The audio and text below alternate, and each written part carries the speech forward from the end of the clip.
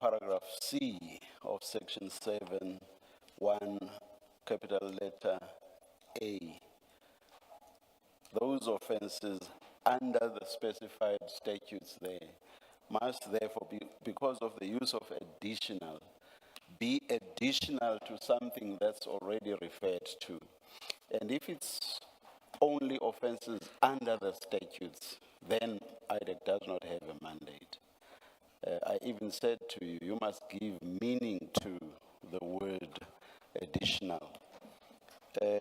In fact, I should actually have gone further than just additional. I should have said that this is additional related, so underline related as well, statutory offences.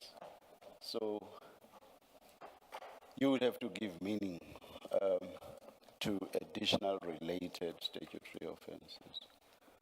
And if what General Masemula is charged with are only the statutory offences, in fact, in this case, statutory offences relating to only the one statute, the PFMA, on what basis does IDEC have a mandate to charge General Masemula under the PFMA, standing all by itself?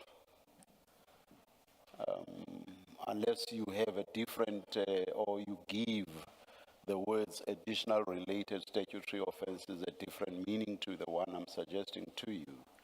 Can you please respond? Good morning, Chair and Commissioners. Yes, good morning. Good morning, Advocate. I've done the homework. I don't know if I'm going to pass, so we're going to give it the best shot that I could. I did go back, and it is correct, Commissioner Baloy, that he faces charges relating to the PFMA. And so we've got to go back into section 7, especially 7.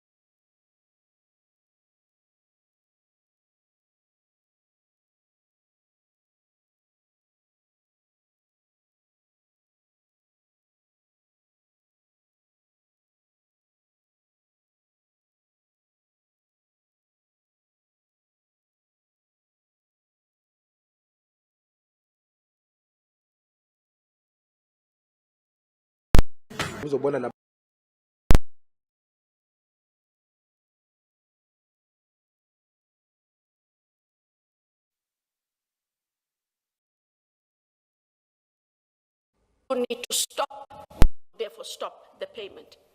It took him a long time to do so. And what then happened is, in not acting in terms of his duties as the accounting officer, to act promptly, to act diligently, monies were in fact then paid out because of these unlawful corrupt activities in the approximate value of 50 million rands. And then the contract was stopped. We said it is all flowing out of the main transaction. It was brought to his attention, and the bringing it to his attention is because he is the accounting officer. And had he acted, then the perpetuation of this unlawful corruption, commercial and financial crimes would not have taken place. It is so, Chair, we never said that he was party to the corruption, but he is being charged then for the PFMA arising out of those matters that he had become aware of, and that we say he then did not stop, and that is as... That's a valiant attempt, but I do not think it takes you to a pass mark. Let me make a very cruel example and say, let us say all of the people that General Masemula is charged with were dead, all of them.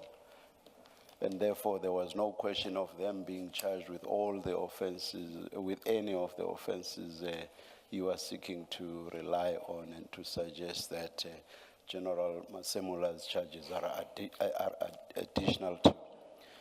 So General Masemula then has to be charged under the PFMA all by himself. So what would the PFMA charges be additional to?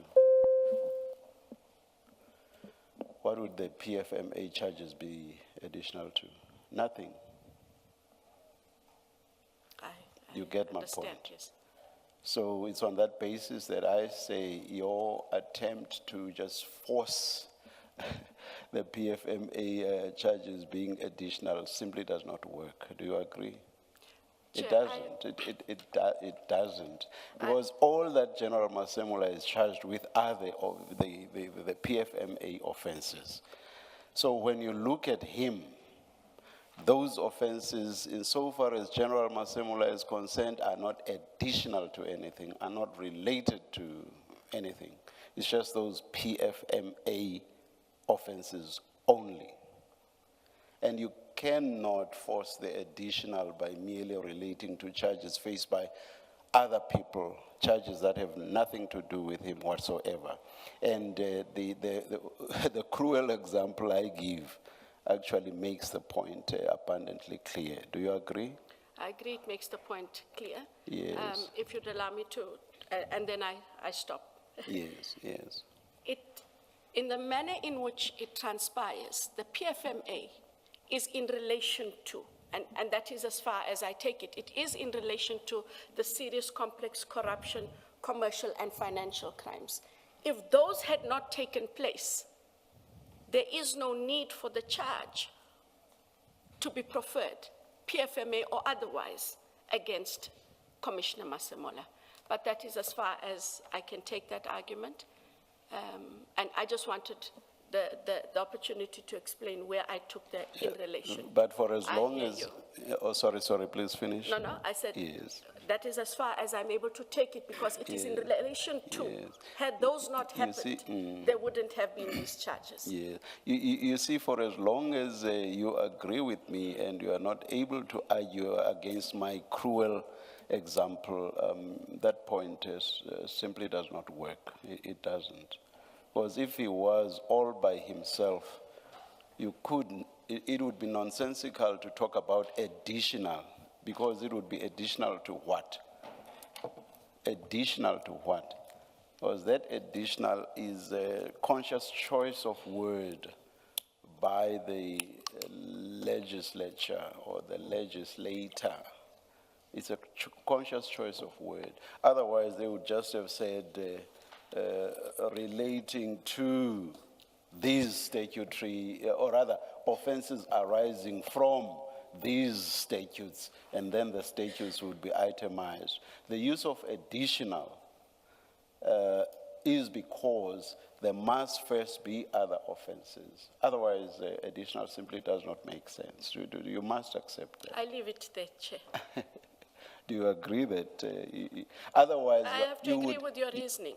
Sorry. I have to agree with your reasoning. Thank you. I made the point I thought I need to make.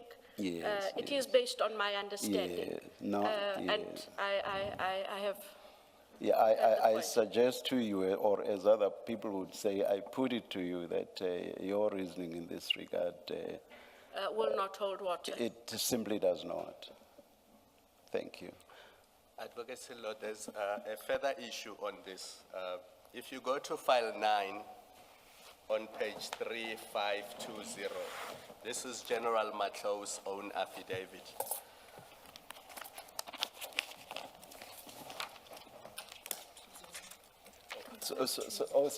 Sorry, Advocate Johnson, you should not leave your seat when your testimony is concluded, being under the belief that the commissioners are suggesting that General Masemula has no case to answer insofar as the PFMA is concerned.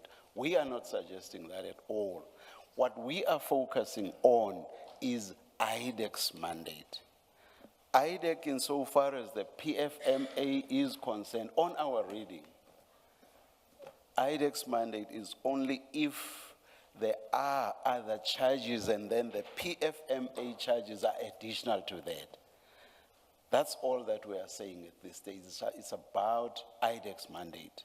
I hear You Chair. see what I mean? I understand. So whether or not PMA offenses have in fact been committed is something else altogether, but it's not something that must be pursued by IDEC. That's all we are suggesting to you. Thank you, Chair. Thank you. Yes, thank you, Chair. Good morning, Advocate Johnson.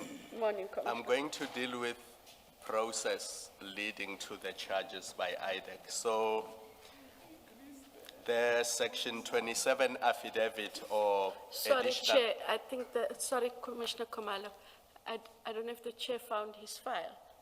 It was file, you got file 9. Sorry. Yesterday already I did. Thank you very much, Advocate Johnson. In your response to Chair, you referred to General Matlow's affidavit. So if you look at General Matlow's affidavit starting on 3519, what she says in 3520 in relation to General Masemola is that, so first of all, she's the head of risk and integrity, so head of risk and compliance at SAPS.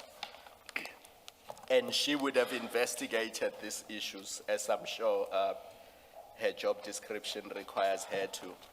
And then she says in paragraph 8 on 3520, she then advised General Masemola to consider terminating the contract with Medicare to save SAPS from irreparable harm and to diminish the financial prejudice suffered by SAPS. Then she says General Masemola terminated. So General Masemola accepted the advice. Do you see that? Yes. Now, if you read section 86 of PFMA with section 38, what it requires is willful and grossly negligent conduct on the part of General Masemola. As I understand those two sections, they would kick in if, notwithstanding the advice by the head of risk and compliance, he does absolutely nothing.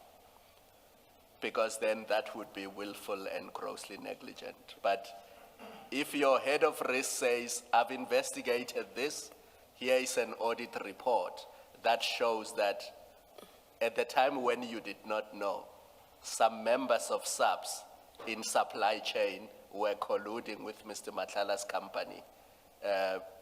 And as a result, this contract was concluded.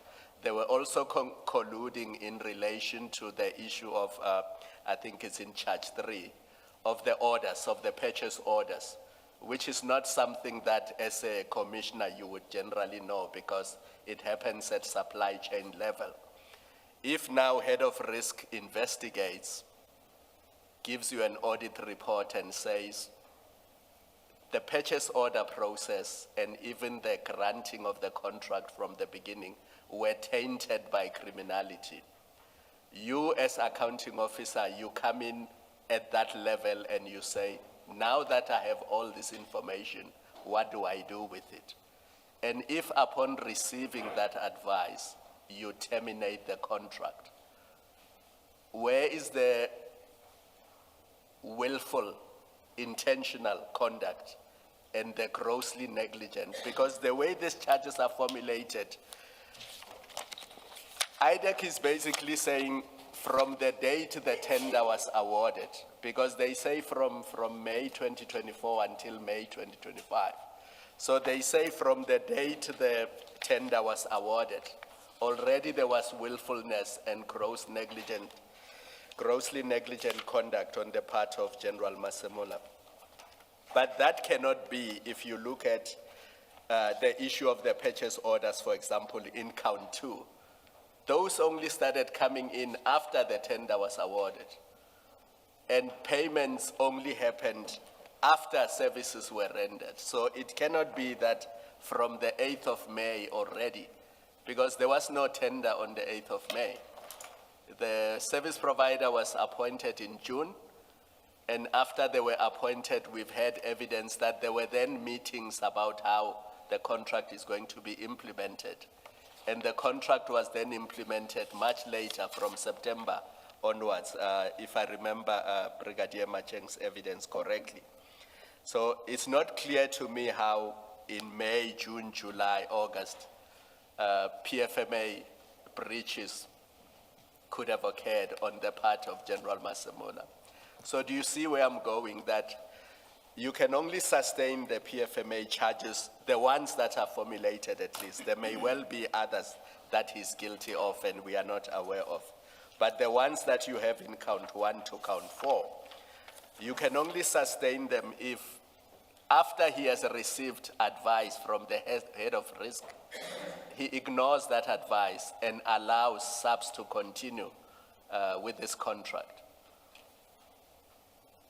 I know I've said a lot, so maybe respond only to the last part. Assume that everything I said before the last part was just background. So how I understand it is that from the time that he was informed by the risk officer, Yes. General Matlow, he took quite a bit of time before he acted on the information and the advice given. And it is precisely because he took a long time, it is in that period that monies became released.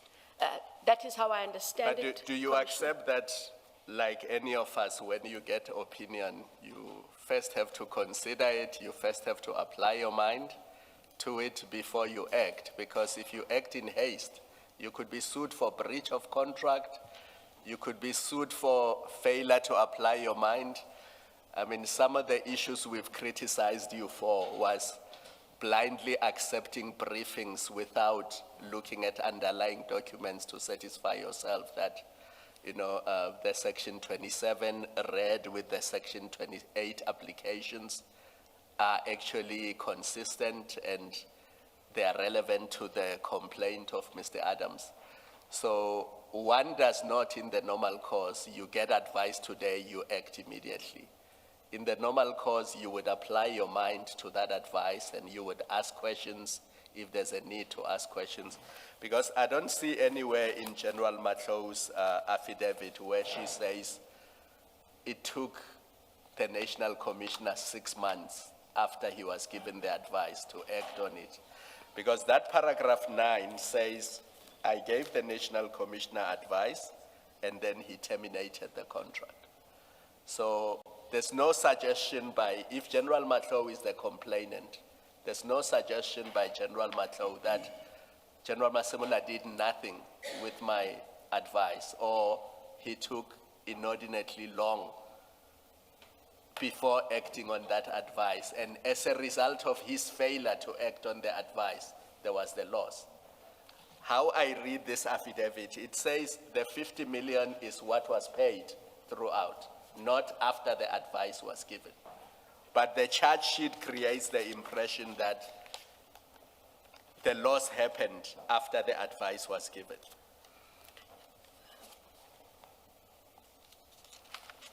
If I could just indicate, Commissioner, that I asked if there was only the 27 at the time when they had this matter.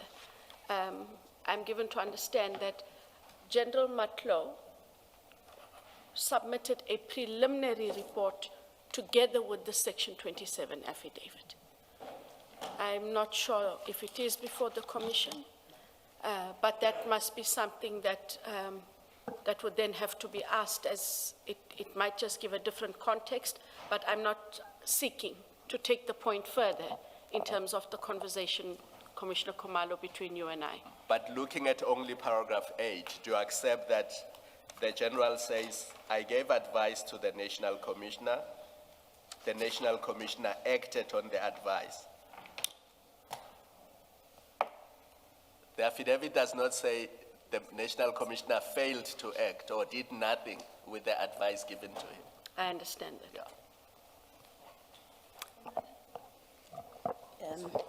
Still on this issue, my concern in the debate about whether or not this falls within the IDEC mandate is that on the charge sheet itself, there is no allegation of corruption.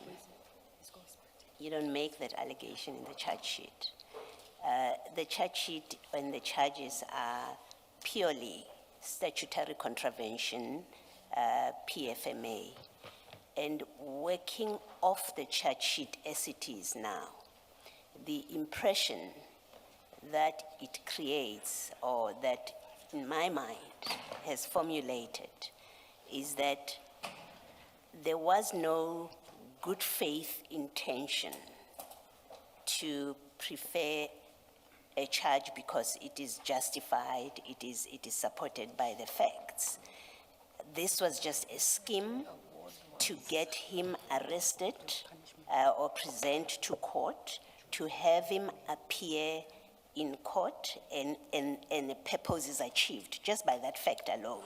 So you don't even get to the validity of the charges. Yeah, that's why we don't discuss with you whether there's merit in the charges themselves. That's for the court to determine eventually if it does.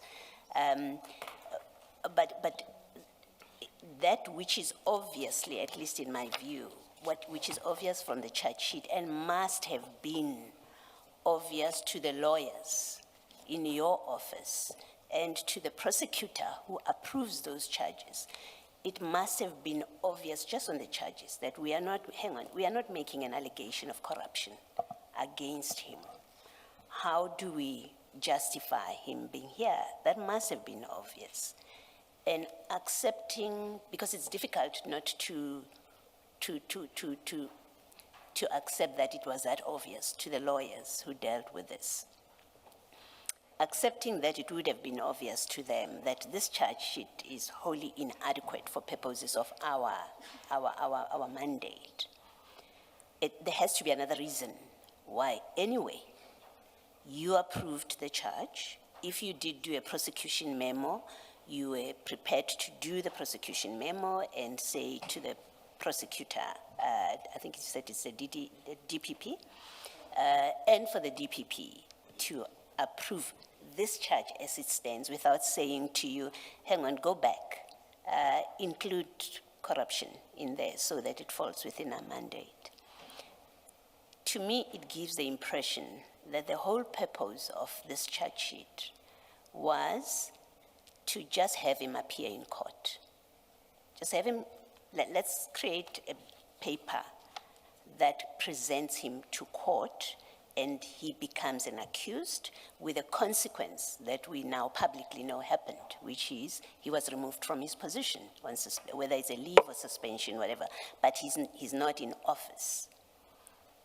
And I say that, and forgive me if I'm repeating myself, I say that because it's inconceivable to me that a whole lot of lawyers who looked at this charge sheet, none of them said, hang on, we can't do this.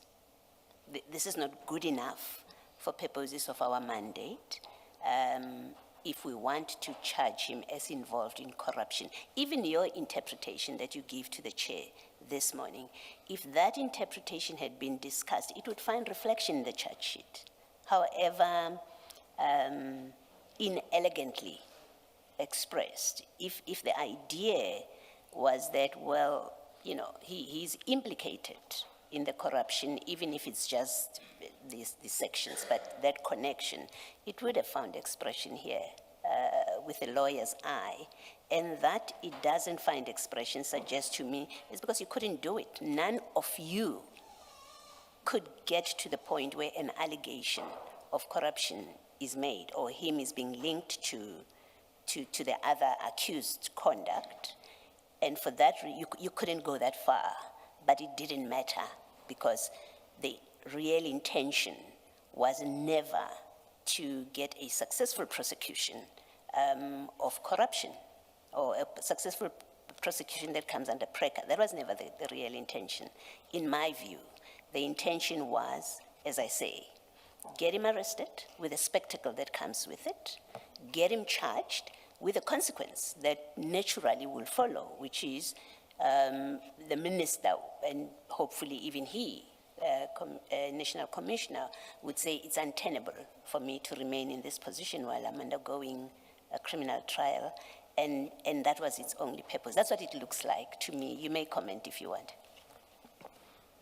And I do understand your reasoning, Commissioner Baloy, but at no stage was there an intention to make a spectacle of anything. The prosecutors looked at the case in its totality, and as I explained this morning, it relates to, I accept, the only part that I do accept is they didn't draw the link between the two. That in itself does not make the conduct malicious, and there was no intent to put him on show. It was to charge him as they did. That link is not there. That cannot be taken away, but it should therefore not be seen as it was used as an instrument. They still firmly believe in those PFMA charges as they put them, and in my discussions yesterday, I did highlight that the Commission does find we have, where is the link between the two, hence my explanation this morning. I took your point, but I have to clarify, there was never an ill intent. It might have been clumsily put in the way it is. Or incompetently drafted. Put, but that does not make for ill intent at all. Thank you, Commissioner. Thank you. Seeing that we are dealing with these PFMA charges, perhaps let me take you to a different but related issue. Ms. Sillo, please. Yes, Chair. Let me do so, Advocate Johnson. I'm sure you know what sections 155 and 156 of the Criminal Procedure Act provide with regard to joining accused persons in the same set of criminal proceedings. Perhaps for the record and those viewing these, for their benefit, those viewing these proceedings, let me read both sections. 155. Chair, yes. Apologies, we are trying to project, so perhaps when you read, it will be projected as well. Thank you. All right. Section 157. 155 and 156. 155 and 156, so Criminal Procedure Act. It's coming up. Thank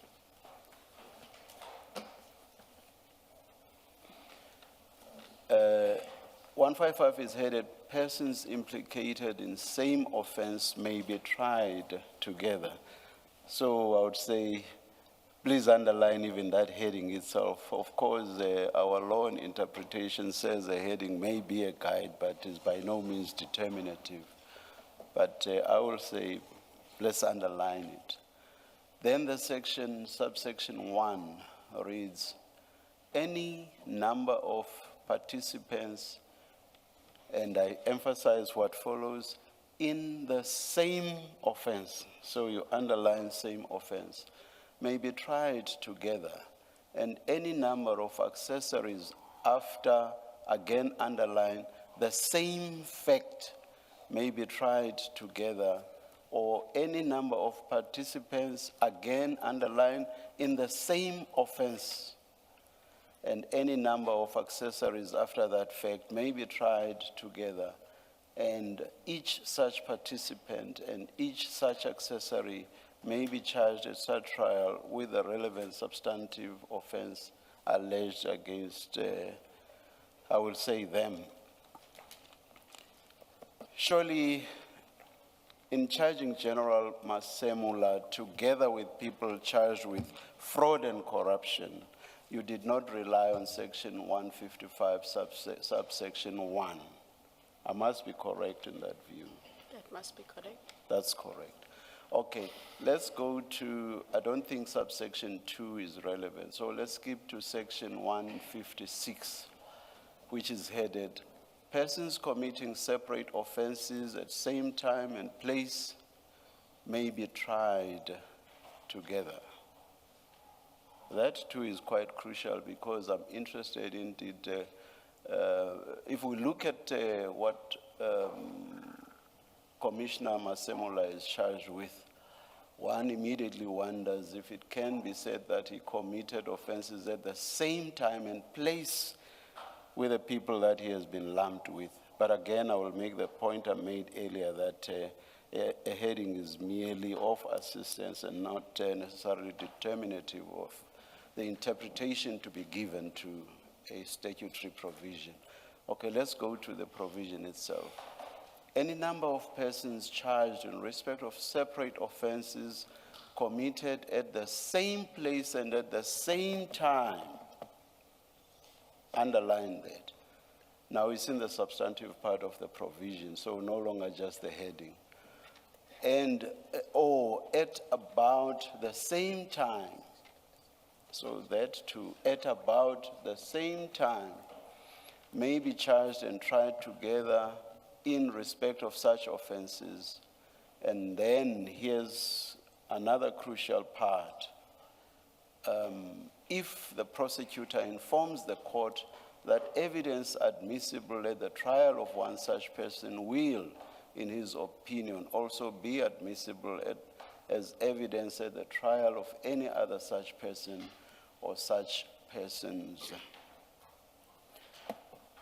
Do you think this subsection applies? Or rather, this section, it has no subsection. Section 156, do you think it applies? In what way has General Masemula, based on the PFMA charges, committed those PFMA charges at the same place and at the same time as the commission of the fraud and corruption? Surely that cannot be suggested, I do not think.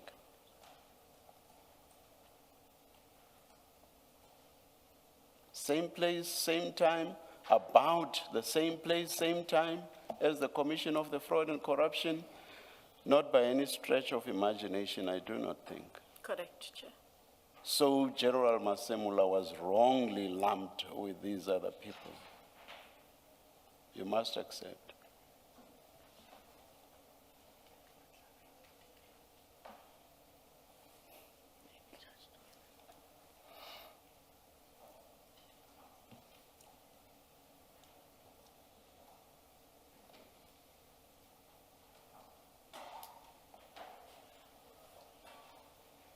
You accept that? I see that. You certainly must. Now, even when you look at jurisprudential precedent, I will refer you to, I know you're a good prosecutor. I watched you arguing, which appeal was it? The Pistorius appeal. You are actually a good advocate, I think, on my assessment. I will refer you to jurisprudential precedent with regard to the court's exercise of discretion under section 1, under one of the sections I've just referred to. It should, I think, be relevant more to to 156. Let me just see if the case was dealing with 156. Anyway, let me not waste time. Let me just read you what Trolip J.A. held. He says, in exercising its discretion, the trial court has to weigh up the likelihood of prejudice to the applicant accused. That is, the applicant accused would be the one saying, please, please, let my case be separated from the cases of these other accused. So the applicant accused, resulting from a joint trial against the likelihood of prejudice to the other accused or the state if their trials are separated, and decide whether or not, in the interest of justice, a separation of trials should be granted. Prejudice there means prejudice in the sense that no injustice should be caused to the party concerned, including the state.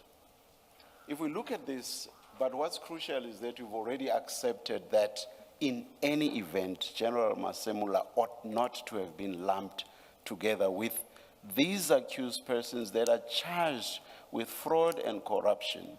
Bear in mind that yesterday you accepted already that General Masemula is not complicit in fraud and corruption. Now you accepted now in my engagement with you now that he ought not to have been lumped together with these people.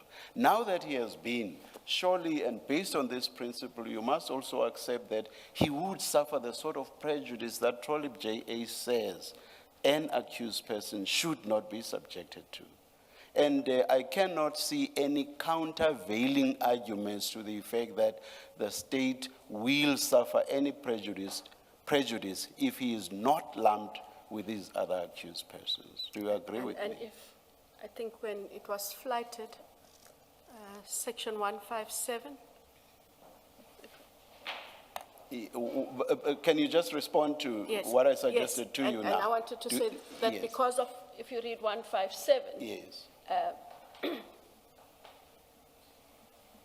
that becomes a bit more, is more appropriate then Yes, in yes. the circumstances and given the jurisprudence. Yes, yes. But you basically agree with me. You've already agreed that he ought not to have been lumped together. Then I'm making another point, although related, which is that he will definitely be prejudiced in a trial that lumps him together with these other accused who are charged with fraud and corruption, both of which he is not charged with. Do you accept that? I accept that. Now, a question that goes to what I've always emphasized, I think I did so even on the first day, which is that we are not trying to suggest that General Masemula has committed no offenses, no. But, and this is something that Commissioner Baloyi's question touched on, we want to know why this was done. Why was this done? You've agreed very easily. You know these principles. You apply these sections all the time. Why was this done? Why was Commissioner Masemula lumped with these people, charged with fraud and corruption when he is not? When he is charged with the statutory offenses provided for in the PFMA, why was he lumped with these people? At face value, it seems to me that this must have been done to embarrass him, to taint him, and to make the public, or to cause the public to see him as also being complicit in fraud and corruption. People are not going to, ordinary members of the public are not going to analyze this. He stands there, with people charged with corruption, fraud. He stands there with them. And most of the noise when the case is talked about is going to be about the fraud and corruption. People are not going to delineate and say, but not Masemula. Do you see what I mean? So this was done, I suggest to you, to embarrass him, to taint him, and to make him look as if he too has committed fraud and corruption. That was calculated, I suggest to you. What do you say? Chair, I understand. I gave the contention that I did, that the prosecutors put him in one matter because there's the serious complex fraud corruption, and it would be one matter when they lead the evidence with the PFMA. I'm giving you the explanation that I have for the prosecution. I accept that this matter, he should be separated, but at no stage, Chair, was there an intention to embarrass. I can understand the optics thereof, but at no stage in the charging of Commissioner Masemola was there an intention that he be embarrassed. Were you involved with the decision to join him as a co-accused in this, with the other accused? Were you involved with that decision? Yes, the prosecutors take the decision. When we were briefed, we agreed that he's charged only for the PFMA. No, my question is, someone made the decision that he will be accused number, whatever number, on that gallery, right? The prosecutors. My question is, before that decision or when that decision was made, were you party to that decision when it was made? That he would be added at the end. That he's added as a co-accused with the other, however number, whatever number they are. Based on the contentions that I've given, which was given at the time, yes, ma'am. You see, what's problematic with this is the fact that you have already agreed that in terms of the sections, he ought not to have been joined at all. He ought not to have been. Now, what makes this situation worse is the fact that he is being joined down the line. Not that it would have been correct if he had been joined at the same time the charges were brought. No, that would still have been legally wrong in terms of 155 and 156, and you've agreed to that. Now, but what makes it worse here, he is joined down the line. Surely, your minds should have focused on, we already have charges against all of these people. We are charging them with fraud and corruption. Now we want to put in an additional person. Is it in accordance with the law to join him in terms of 155 and 156? Surely your mind should have been focused on that. It's not as if a mistake happened, we just lumped these people together instantaneously, it sort of just happened. But anyway, I say, things like these cannot just happen. So if it's wrong in law, it would have been wrong, even if he was lumped right at the beginning. But now, the point I'm making is, you lump those together, they are all charged with fraud and corruption. It makes sense to lump them together in terms of 155 and 156. Now with him down the line, how is it that your minds are not specifically or particularly focused on, but must we lump him together with them?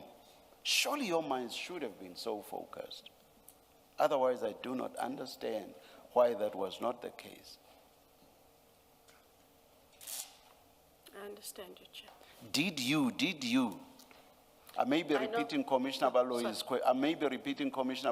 question, but I will repeat it for emphasis. Did you focus your own mind on this issue at all? Yes, there was a discussion on whether he was going to be charged separately or whether he was going to be joined. I give the argument and can take it no further than what was given. After that discussion, or during that discussion, did you specifically focus on which basis under 155 or 156 we can join him? Did you focus your minds on that? Not me specifically. When you said there was a discussion, did that discussion not involve you? The discussion involved with 157. Should he be charged separately or should he be charged jointly? prosecution You team. can't, sorry. You can't separate 157. It must relate to 155 and 156 as well. You cannot separate because you charge people in the same proceedings if they have committed the same offense. That discussion happens, and then we go to we then go to Commissioner Masemola So you were part of that discussion, you say? with the prosecutors. Yes, You- when they did the briefing. Yes. Yes, there was an engagement with the prosecutors. Yes. And you concluded that there was a legal basis in terms of the Criminal Procedure Act to join him in these proceedings. And if you say so, and you must have reached that decision. So if you say you found a legal basis, what was that legal basis? And in terms of which section exactly? So in terms of the legal basis that we found, Chair, it was the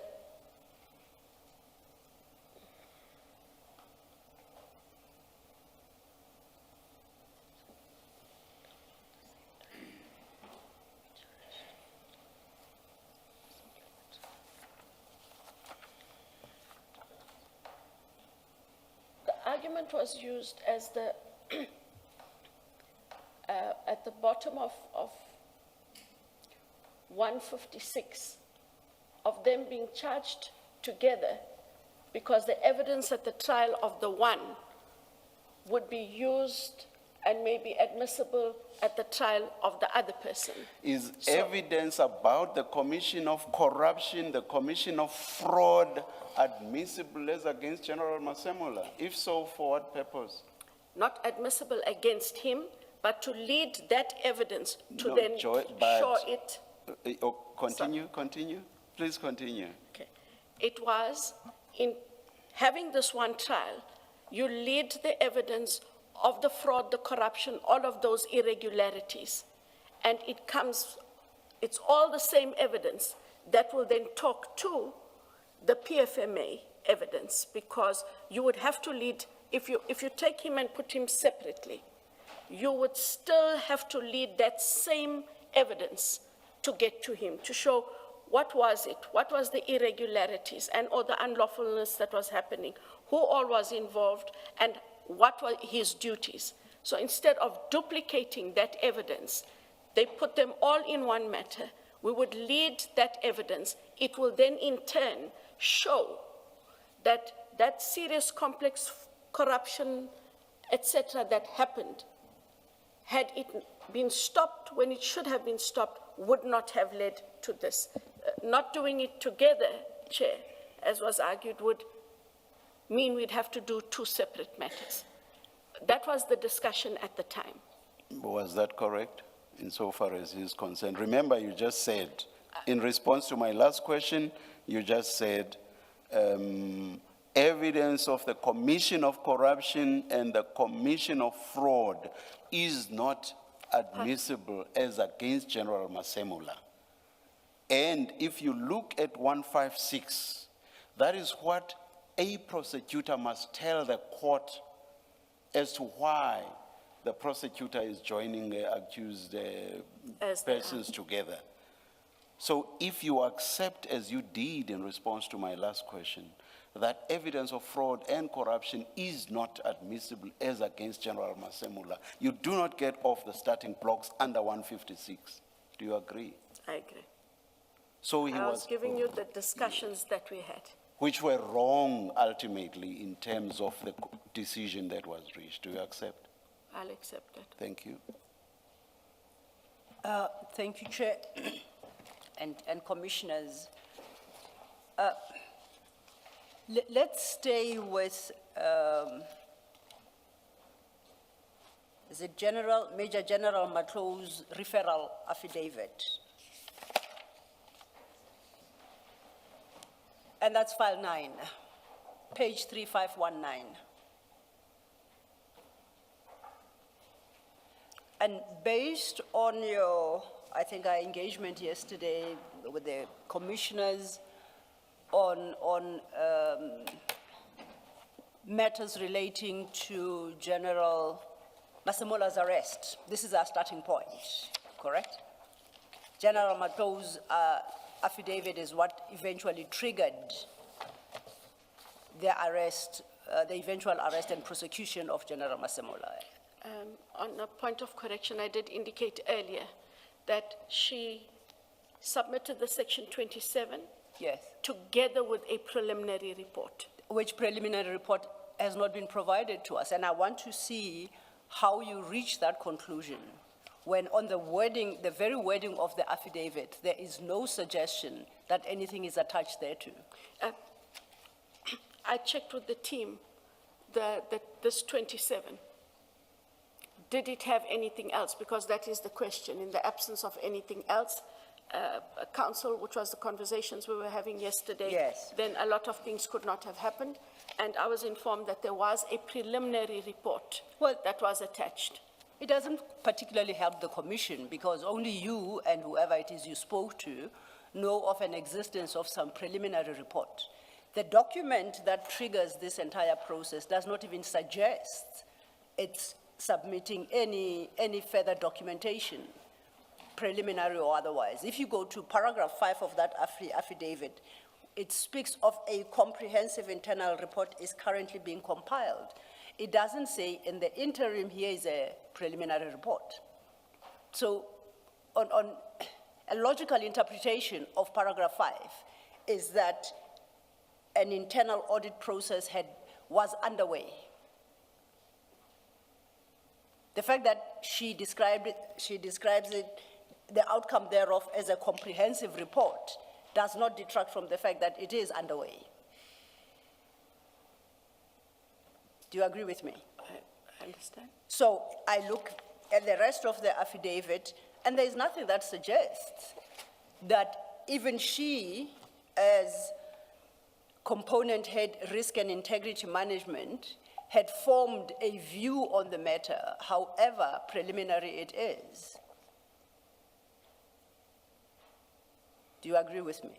At least based on the document itself. Do you agree with me? I agree with you. Yeah. Now, if we look at her paragraph 3, she says she wants you to investigate. Sorry, paragraph 3. Paragraph 3, yes, of General Matlo's affidavit. She wants you to investigate IDEC, that's who I mean. The alleged unlawful awarding of a tender to Medicare 24, Tshwane district. You see that? Yes. Now,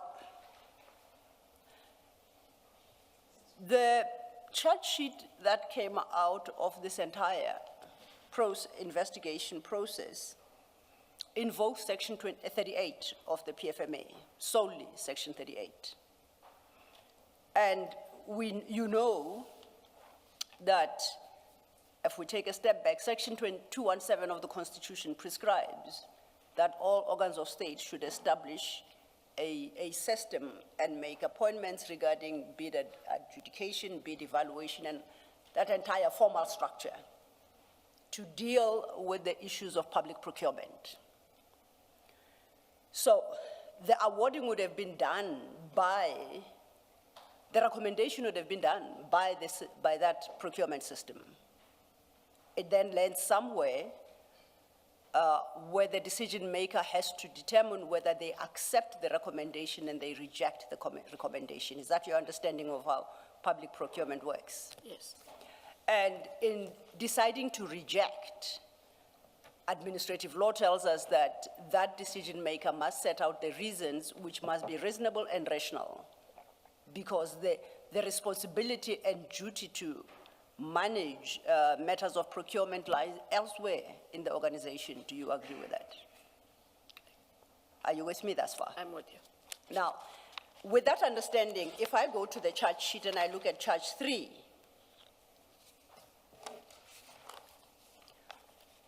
how do we rationally explain away charge 3, which is a charge of gross negligence for failure to comply, in that General Masemola, him, I take it as the accounting officer of SAPS, failed to ensure that Medicare 24 Tshwane district was properly screened and tax compliant. Whose duty is that? That must be the bid evaluation. So why, and now I'm just trying to get some, why is he being charged for failings by the bid evaluation committee if we have since discovered that in the process of evaluation, it turned out that this particular entity was not tax compliant and neither was it properly screened? Unless we are suggesting the bid evaluation committee and the bid adjudication committee, after it has, they have discharged their duties, the whole tender and process and documentation must go before General Masemola, where he must satisfy himself that this entity was tax compliant. Is that what we're suggesting? Amongst others. Doesn't make sense. I didn't think it would. Staying, Please, please indicate to me when it would be appropriate to give Advocate Johnson the citation of the case I quoted from. I forgot to do that. This would be good. Should- I'm all right, happy to. Thank you. I just gave you the name of the judge. The matter from Yes, Trollop J. yes, the matter is S versus Ntuli and Ntuli? others. And others. 1978, volume 2, South African Law Reports, page 69, Appellate Division. Thank you. Thank you, Chair. Can I just add, without making a debate about it, a difficulty about this count that Ms. Silo has referred to, and which is part of what leads to my conclusion that I put to you earlier, is even this count, what that provision deals with is that the accounting officer must make sure that the institution complies with its tax obligations and everything that is listed there. So it's not even about that an accounting officer must make sure that people who are service providers have complied with their tax obligations. There's quite a few obligations that are listed there, but all of it is about you would have been entitled. Whoever charges him has jurisdiction. Would be entitled to charge him for not ensuring that the SAPS complies with its tax obligations. You understand the difference? Yes. Yeah. So it's charges like that, a count like that reference to Section 38 as one of the charges against him that feeds the suspicion that I have about the motive of putting these charges, and me saying, but lawyers could never have missed that Section 38(1)(e) has nothing to do with his involvement with the tax compliance of Mr. Matlala's company. It has to do with SAPS's own tax compliance.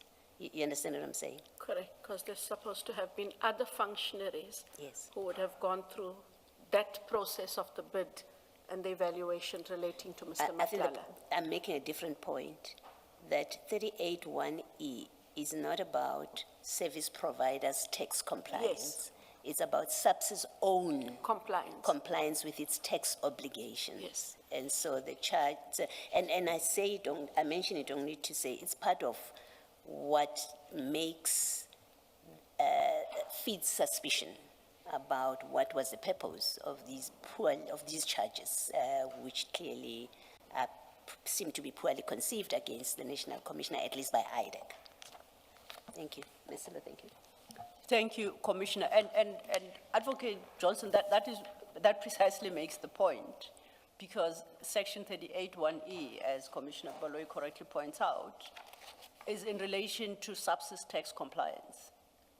Yet the reading of that charge suggests that Tshwane, is it Medi24, ought to have complied with that particular section, and that General Masemola failed to ensure that Tshwane complies with that section. You see the challenge? Yes. And the interesting thing is the entire charge sheet is based on Section 38, and I'm just going to quickly project Section 38. because I think this is what leads to the challenges, for instance, in count 3. Section 38 of the PFMA prescribes that the accounting officer for a department, trading entity, or constitutional institution, sub-A, must ensure that the department, trading entity, or constitutional institution has and maintains, and I will go to Roman 3, an appropriate procurement and provisioning system which is fair, equitable, transparent, competitive, and cost-effective. On a reading of that, you would agree with me that that is the responsibility that General Masemola bears. He must ensure SAPS maintains an appropriate procurement and provisioning system that is consistent and compliant with Section 217 of the Constitution. Now, it is that system that receives, interrogates, bids. My logic, which may very well be faulty, would be his failing to the extent that it falls within 38.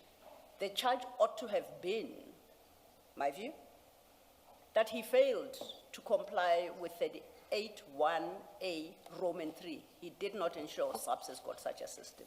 Would you agree with that? I agree with that. Now, if we go back to charge 2,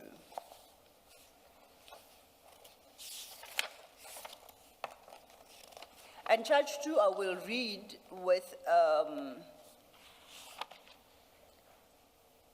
General Mato's referral affidavit at paragraph 3, just to remind you, at 3519, General Mato had indicated that she was initiating a criminal investigation into the unlawful awarding of a tender to Medicare. And if one has regard to 6, we learned that 7, we learned that Medicare 24 was awarded that tender and resulting in a contract being concluded. And at 8, we learned that General Masemola terminated that contract. Firstly, if then we follow the logic of procurement, of a bid process, it culminates in a contract, and as General Matroi points out, that contract brings into being contractual rights and contractual responsibilities and liabilities. So I suggest that once a contract has been concluded, which on the face of it brings about the rights and liabilities, that contract must be set aside, lawfully set aside. Do you agree with me? Yes. And in fact, it would appear that becoming persuaded, he actually chose to cancel the contract. And I don't know if you are aware that Mr. Matala attempted to go to court, or there was discussion between him and other members of SAPS to challenge what he termed the unlawful termination of the contract. Now, I go back to the affidavit, armed with the knowledge that we have in the affidavit, knowing what he did, appreciating the legal parameters of what he could do and not do. How do we even get to investigation stage? At which point do you say, as the accounting officer yourself, if you are accounting officer of IDEC, the head of IDEC, at which point do you say this is a non-starter insofar as Masemola is concerned? Remember, I rejected the notion that there was a preliminary report, and I rejected on the basis that this very affidavit doesn't even suggest one was tendered. How? I still have a struggle with how this even saw the day of light insofar as Masemola is concerned. And I was hoping that perhaps you might shed light and draw attention to some document that perhaps we may have overlooked. I can't take you any further other than if they had presented the preliminary report, it might have given us a different perspective. Not having it means I have nothing to give you. Yes. Now, it's a pity the system is a bit slow. You recall yesterday I suggested to you that that internal audit report that General Matlow references at her paragraph 5, as I understand things, it's what gave General Masemula the basis to terminate. You don't have to agree with me. It's what I have learned in the course of investigations. So when it does come before us, its date would precede the date of termination by General Masemula. So he acted upon the advice of internal audit, seemingly. Would you have difficulty with that proposition? I have to take your word for it because I have not seen it and I don't know it. Yes. And I don't believe you'll put a proposition that later on you can't back up. So No. I accept it, Council. Thank you for the confidence. The same point you made with paragraph D of section 38, with paragraph Yes. E, applies with regard to count 2 and paragraph D. Indeed. Because if you look at F says he must settle all contractual obligations and pay all monies owing. So for as long as the contract was alive, he had an obligation to pay Medicare 24. D deals with something completely different. So breach of D is not consistent with count 2. Because count 2 is about it's about maintenance and management of assets. So make sure that assets don't get lost. Make sure that if you have liabilities, they are managed. But the charge says he shouldn't have paid invoices. He shouldn't have accepted orders. Now, if he did as the charge suggests, he would have breached F of section 38(1). Indeed, Commissioner, and to assist you, Advocate Johnson is projected the subsections D and F. We've spoken about E, D, F, and D is relevant to count 2. It is on the screen, and that is what Commissioner Kumalo is referring to. So under F, Advocate Johnson, for as long as the contract was alive, SAPS had an obligation to Pay the accept contract. purchase orders and to pay invoices. But the charge suggests that General Masemula should have acted contrary to 38(1)F and not paid the invoices and not have accepted the purchase orders. I see. Do you see the problem there? Thank you, Commissioner. And then staying with the issue of the internal audit report, which you accept, my proposal that it is on the basis of that internal audit finding that General Masemula terminated the contract. And the proposition to you was if he terminated on the 15th of May, that audit report was availed to him prior to the 15th of May. You do accept, you said you accept, at least for the moment, because you haven't seen it, I accept that. And I thank you for having the confidence in me to accept my say-so. The point I seek to make now, though, is the facts of that report and the findings only came to the attention of IDEC on the 26th of June, 2026. Now, as I was complaining that the system is rather slow this morning, that was by way of a further affidavit by General Matlow, dated the 26th of June, 2026, which currently, I guess, is in printing and copying. It's a big document in that I think it's a 284-page affidavit in which the introductory paragraphs are the same as any affidavit. From paragraphs 2 to the penultimate paragraph, it's the entire reproduction of the report itself, together with its findings and recommendations and everything. And then it's got whatever paragraph it will be as a concluding paragraph. And she signs it on the 26th of June, 2026. So officially, for purposes of investigation, that is the first time IDEC even becomes aware of the basis on which General Masemula eventually had to terminate on the 15th of May, 2025. you would accept that. Logic would tell me, unless, once again, you or somebody within IDEC were able to explain that they obtained that audit report prior to the complainant, General Matlow, submitting it in a form of an affidavit on the 26th of June 2026. Now, to the extent that your investigators told you there was a preliminary report, which of course I take issue with, did they indicate when they received that final audit report prior to the 26th of June 26, if they ever did? No, I just know that there was a preliminary report with the Section 27. Then I don't have the details, Chair, unfortunately.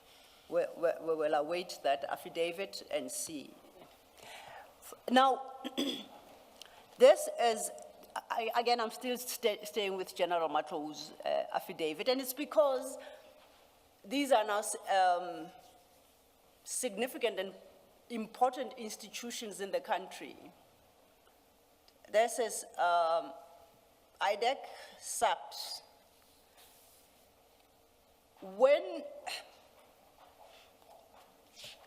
When this affidavit is received in the terms that it is, it does not at least implicate General Masemula on the face of it, does it? The affidavit at 3519. Oh, you're talking about the Section 27, sorry. Yes, the Section 27 Yes. from No. General Matlow. No, It doesn't implicate General Masemula. sorry. The only reference I see to General Masemula is at paragraph 8, Yes, wherein she states that she advised him to terminate, to consider terminating, which he eventually did on the 15th of May. correct, but she does go on to say, in her way, that having advised the National Commissioner to terminate the contract with Medicare to save the SAPS from irreparable harm and to diminish the financial prejudice being suffered by the SAPS, General Masemola ultimately terminated the contract with Medicare on or about the 15th of May. By that time, SAPS had suffered prejudice of approximately 50 million. And that prejudice of 50 million being what SAPS was obligated to pay in terms of the contract. That's what you call prejudice. At that time, when she told him about the termination, she indicated this contract is unlawful and should be stopped. So I don't know how the payments then become legitimated. So, I understand that the system in terms of the system, there is a contract, till it is stopped, payments will continue. I understand this to read, Advocate Johnson, apologies. sorry, You and I know she has no power to invalidate a contract which on the face of it is valid. So when she says stop that contract, in what capacity? She's not a court. she's not a court, no. Yes. But she is the risk, she's the head of risk and integrity, and she is saying to him that this contract has been unlawfully awarded and we need to stop the contract. She says because of the time that has passed, the payments went out. Sorry, this affidavit doesn't say when she told him to stop.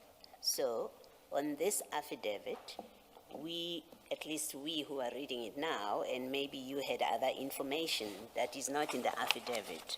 On this affidavit, we don't know whether she told him in January, whether she told him on the 14th of May, and what the expenditure was by the time she told him when it dawned on her that this contract should be terminated. So it's not, what you're telling us now is not in the affidavit, so maybe tell us, where did you get it from that she told him to terminate, he did not, and in the intervening period after that, and the 15th of May, 50 million rand was spent, which would not have been spent had he acted when she told him.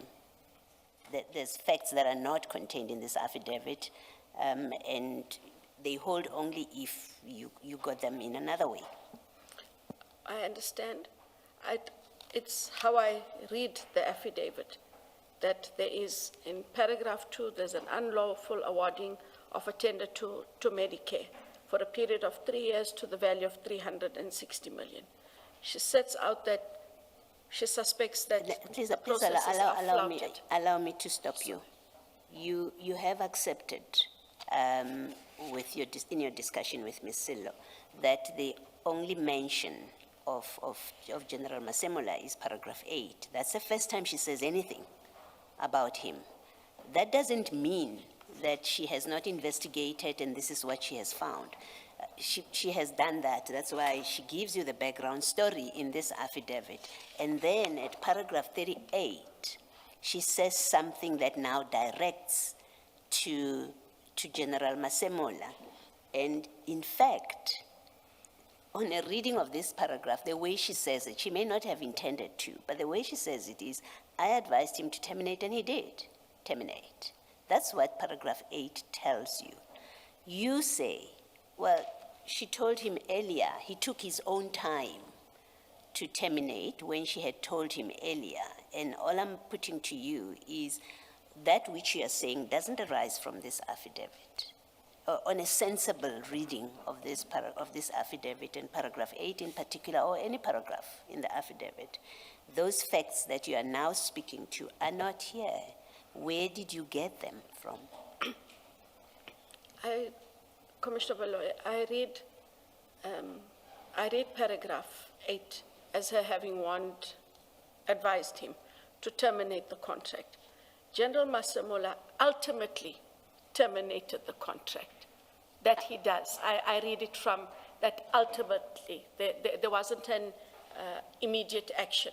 It was ultimately terminated and then prejudice was suffered. I don't take it from anywhere else, but just that reading. But you see, to criticize him for not terminating immediately, you must know when was he informed. I understand. Logic dictates that. It doesn't come out of here. Yes, and that's a simple point I'm making, that on this paragraph in the whole affidavit, we don't know when she told him, right? So if we don't know when she told him, we are not in a position, and that you must accept, we are not in a position to say he delayed actioning her advice because she doesn't tell us when she informed him.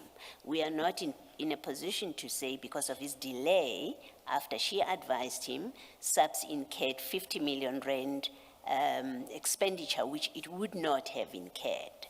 There aren't facts in this affidavit that make us able to conclude that therefore he delayed and he's liable, he failed to secure the monies or the assets of SAPS. You accept that? I accept that. All right, thank you. Thank you, Commissioner. And I take it that it is General Matlo's affidavit that triggered the IDEC investigative powers and eventual prosecution of however many accused there are. Am I correct? Correct. You recall we started this conversation having considered what you stated, what you discussed with members of ad hoc. And there I referenced page 586 where Mr. Ngola told you that there was an allegation that IDEC is actively participating in a well-coordinated attack against General Mkwanazi, General Masemola, and General Khumalo. Are you aware of it? You said you've heard of that allegation, but there's no truth to it. After this entire exercise we've gone through, do you still maintain that there is no truth or there is no basis to even believe such a narrative or an allegation? Chair, I maintain that there was no, sorry, I don't have my file for the, No, if you just repeat the words. The engagement at ad hoc? Yes, It is it's file 3, page 586. sorry, file 3.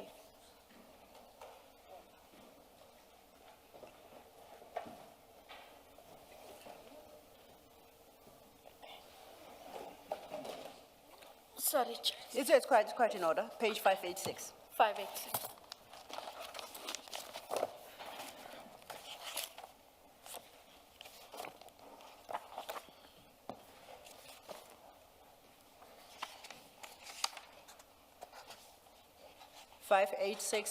Midway the page.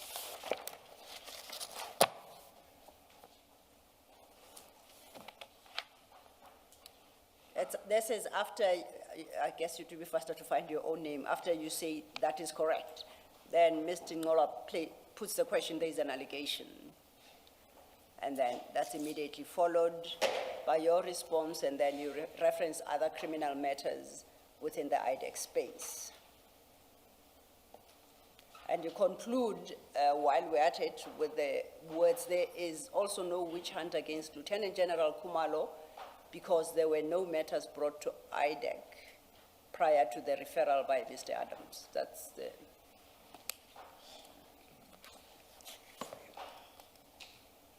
the part I'm reading. And I can very well perhaps appreciate the position you were in at the time you responded. Mine is slightly different. Do you still maintain the position after our 1.5 days of engaging with specifically decisions by IDEC targeting, no, wrong word, aimed at least 2 of these generals and the PKTT? Can you still say the narrative is baseless?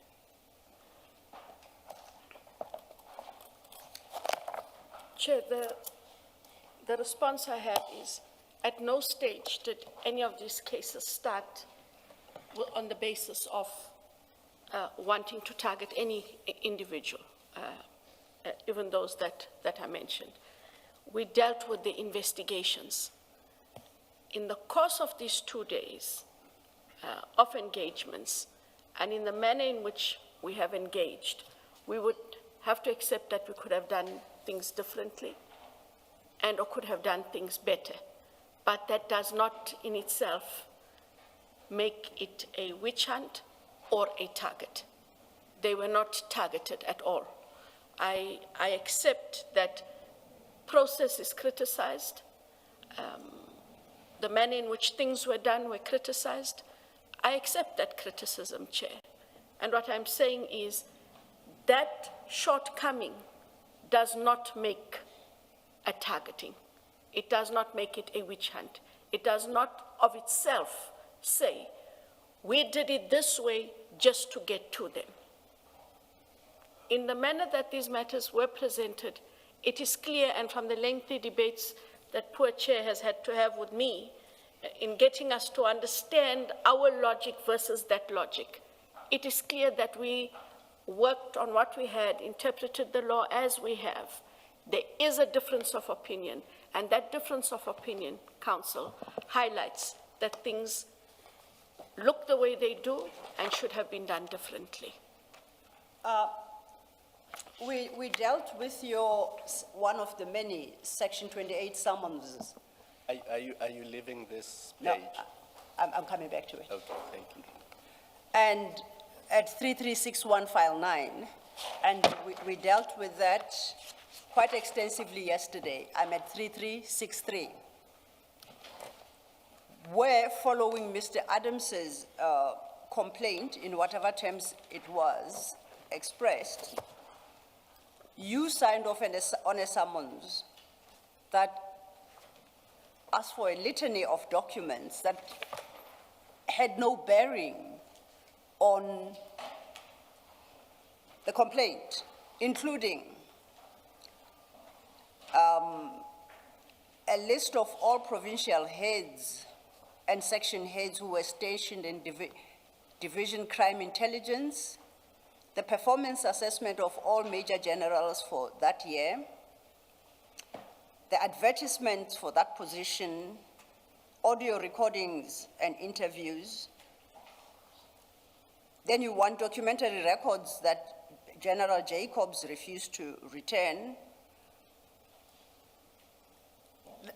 We have established that all those factors bear no relevance to the complaint. And I think we settled that yesterday. We have. We have. Then you ask, in the same summons, for documentary files and applications for promotions and commanders and members of the political task teams through deviation. According to you, the PKTT did not feature anywhere. So once again, that is way beyond the scope of the original complaint by Mr. Adams. You recall? I recall. We then went to page 3531, which is annexure, you don't have to go there, annexure 397. That is the section 28, summons signed by Advocate Manilao, which wanted the identities and certified travel documents of PKTT members who went to arrest Mr. Adams. And he does so under the cast number relating to the Mukwele appointment. You could not explain that section 28, and I think we landed at a place where you said it ought not to have happened. Correct?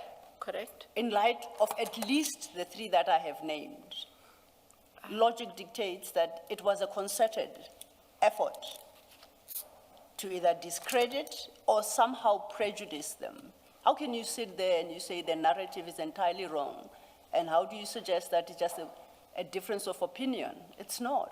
The facts, at least, are on the side of the narrative. What facts do you put forth to countenance that?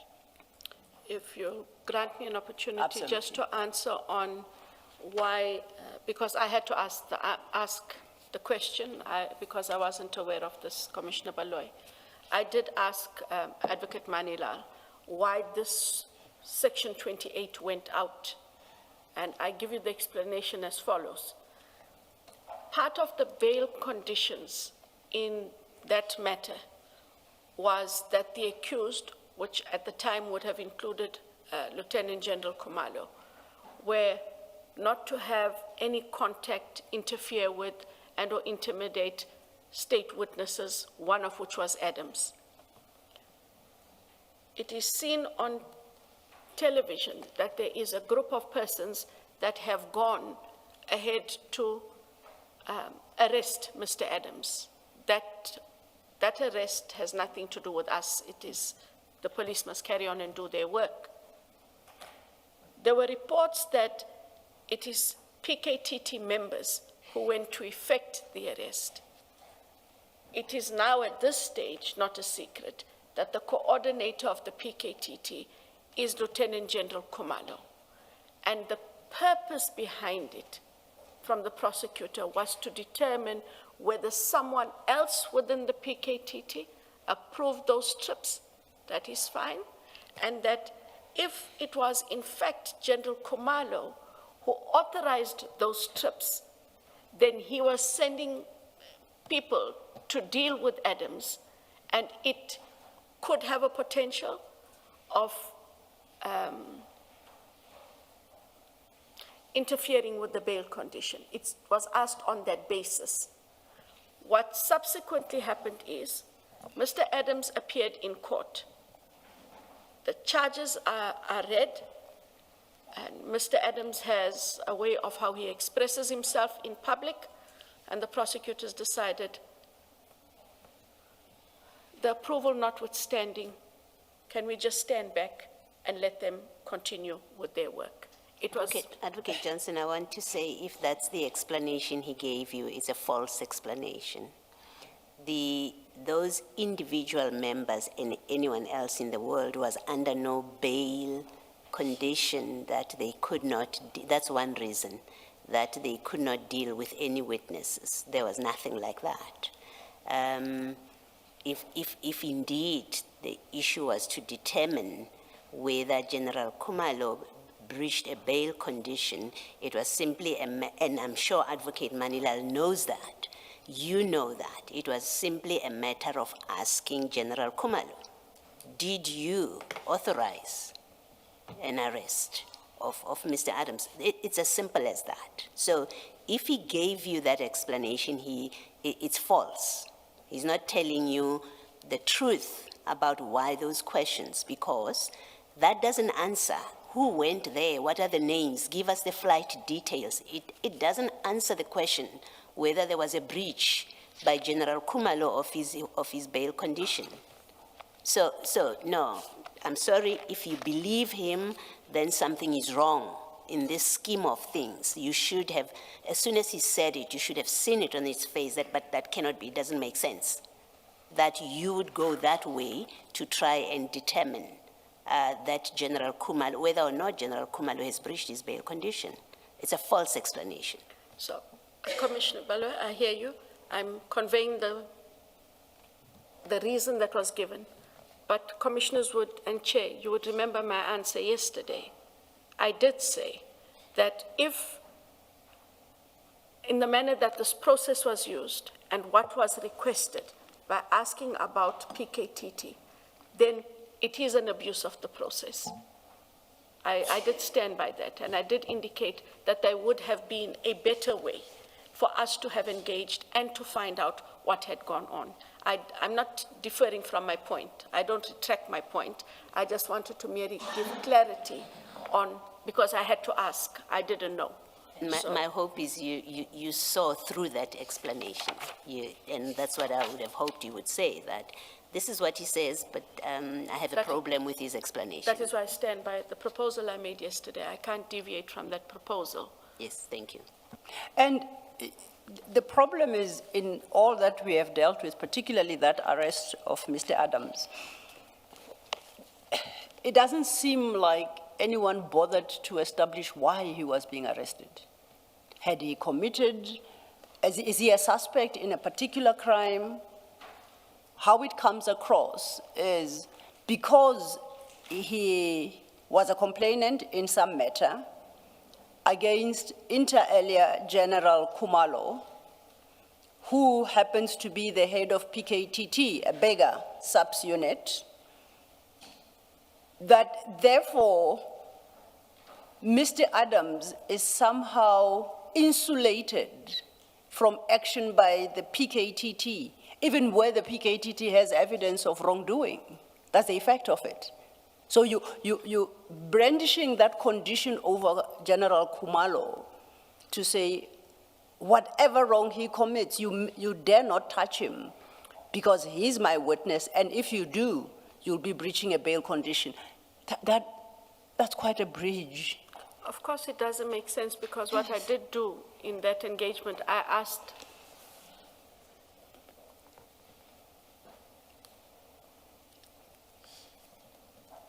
Please continue. I asked this morning, if in fact, heaven forbid, but if in fact Mr. Adams committed what one would consider a political killing, what would we have asked? Why would we have asked? Because they would still have had to do their work. So it all comes down to the same thing. If they had a job to do, they should have been allowed to do the job. Yes. Now, this is important, again, once again, going to the narrative, because what appears, at least at first blush to me, is IDEC seemed to have this gunshot approach to everything. That gunshot approach has got serious unintended consequences. Perhaps more appropriately, shotgun, not just any gun. A shotgun approach. It's got serious consequences. Let's go to General Matou's referral, which we have agreed is wholly non-compliant with Section 27, which, based on our conversation over the past 2 days, did not trigger the mandate of IDEC. But we are where SAPS seem to have concluded an unlawful contract with Mr. Matlala. But the prosecution for that sits on a highly questionable legal basis. Do you see the consequences? Because if the investigation is unlawful, the question must arise, what effect does that have on the prosecution, ongoing prosecution? Instead, had IDEC opted, in light of General Matala's affidavit, General Matlo, the Sotho names. Oh, I do apologize. I apologize to both General Matlo and Mr. Matala. No, I think the second name is Matala. Yes, I was going to say that, Commissioner Baloy, I saw Oh, the yes. words, I saw the words charity, Matlala Matlo. Thank you. Thank you. No, She intended to say Matlo, Commissioner Baloy. Just thank you, General Kumalo. My eye must have fallen on that. My apologies for that. Now you've called him General Kumalo. Okay, it's time for a break. Commissioner, I'll leave it there. The point I seek to make with you, Advocate Johnson, is that this affidavit ought to have at least triggered a conversation between yourself as head of IDEC and General Masemula, who at this juncture is not even a suspect in any wrongdoing, to alert him to the fact that there is a contract in your environment that there is reason to believe is tainted with illegality, and I expect you to take steps. The point I made that a faulty Section 27 may affect subsequent prosecution. You remember the fruit of a poison tree notion we discussed. And that's your challenge as IDEC. But if SAPS had run with the matter, they would never have this challenge. So because of the approach that IDEC has adopted, that running roughshod over everything, there is a serious risk, and I put it no higher than that it may have placed in jeopardy the very prosecution that is currently being pursued. Do you have a comment? My comment, and again, you'll tell me, but it's not here, so my comment is that 27 was read, as I understood it this morning, with the preliminary report, which sets out a more factual basis that links the different people and perhaps sets out the offenses. It might be better if, so I see, sorry, Chair, I'm not being cheeky.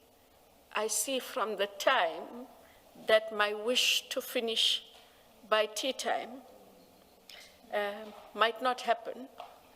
And so I'm tired.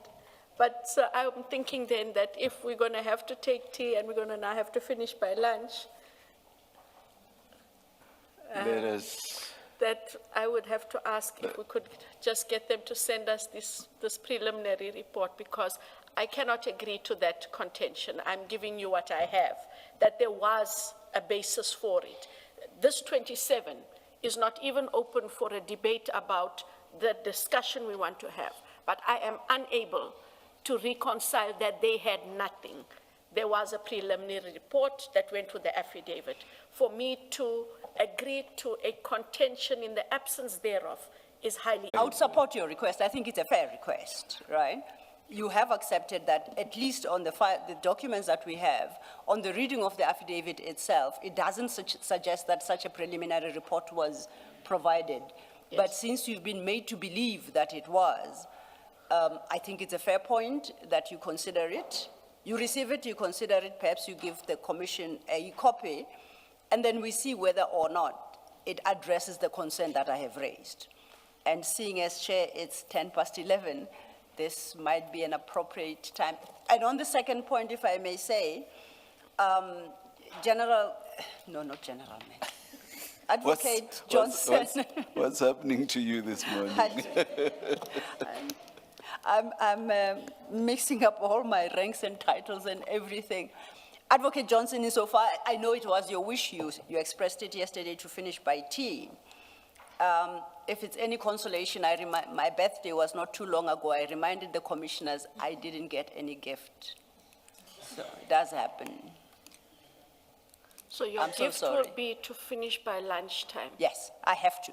Yes. Have to finish by lunch. That's why I was very cautious yesterday when you wanted to push for an undertaking that would be, and I refused.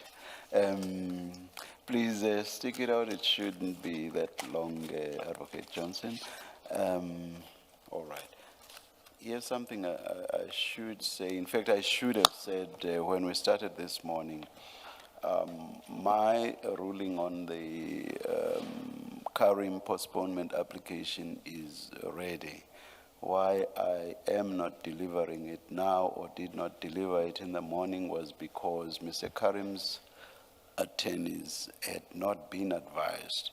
I gave an instruction to the Commission's attorneys to write to Mr. Karim's attorneys. So I will deliver the ruling at 2 p.m. before we commence. Let's come back at 11:45. Let's adjourn. Thank you, Chair.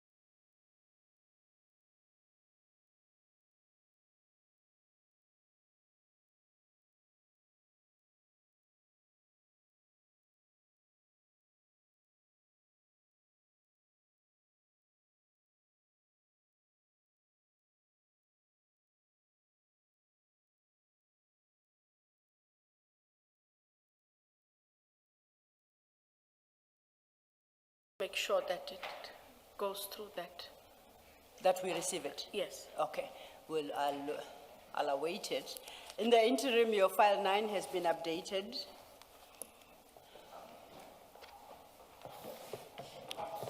You recall on that audit report, I indicated that it was availed to IDEC on the 26th of June.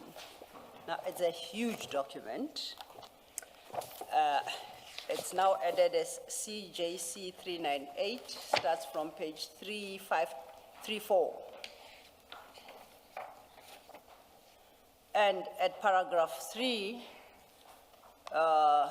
General Matlow states that her department, Internal Audit, Risk and Integrity Management, received a request from the Minister of Police on the 9th of January 2025. And that's what initiated this process. And as I indicated to you, the first 3 paragraphs are introductory. From paragraph 4, she goes into the detail of the documentation that was reviewed in the course of this internal audit. And it will run for 284 pages to our page 3817. And at 3817, she concludes, the above-mentioned transactions constitute corruption. On behalf of the South African Police Service, I would like corrective, remedial, and criminal action to be instituted in this regard. Then she's got the standard closing paragraph at 11, and there is my date of the 26th of June, 2024, which is when this affidavit was commissioned. You see that? I see. I had referenced it and I had said it does turn out that we ran into printing challenges. But during the course of the tea adjournment, they were overcome. And I thought to point out to you the basis for my conclusions. Thank you.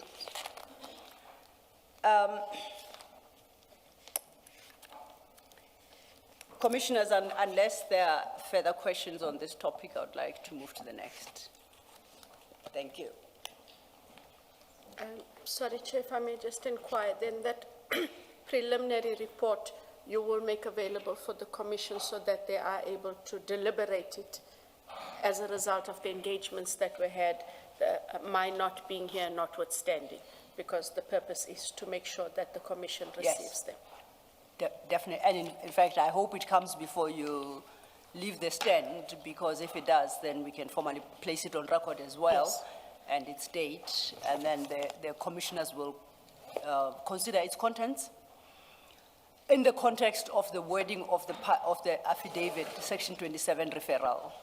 I trust that there's an explanation as to why it's not referred to in the Section 27 referral, but IDEC has it, and that there is a way to clear any doubt in the commissioner's mind that it followed subsequent to the initiation of the entire investigation by General Matlow. But we can only comment on that once we have had sight of it.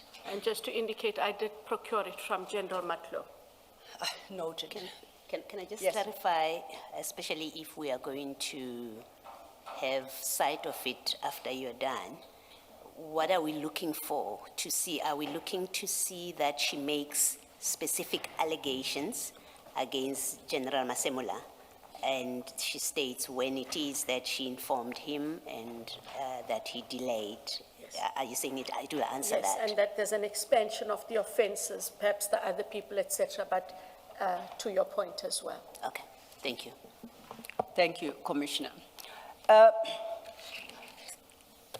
Advocate Johnson, you recall yesterday Commissioner Kumalo asked you, he first made an observation and asked you a question, that there seems to be a hand in all this that we've spent the last 2 days discussing. And if memory serves me well, you denied. Now, My proposition to you is all that we've discussed about these investigations and aiming at the generals and the PKTT is wholly outside the mandate of IDEC as we understand it, as contemplated in terms of Section 7, 1 capital A. That's my assessment. And if you strongly deny that there is a hand in this, I would like you to explain to the commissioners on what basis, because this entire effort and exercise cannot have been to the benefit of IDEC. It's not to the benefit of the country to flout legislative prescripts in the manner that it would appear have been flouted by IDEC consistently and deliberately, and then to offer an explanation for why IDEC would conduct itself in such a manner, which conduct has the risk to destabilize the law enforcement environment and institutions. Thank you.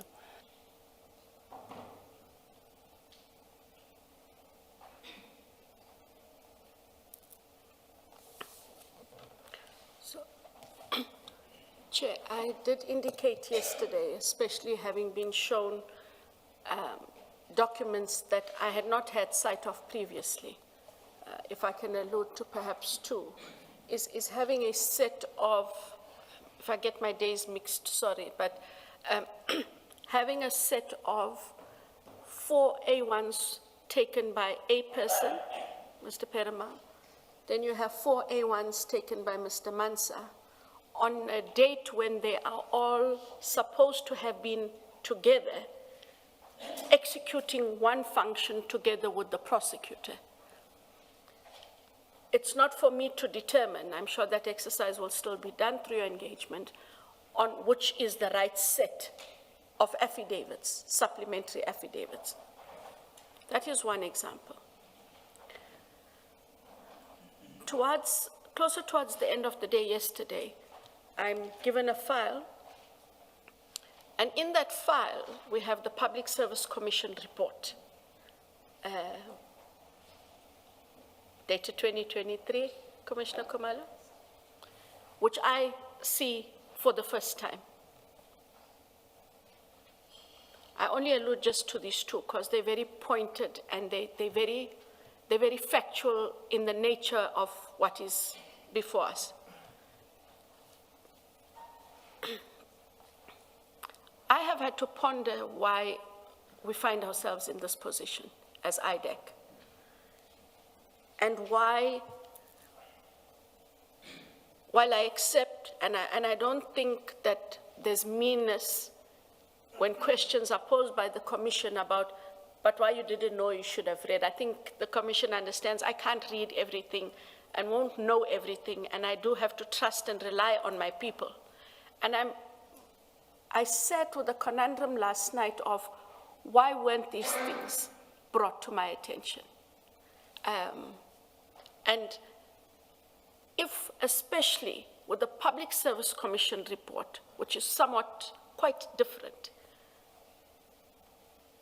it should have stopped the day the report came in, because it should have been brought to the attention of the ID to say, ID, look, we thought we have a right to investigate this, but here it is. It has been done, findings had been made.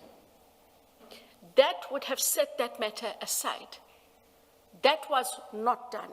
And now the question is why? Why wasn't I informed of the different statements? And what is the purpose then, chairs and commissioners, and forgive me if I'm rambling, but I have to think it out loud because it does not make sense. And I'm saying that there must then have been something else going on that I was not aware of. I cannot tell you what the something else was. I wish I could. I'm not therefore disagreeing with your counsel.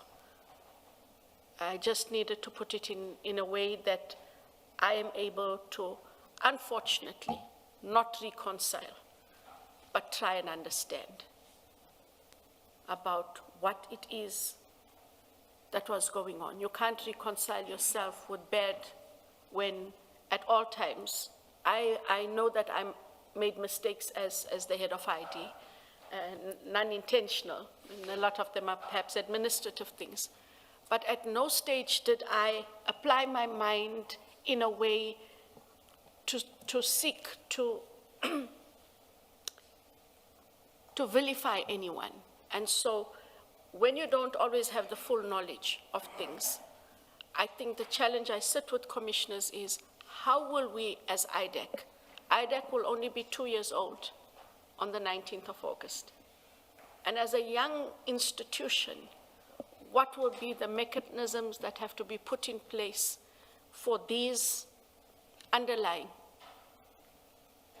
hands, persons and personas not to have the kind of influence there seems to have been had. I'm unable to take it further than that. What could the something, as you put it, possibly have been? Surely you must have your ideas. Because one could easily say it was improper motives. But I'm not necessarily suggesting that. I want your own thoughts. What could the something possibly have been? The something, Commissioner, I take it also from my time at the DSO, the Scorpions as they were. A lot of the times, and history had shown that, you find that staff get overzealous in wanting to present their case. But more often than not, you find that they engage with persons outside the purview of the work we're supposed to do, and you are not privy to that engagement. Mm-hmm. And so the mind you expect them to bring to bear on the mandate and on the cases is what you're engaging them on. It has been a past experience. In the way things happened this past week, it seems that there are other actors that might have been engaged with for us to be where we are. And when you talk about other actors, are you talking about undue influence, perhaps? I don't want to put it so harshly without having any, but to say that persons might have, for motives known to them, cast certain narratives or provided certain information. And you find that without of necessity, because what you expect, everybody gives information. Lots of people like to say lots of things. Do you verify it? Do you consider the source? And do you ever stop to ask, why did that source come to you? It is a question I've had to ask in this very painful few days you've had with me on the Section 27 referral of Adams. How it came about, what was the purpose, and look at where we are today. But you cannot seek to extricate yourself as you appear to try to from what happened, especially with regard to what you just referred to, which is the Section 27 referral. That was there for you to see, and right from the first day, we took you through that document, and you agreed when I suggested to you that it had open quote, nothing, close quote. You accepted that when I so suggested to Correct. you. So you cannot seek to say others may have acted wrongly. I will say to you, you too acted wrongly. And if there are questions to be asked about why, those must relate to you as well. Correct. on a document or on an affidavit that had nothing except for factual conclusions, you acted. It had to be your decision, you as the head of IDEC. It had to be your decision, and indeed it was, for any investigation to have gone on in the first place. Cut a long story short, I do not understand why you would want to blame others. If I may. As it should have, the buck stopped with you. And indeed, from where I'm sitting, it did. And that is why, as I was carrying on with the Adams matter, that brought starkly home, from start to finish, the Yes. responsibility across the board. Yeah. In the first two instances, there are different instances that I used, as I hadn't been aware of them. But I sit here today knowing that I have to take responsibility Yes. for all the actions that flowed, intentionally or unintentionally. And I will be judged for those actions. Yes, but why I'm going back to where we started on the first day of your testimony is because in the context of blaming others, you are referring to the Section 27 affidavit. And it is in that context that I say you cannot blame others. It is my responsibility. It is and it was your responsibility. I accept that, Chair. Thank you. Thank you, Chair. Thank you, Advocate Johnson. As I indicated, I would like to move to a different topic. I have a few small topics to cover with you quickly, and I hope we can wrap that up in an hour. We now have it wasn't a promise, but a new hope that you'll be done by lunch. I hope to at least deliver on that one. Okay. The next issue is, do you have your statement filed close by? And in particular, the first October 25 statement.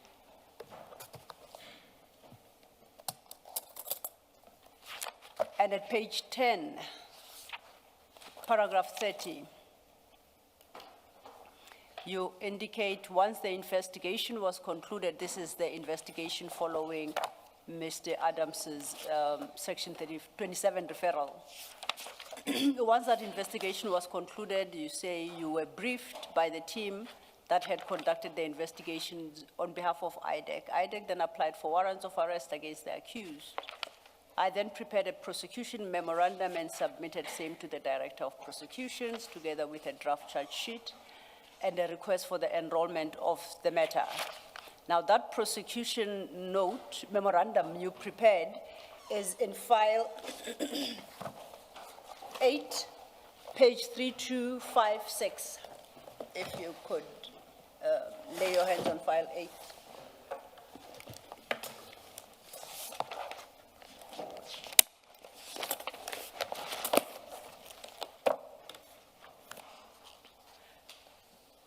It starts at 3256. And at 3257, paragraph 11, you state section 9(1) of the National Instruction 11/2017 states as follows: a selection panel may not be biased and must ensure that the selection process is free of nepotism or favoritism. A panel may never abuse its authority, and panel members may not influence each other to be influenced or to abuse their authority. So you're quoting from the National Instruction. At 12, you state, evidence collected proves that accused 1 to 6, these are the members, contravene the provisions of the above quoted sections to the benefit, I guess, of accused 7 without just or reasonable cause. In your paragraph 30, you indicated you were briefed. I take your use of the word at least implies engagement with the investigators to satisfy yourself that the charges suggested to be preferred against the accused have some factual and evidentiary basis. Is that a fair assumption on my part? That is correct. The prosecutor would Now, also, you stated paragraph 30, you prepared this prosecution memorandum, so you were armed with all that information. Are you able to quickly enumerate the basis on which you say the evidence points to the contravention of the provisions of that instruction by accused 1 to 6? What convinced you of the contravention?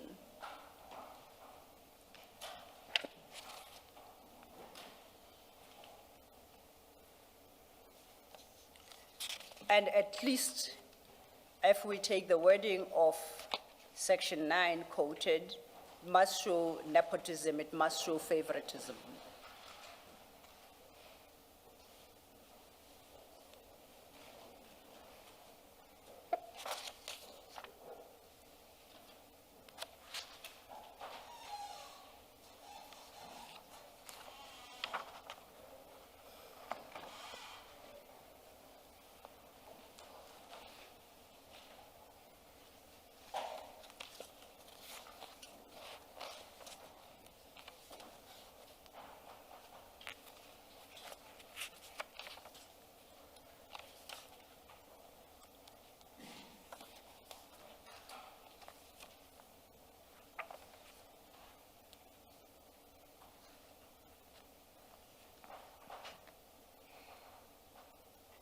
sorry, I can't remember all the facts, except for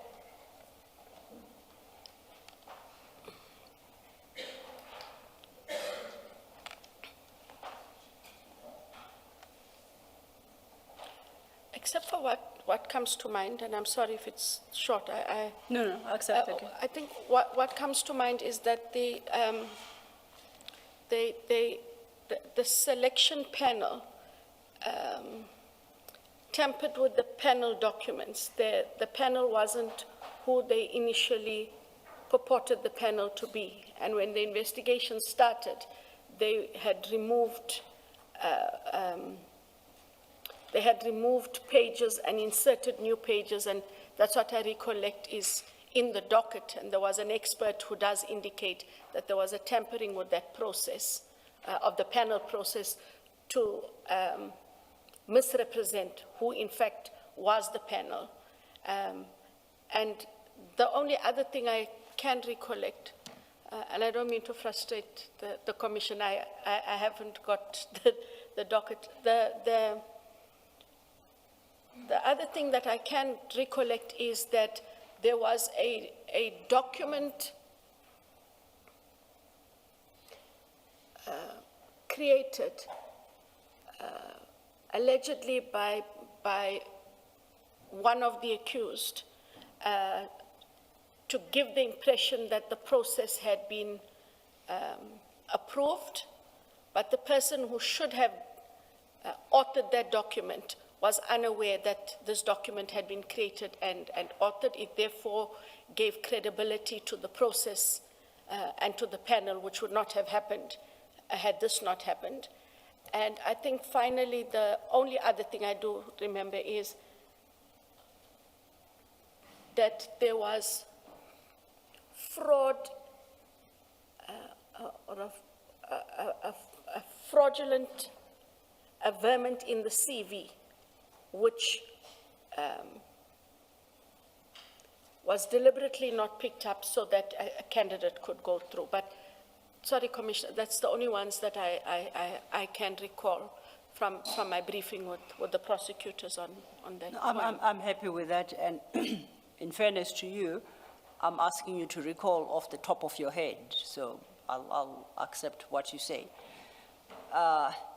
Just the panel, you say that the panel was changed. That's your understanding? That's my understanding. And that apparently there's a document expert report that would show how pages were removed for a list of changed names to then be Of the panel. inserted. Yes, but I haven't read that report.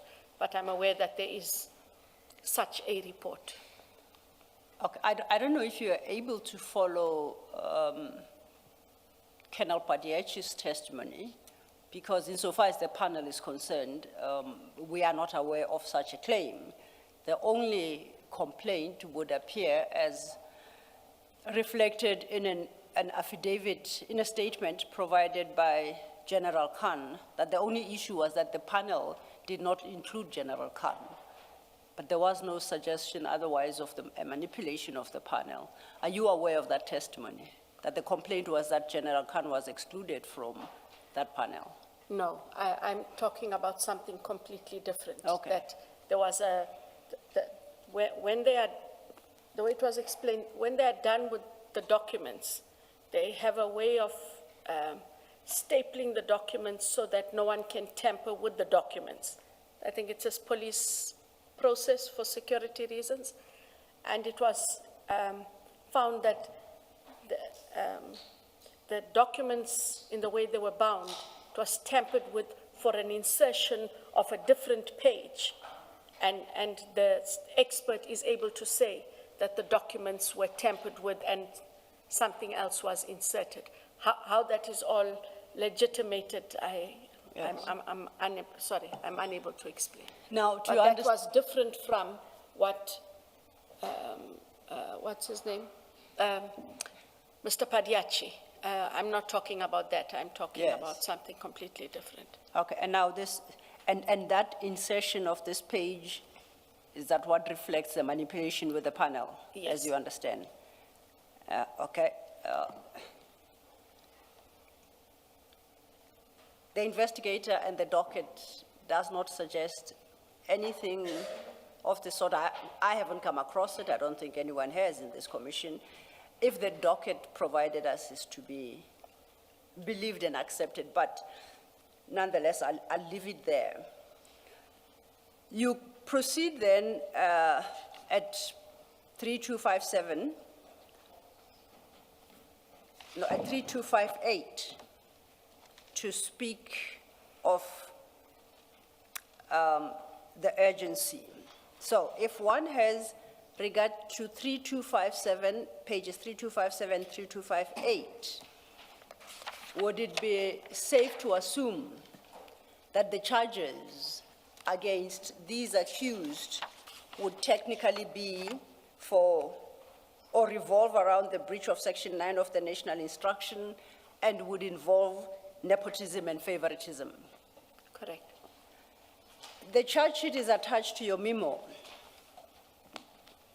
It starts at 3260. What I find in the charge sheet are significant, I think in respect of each charge, is extensive invocation, reference to an invocation of the provisions of the Prevention and Combating of Corrupt Activities Act 12 of 2004. Now, I'm trying to marry the content of your memorandum, which complains in large part of nepotism and favoritism, and trying to understand how that lends us into PRECA, because the charges they face are predominantly PRECA-related. In circumstances where the charges based on PRECA, including gratification and I think commission of crimes in the future, don't find reflection in the original memo. How do I reconcile the two?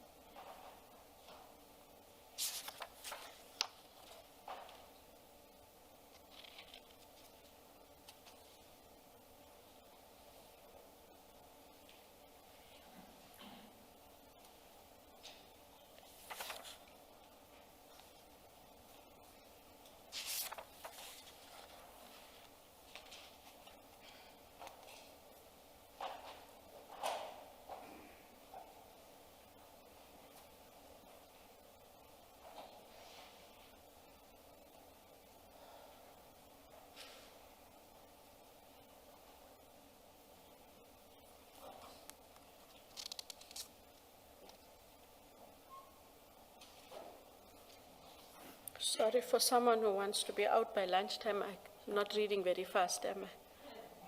It's okay, take your time. You haven't seen these in quite a while.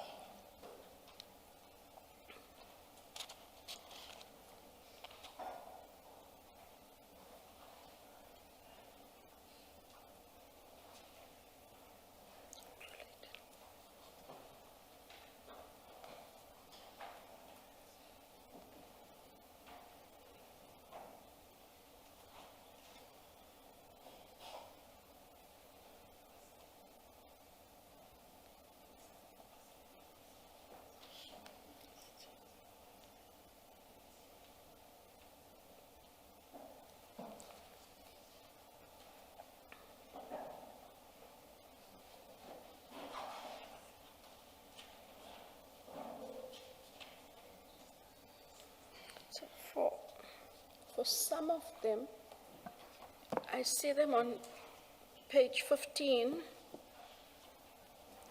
Please reference the red number at the top. This one. You said page 15. I think you are looking at the typed page of that, whatever document. No, it's got a black number. Okay, the 3,000 and something top number. Are you in file 8? So yeah, Or are you working off your own copy? I'm working on the chart sheet. The chart sheet starts at file 83260. 3260. Okay. Sorry, I was in the. Yes.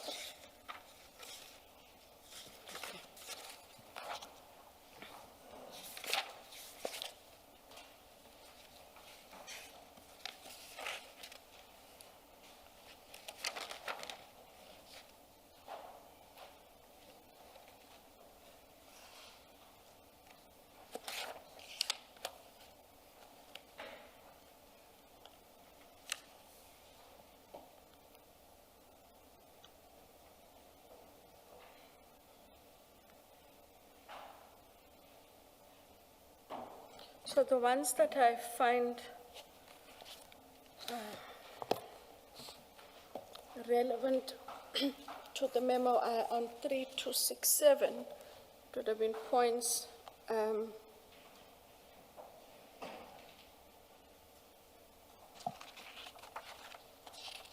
3267. points 12.12.13, 12.13, Okay.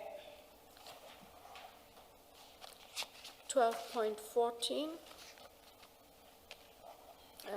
We agreed about 12.15. I'm not going there. So 12.15 is out. Yes, I Okay. think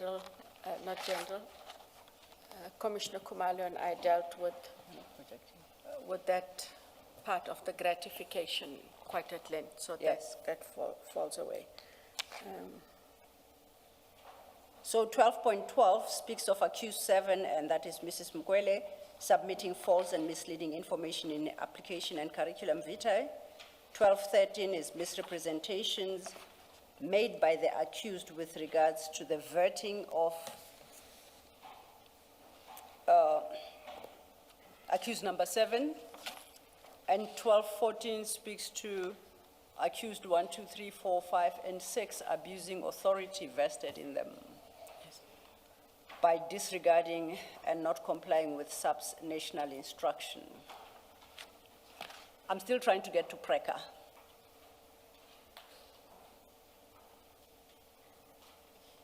And based on the content of your own memorandum, because that memorandum, you recall, you submitted to the DPP?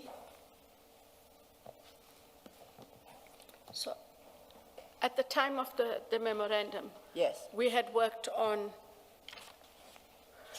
that which is in 12.15, talked about the gratification in the form of employment. But since we've had the conversation, that's what I'm saying to you falls away. It no longer finds place there. But it's got a different problem because your memorandum doesn't even invoke PRECA at all. It speaks of no gratification. It speaks of nepotism and favoritism. That's the point I sought to make earlier.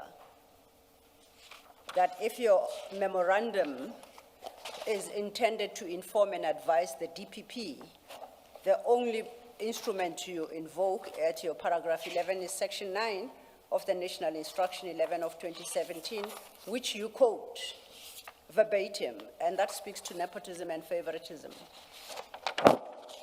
Is it maybe, and this is the best that they can do, paragraph 14 of the prosecution memo? That's the only reference to gratification. Yeah, that is quite correct. You see what Commissioner Kumalo helps you with, reference to 14, that's your gratification. Now, you say after engagement with the commission, you have accepted that the gratification can't stand. Now, cause of my difficulty is that the charge sheet is with you as you prepare this memorandum. And in fact, in the memorandum, you say the draft charge sheet is attached. And yet, I seem to pick up a disjunction between your memo and the eventual charge sheet. I thought maybe I'm misreading the memorandum, and you might be able to help.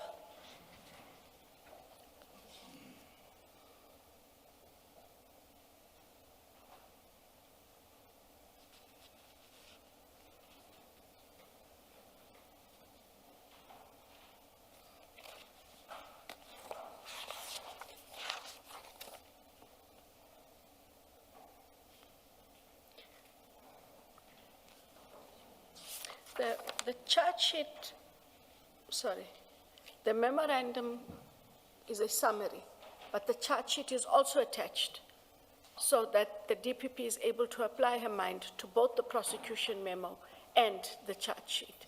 So where one may have missed something in the summary, she's fully within her right, as is always the case, to go through the charge sheet and to also raise questions about the charge sheet and or any deficiencies in the charge sheet. You recall when, I think it was on the first day or the second, you explained that your referral of the charge sheet to the DPPU as the IDEC, it's not to seek the DPP's approval, but to inform the DPP in whose jurisdiction you intend to prosecute, that you are enrolling the matter. So it's an information sharing exercise. No, but I say twofold. I did say twofold in the affidavit. I said twofold. It also is its own checks and balance that if there is anything, because the DPPs also have a right to ask questions and to engage the document. I did say that in the affidavit. Okay.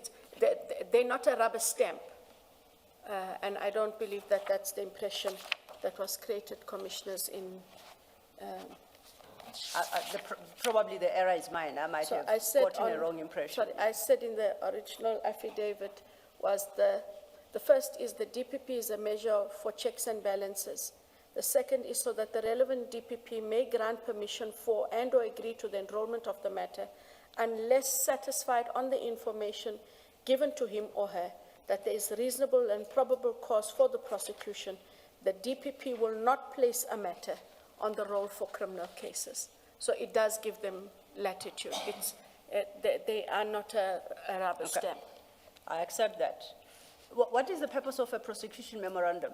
It is to enable the DPP to precisely discharge the functions that you just enumerated, to enable them to make a decision. Do you consider your prosecution memorandum sufficient for that purpose? If the DPP would potentially read the two documents in the manner that I have and not see a correlation between the memorandum and the charge sheet.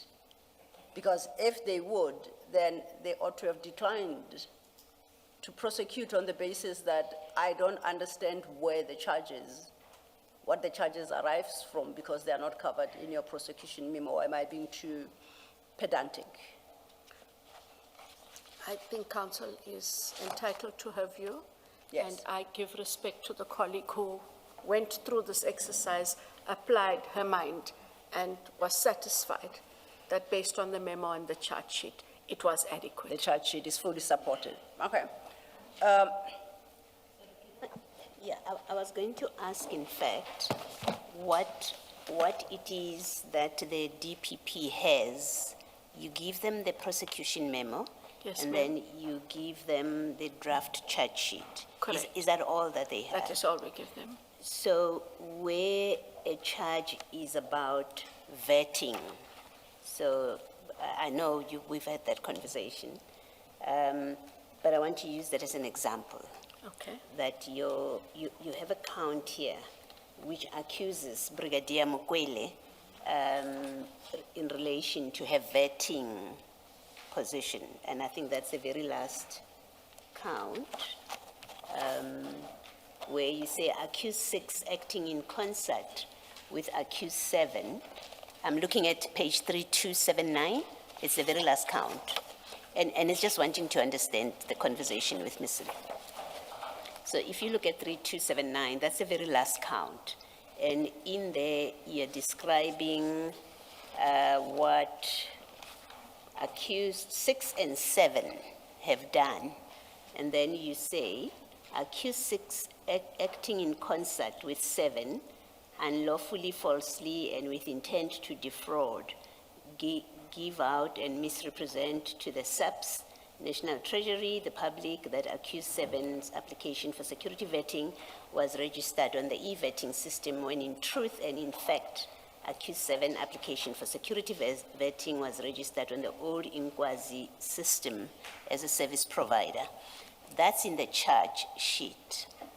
There's nothing about it in the prosecution memorandum, no detail whatsoever. And if all that the DPP has or had at the time was the memo and this draft charge sheet, how could they have properly exercised their mind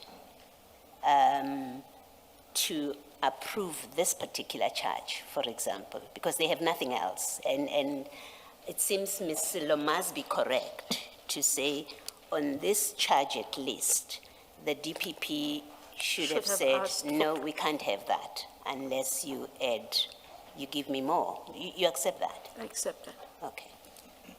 So at least on this, I mean, I'm not talking about the others. On this, at least the DPP doesn't seem to have properly exercised their mind if all they had was your memo and the charge sheet. Correct. Okay, thank you. It's the same with saying, You wanted to say something? Sorry, Commissioner Kumar. What I wanted to say is,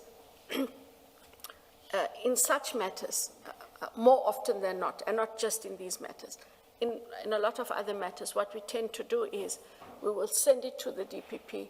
We also do indicate, kindly contact the prosecutor should you require clarity.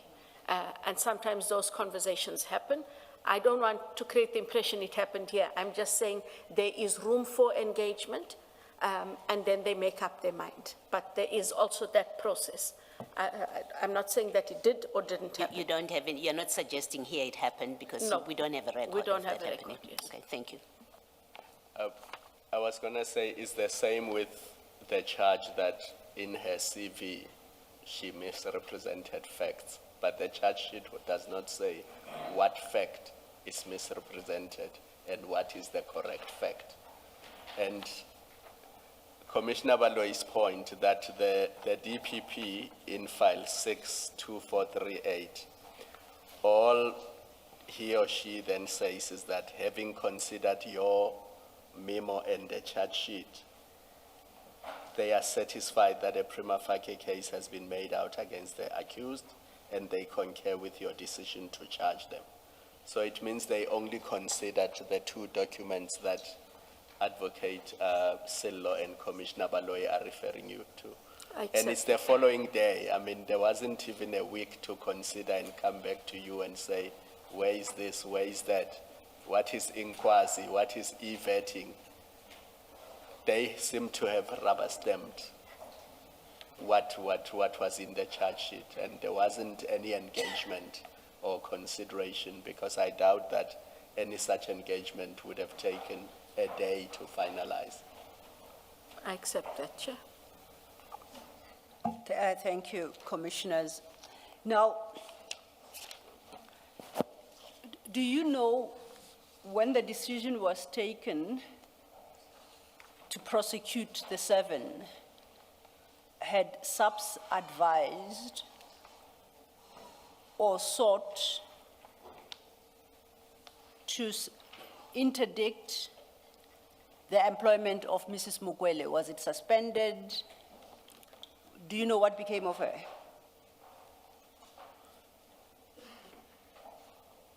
No, You're not aware? no. Having taken the decision to prosecute, did IDEC at least make a formal request to the National Commissioner to say we are proceeding with this prosecution and we have the applicant herself as accused 7, and we hold the position that her appointment is unlawful, and either suspend her start date until the criminal case is disposed of, anything, just to get her not to be in office, because you're suggesting that the appointment is tainted. Did IDEC take any such a step?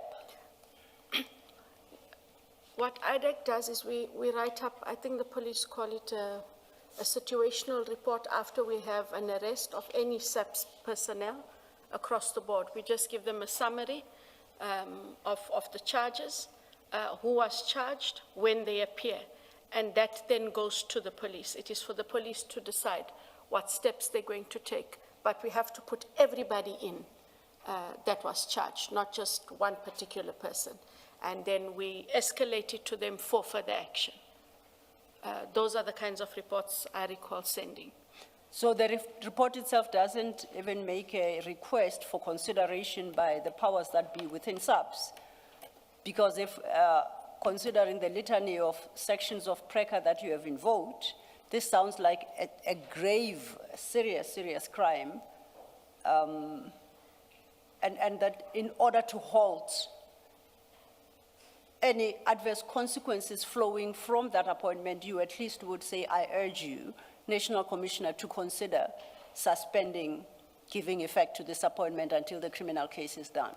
You didn't, it doesn't go that far. Not for a specific individual. When it is sent on the understanding that the police will take whatever action, almost invariably disciplinary action, and they will decide against whom that action is taken. Staying then with your memorandum at 3258, you have under item E, urgency. You say the case, at paragraph 17, page 3258, and you state the case relates to crimes involving dishonesty and abuse of authority that were committed against an organ of state. The allegations also affirm that the accused relate to state capture in that they sought, through their actions and in the furtherance of a common purpose, to circumvent systems and processes to unduly benefit another. I want to unpack that paragraph. I'm interested in the urgency. What was the urgency here? Because overleaf,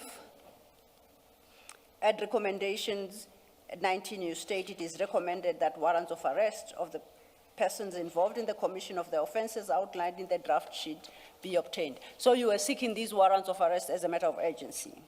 And the basis for the urgency, you set it out at paragraph 17. If Mrs. Mukwele was to take up her position at SAPS and precisely be involved in what IDEC fears, which is state capture and circumvention of systems and processes to unduly benefit her, what was the urgency in the arrest?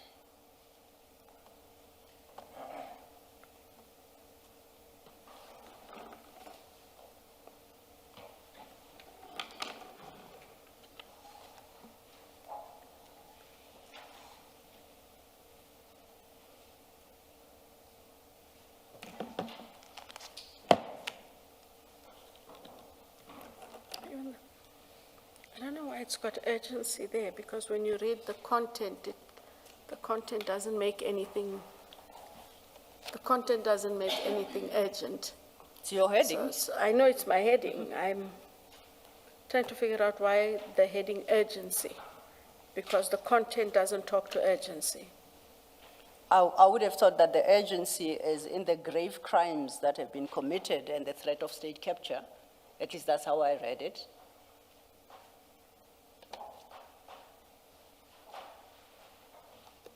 And if I'm correct in my reading, then the question is, how then do you allow that to take place by not at least stopping her assumption of office? But you are the author, and I do accept I may very well be misreading you. Yeah, this notwithstanding, it's not our decision No, I hear that. about her not taking office. Ours is merely to summarize what the allegations are, or the charges, and to escalate it to the office of the National Commissioner. Whether they act with urgency and or not, whether they act against all of them and or not, has nothing and should have nothing to do with IDEC, because that becomes an internal process that must be governed by themselves. And so if at the time, even when they received, and I cannot remember the date, even when they received the situational report from IDEC, they still sought, if she wasn't already in office, to put her in office or keep her in office. That would have been their choice. Yes. Yes. What you're doing is you're telling the DPP that to get an arrest warrant, because that's what this memo is about, Yes. is an urgent matter. So the question is, why was it urgent to get a warrant? Why was it urgent to get them arrested? Because that's what this memorandum is about.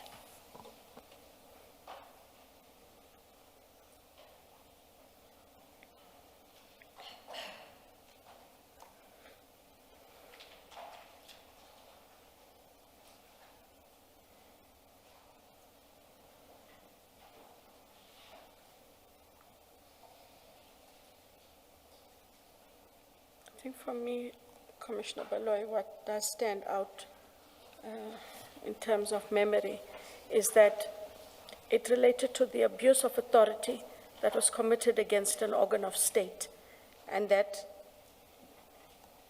these arrests take place so that that abuse, alleged abuse, does not continue. The abuse you're complaining about in your memorandum is they failed to comply with the instruction about employing this person. And you've explained that your briefing, your recollection, is you were told there had been manipulation of the panel of documents. So we're talking about, on this memorandum, you're talking about past activity, something that has been done and completed. You now want them to be arrested for that which you describe in paragraph 11 of your memorandum, because that's what you say is the problem. You want them to be arrested for non-compliance with that. And even your charge sheet speaks to past activity, except for that part where you say if she had been in office and continued to work, then she would have been doing, she would do what General Khumalo wanted her to do. That's the only future thing, but it's not in your memorandum. And working on the basis that your charge sheet, rather your urgent request for warrants of arrest and that they be arrested is connected to the breach of that national instruction. The question is, why is that matter that warranted that they be arrested, or that a warrant is issued on an urgent basis? And it's not to say, we are not yet at the conversation about why arrest. It is, why was this urgent to do?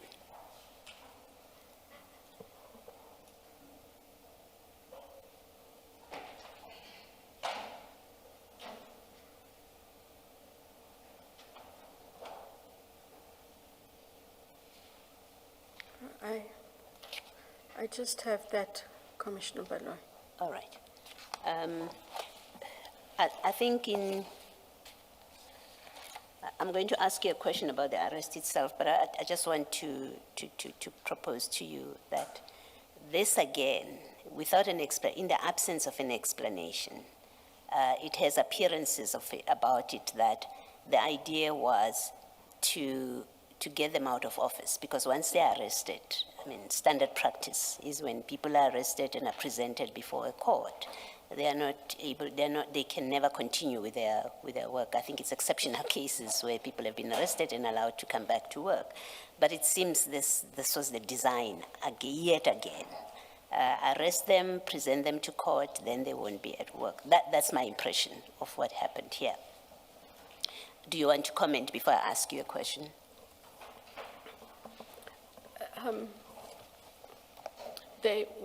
When they were arrested, I know you and I are going to have a technical discussion about what in office and out of office means. When they were arrested, they were not removed from SAPS. They were not able to go to the office, but they were still able to carry out their official functions. And I know technically, what's the use of carrying out your function in another place when you were supposed to be in one place? But if the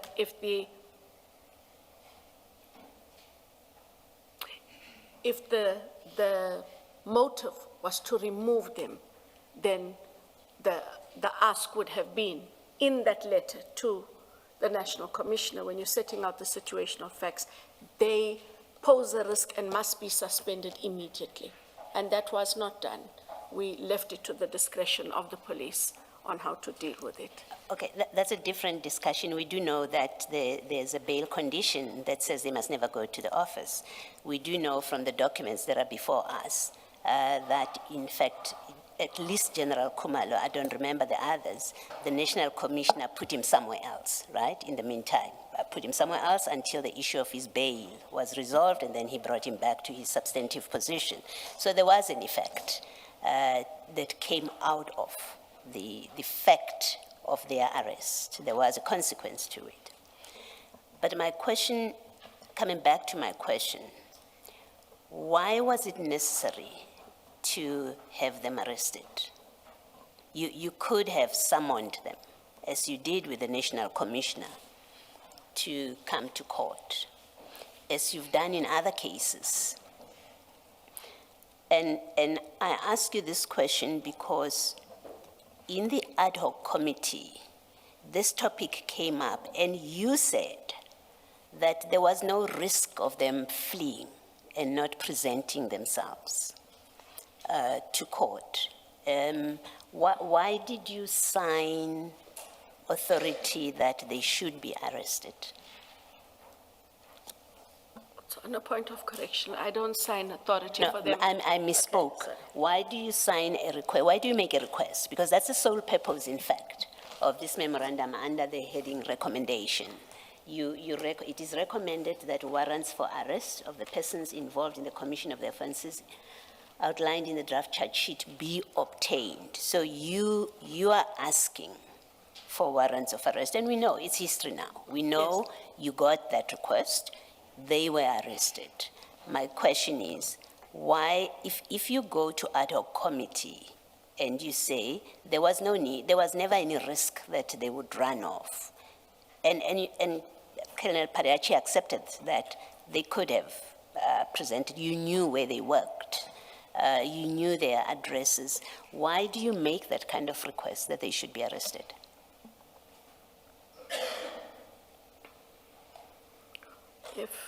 And you would have had the discussion, if you were following the evidence of Colonel Pariachi, you would have had the discussion about the least intrusive means being the first, should be the first preference of presenting a person at court, because the whole point of an arrest, if that power is not exercised maliciously, the whole point of an arrest is to make sure that a person appears in court. Here, on your own words in the ad hoc committee, you say there was no risk that they would run off. Colonel Pariachi accepts that you knew their addresses, you knew where to find them. why does Advocate Johnson request an arrest and that these people should be arrested?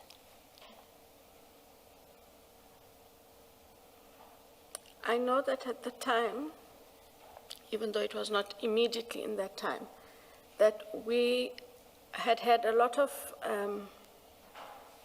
debates, and there were criticisms where we invited persons to hand themselves over. And we were seen to be selective when we asked people to hand themselves over. When we got the warrants of arrest, it was a method to secure their attendance. However, the manner in which their attendance was secured was we didn't go and arrest them where they were. I'm just explaining, I'm not saying that it makes it any better. The investigators called the different suspects, asked where they were, asked if they would hand themselves over, how much time they needed, told them where to come. And the actual execution of the arrest only took place then at the police station, and that was the means of then securing their attendance. But the process before that sought to be collegial and to ensure that they'll get to us as they get to us within the time frames they give us, that they should indicate what they need, that they contact their lawyers, etc. It wasn't, the process didn't seek to embarrass anyone. I cannot. It did, because with another witness previously, there were pictures that were circulated of General Khumalo in handcuffs. So there's no, and in fact, the very fact itself of an arrest is traumatic for any person. So you cannot sit there and seriously say, well, you know, because of how we did it, that mitigates anything. It doesn't. If you accept that as a matter of law and fact, there was no compelling reason to arrest these people, to bring them to court. If you accept that, then you must accept that it was a misuse of the power and discretion to arrest, because its sole purpose is to bring a person to court. And if you have other ways of bringing them to court, that must be the default. And that is a default that is not only about respecting human rights, but you know, we live in a society where you cannot infringe, you cannot breach the law, infringe human rights, take the most intrusive action and then say, well, at that time we were subject to criticism in other cases that we are selective. Then that's an admission that you use that process of bringing a person to court for a purpose other than what the law permits and prescribed it should be used for. So you in fact concede in your long explanation that that power was used for a purpose that had nothing to do with ensuring that these people do come to court. What do you say to that? I hear Commissioner Baloy's explanation, and I'm saying that is the route we followed. Did they appear? Did they appear in your court? Argument. Okay. That it was not. There are less intrusive means. Yes, that and should that have been used. Yes, and that it was an abuse of that process that's available to you. I'm not taking it further than that. You accept that? I accept it. Did they appear in court on the same day? Do you remember offhand? I can't remember offhand. I'll have to check. All right, but most importantly, it is you accept that in these circumstances, an arrest was not necessary. They could have been summoned to appear in court whenever you've eventually presented them to court, and there would have been no harm to the state, to the state's case. I accept it. You accept that. Thank you. Thank you, Commissioner. On that score, then let's go. You recall you effected corrections and amendments to your original October 25 statement. And in that statement, you deal with the arrest of General Khumalo. We now have deleted the entire paragraph 14, and in fact 15. and replaced it with what you set out in your third statement at paragraphs 10.1 and 10.2. Your third statement, page 3.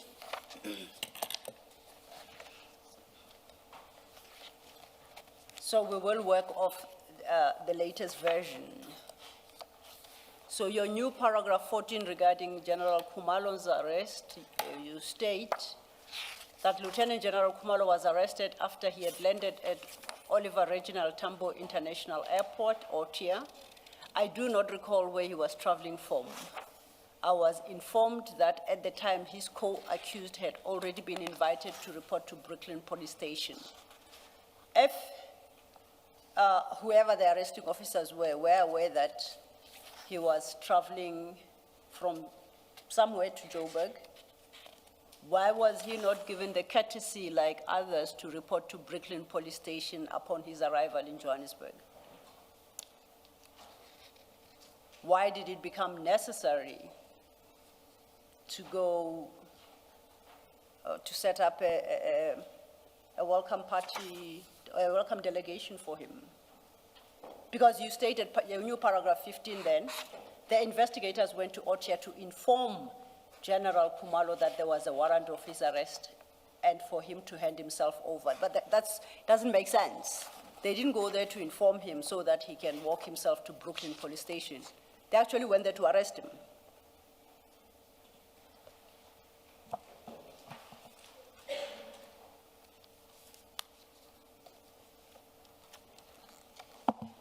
So basically what I suggest, in your new paragraph 14 and 15, you try and downplay the arrest by suggesting that as with his co-accused, he was invited to report to Brooklyn Police Station, and I'm saying it's not correct. Factually, we know that is not correct. Sorry, Counsel, which part is not factually correct? That they had gone to OTIA to invite him, as they did with his co-accused, Yes. to report himself to Brooklyn Police Station. But that is what they did. No, they went to arrest him. No, they called all of the accused. Yes. And sorry, they were not accused. Called all of the suspects and invited them to hand themselves over at Brooklyn. Can you stop there? Was the same courtesy extended to Lieutenant General Kumalo?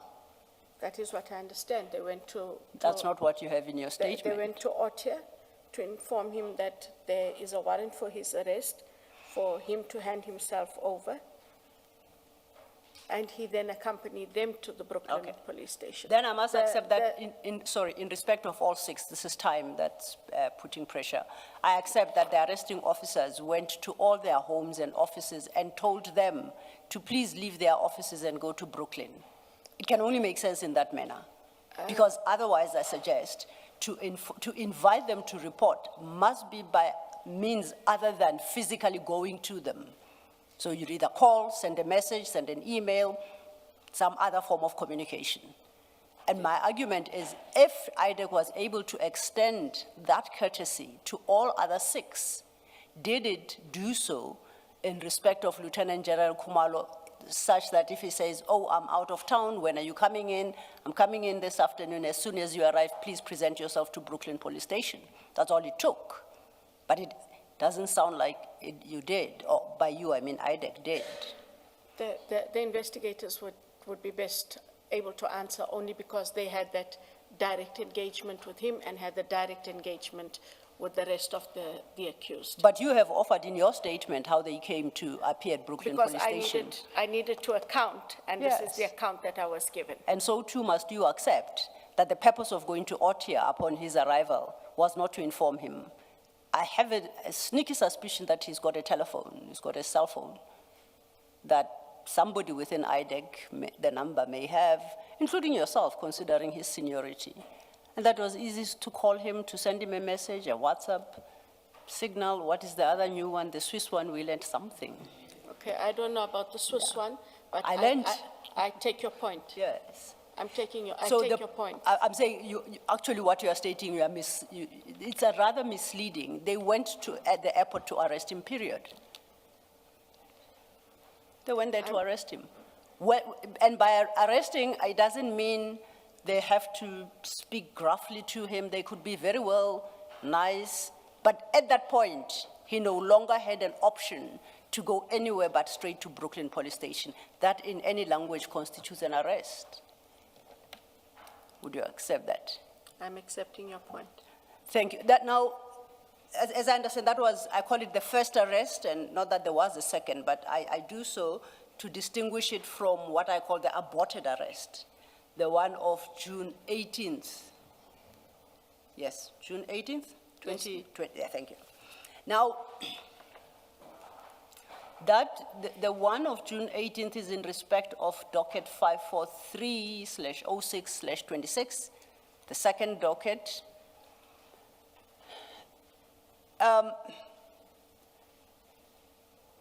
Now, it was not that arrest or application for those warrants. They were not in any manner prompted by the arrest of Mr. Fadiel Adams by the PKTT. No, there is no connection between the two. No. Okay. Did you ever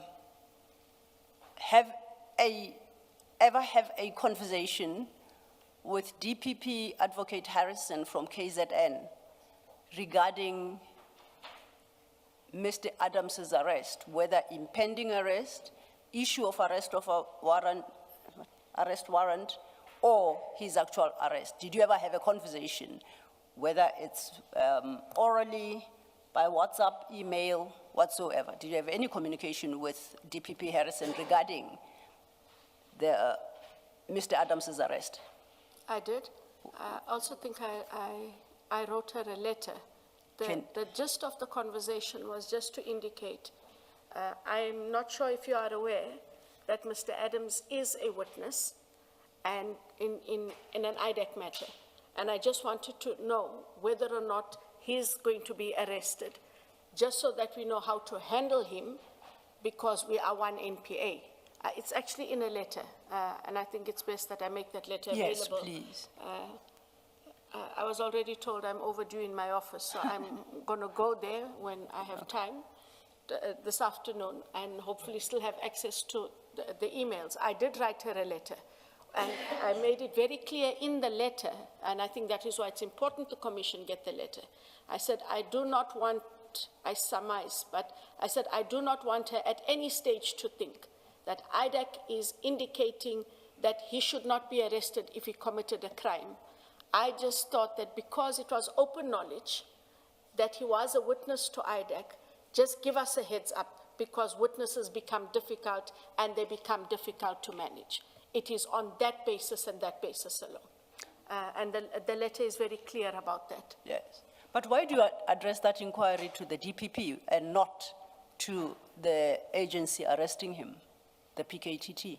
What does the DPP have to do with that? How would she potentially assist you? The DPP would then be able to, when we write, we engage in that way.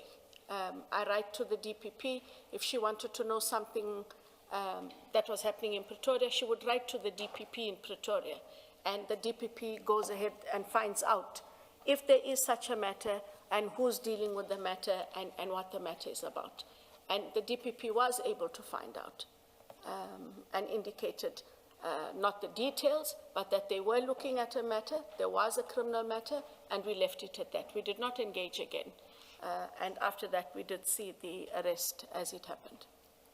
I still don't understand how she would assist you, because at that time, if she would have been involved in any manner, might have been by authorizing the issue of the J50s.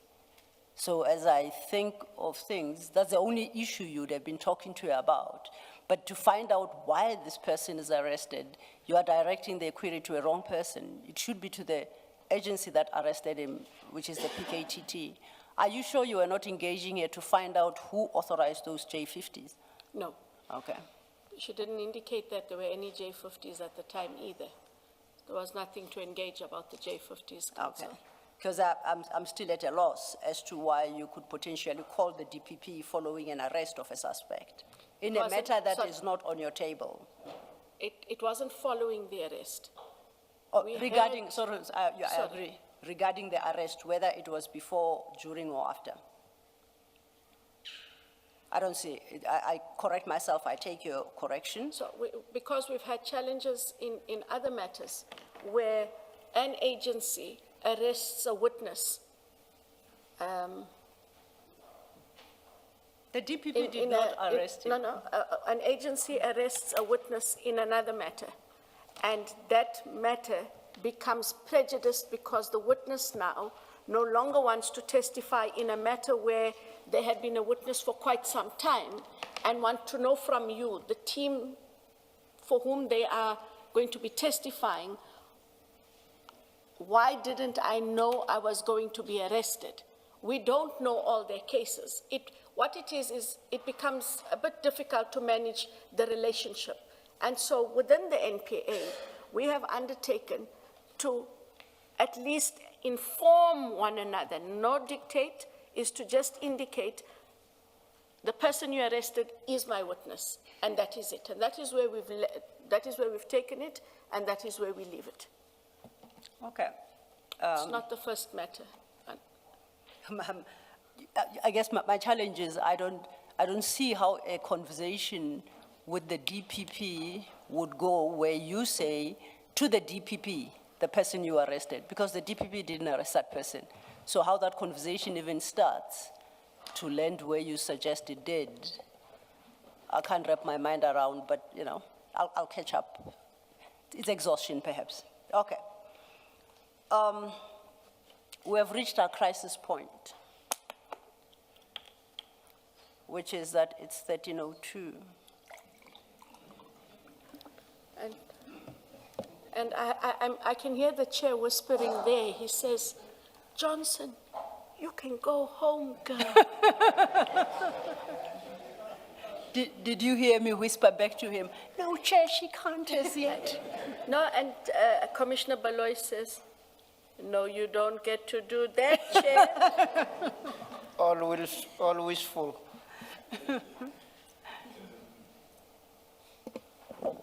Ms. I'm in Silo, your how hands. much longer do you think we're Chair. going to be? I'm asking because we could continue and have a late lunch. Okay.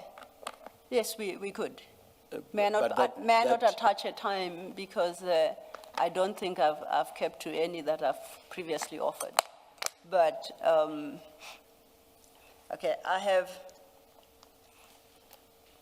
3 little matters to No, when you do address. them like this, they don't look little to me at all. No, what's remaining, I promise you, they're very little. It's Should a we bit, rather it's take a the- bit intimidating when she says Yeah. 3 little. Perhaps let's take the lunch agenda Okay. and then, Chair, may I Resume. ask, I know Yes. you had an engagement already at lunchtime for a judgment. Will we come back, finish this, and then you proceed with the judgment, or you'd have us wait out? let me straight away say it will just be the ruling with no reasons. So. We'll be back. You should rather either sit there or sit anywhere but inside so that we start immediately. Thank you. Thank you, Chair. Let's adjourn and resume at 2 p.m.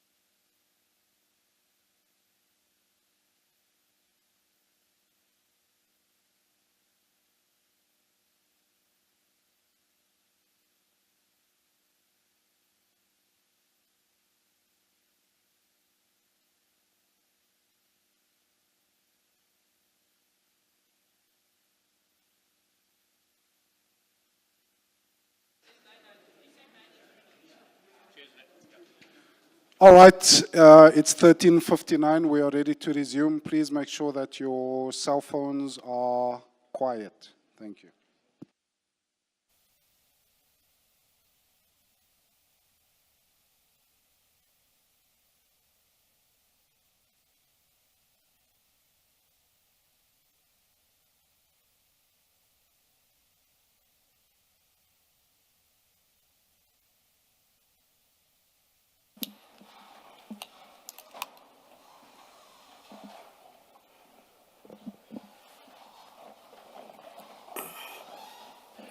The ruling I'm going to make is in relation to the postponement application of Mr. Karim.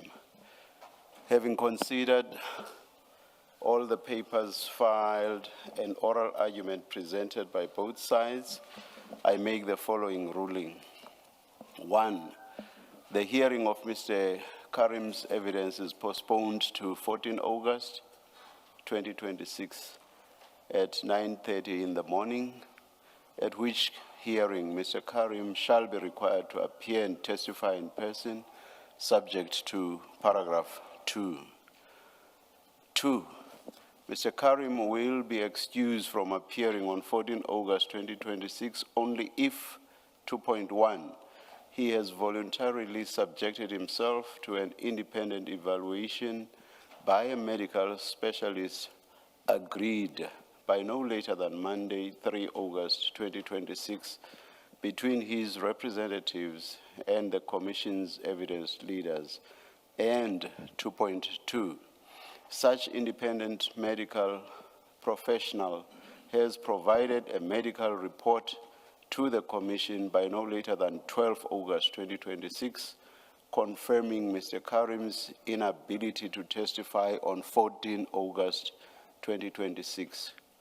3, failing the agreement envisaged in 2.1, the independent evaluation and report envisaged in paragraph 2.2 shall be performed by an independent medical professional nominated by the chairperson of the Association of Medical Professionals, in the field of medicine in which Mr. Karim's current doctor practices.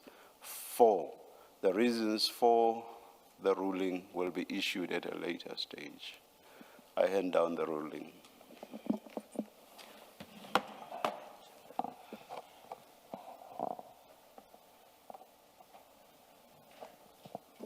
As usual, the ruling will be uploaded onto the Commission's website. Thank you. Thank you, Chair. Advocate Johnson, you recall before we broke for lunch, you indicated that there was a preliminary internal audit report that had been availed. I confirm a document has been availed to the Commission. Commissioners, you have run out of space in file 9, so it's a little file marked Exhibit File 9, capital A. And it should have been put on your desk. Yeah. Advocate Johnson, you have it before you? I do, ma'am. It's marked for record purposes CJC 399 and starts at 3818. I've just received this and I just quickly scanned it. You recall that you you indicated that it was received at the same time as the General Matlo Section 27. That is what she informed That's me. what you are informed. And I looked through this, so if we could just flip, and the purpose really was to see the extent to which that Section 27 even implicates General Masomula. Looking at it, I see that it gives a background to the bid itself, and at page 3823, it is signed 29 April 2025, at the bottom there. And if we go beyond that, it seems to have an annexure. and addresses at 3824, accountability, responsibility, and distribution. It kicks off with a detailed analysis of the bidding process, and it gives all those details, the bid evaluation, and at 3838, it then makes certain observations regarding red flags and or evidence of fronting in the bid of Medicare 2420.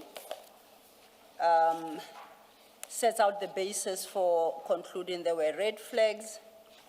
Then addresses at 3839 the various companies registered to Mr. Matlala, at 3840 registered to Mr. Van Veek, as well as other 12 companies registered to Mr. James George Murray.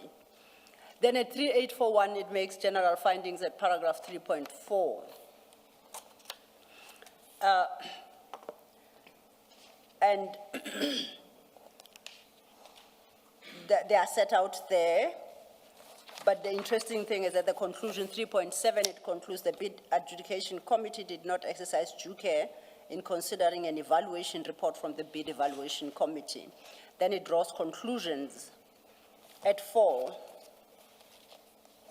At 5, recommendations 5.1.2, the recommendation is that the bid should be terminated. The accounting officer should seek legal counsel on how to proceed with termination. The termination of the bid is consistent with section 23.1C of the general condition of contract, which states that the purchaser, without prejudice to any other remedy for breach of contract, by written notice of default sent to the supplier, may terminate. At overleaf at 3843, it states evidence 5.1.3, evidence of procurement irregularities were observed in the bid. Therefore, the bid is currently being subjected to a forensic investigation with a view of pursuing a criminal investigation against the supplier. So, and that seems to be the conclusion. So we know this is the preliminary report is available on the 25th of April, 2025. And in terms of... Sorry, Ms. Where do we see the 25th? Me? Where do we see the 25th? Oh, date? that is at... It's on the second page, Commissioner Baloy, I think it's, yeah. Second page of the report. It's 3823. It's also there. Oh, It's signed and dated. yes, thank you. Yes, by the acting chief audit executive, T.E. Mukwana, and by Chief Risk Officer, Major General Matlou. In fact, it's the 29th of April. 29th of April, 2025. And we know from General Matlou's Section 27 referral that by the 15th of May, General Masemola had terminated that contract. So 2 weeks later. 2 weeks after this report, General Masemola had terminated the contract. I get it, Chair. And remember, as Advocate Sillo said, 5.1.2 said he must seek legal counsel on how to proceed. So one must assume that in those 2 weeks, he sought legal counsel. That is correct.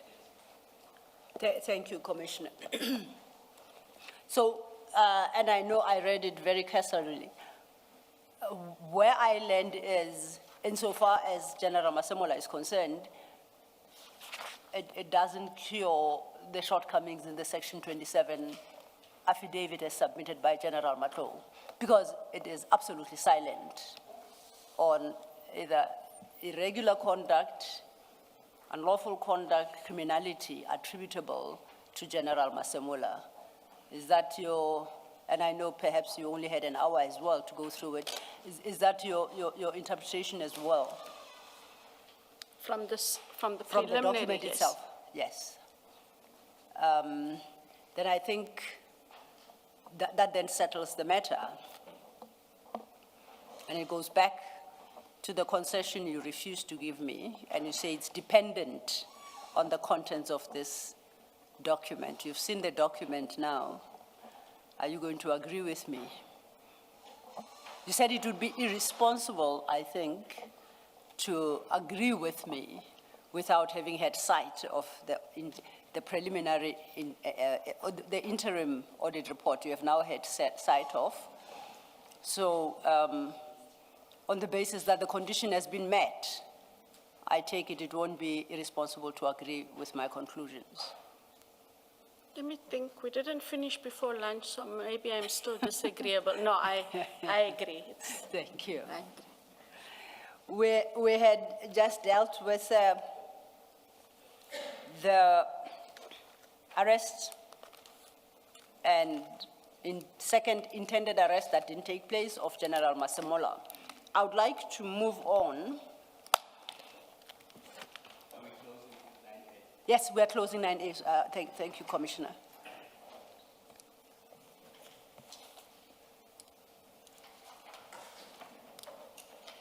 Chair and Commissioners are suggesting that I move on from the issue of the arrest of General Masemola and the intended arrest for June 18th, 2026, which was not executed.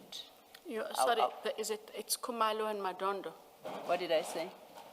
I said Masemola. Masemola. I'm getting everything wrong today, ain't I? I just, my apologies. There was never an intended arrest for General Masemola, General Kumalo, and General Madondo.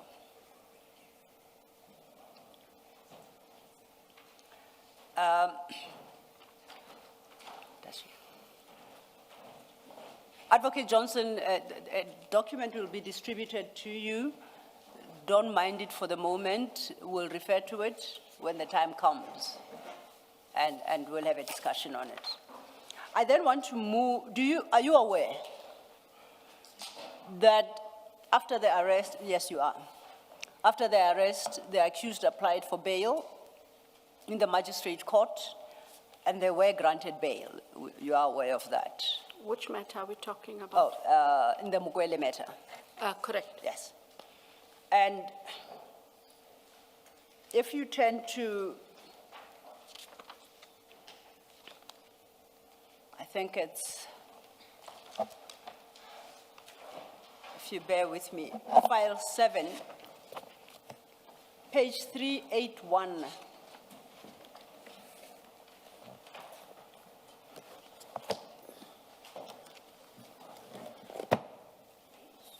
Page 3, no. CJC 381, page 2948. Apologies, Commissioner. It's CJC 381, page 2948.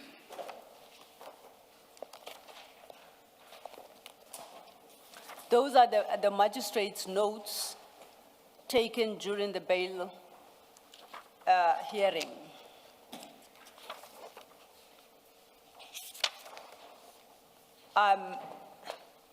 Are you aware of the condition granted, bail condition granted by the magistrate at 2949? It's condition 3. That accused number 1, 3, 4, 5, 6, and 7 are prohibited from being at any premises of crime intelligence within the country, RSA, while the matter is pending. The fourth condition was Mr. Brian Padiachi will assist the accused with the collection of any matters or items of personal nature the accused may have at the premises, in the crime intelligence officers. I don't see everything there, but that's the gist of the fourth condition. May have left. Or may have left, thank you, Chair. May have left at the premises of any crime intelligence office. Now, you were asked about this condition at the ad hoc committee, you recall? I must have been. Let me see if my record keeping is what it ought to be.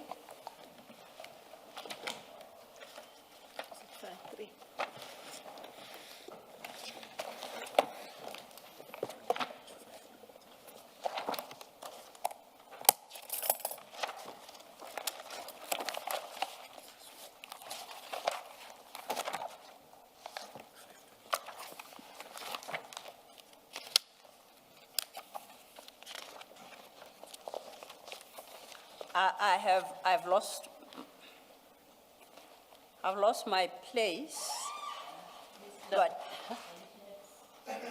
Are you perhaps looking for page 543? It might give you a sense of where you're trying to could go. very well be, Commissioner. Yes, it's page 543, thank you. Thank you. And it starts at 542 at the bottom.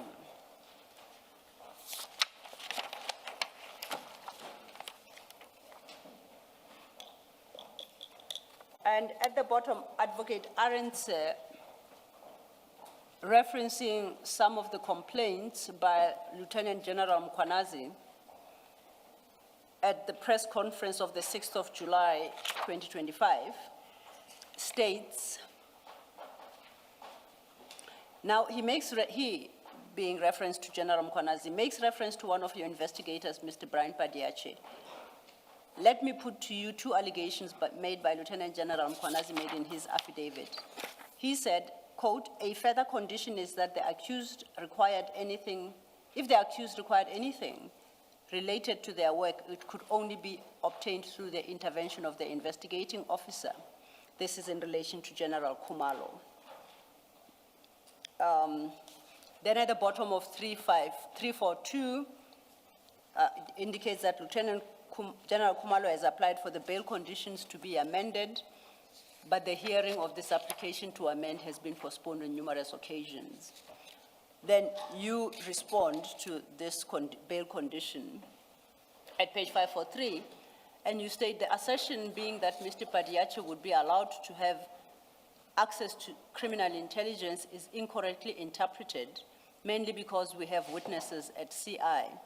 Those witnesses had indicated that they had been intimidated and victimized.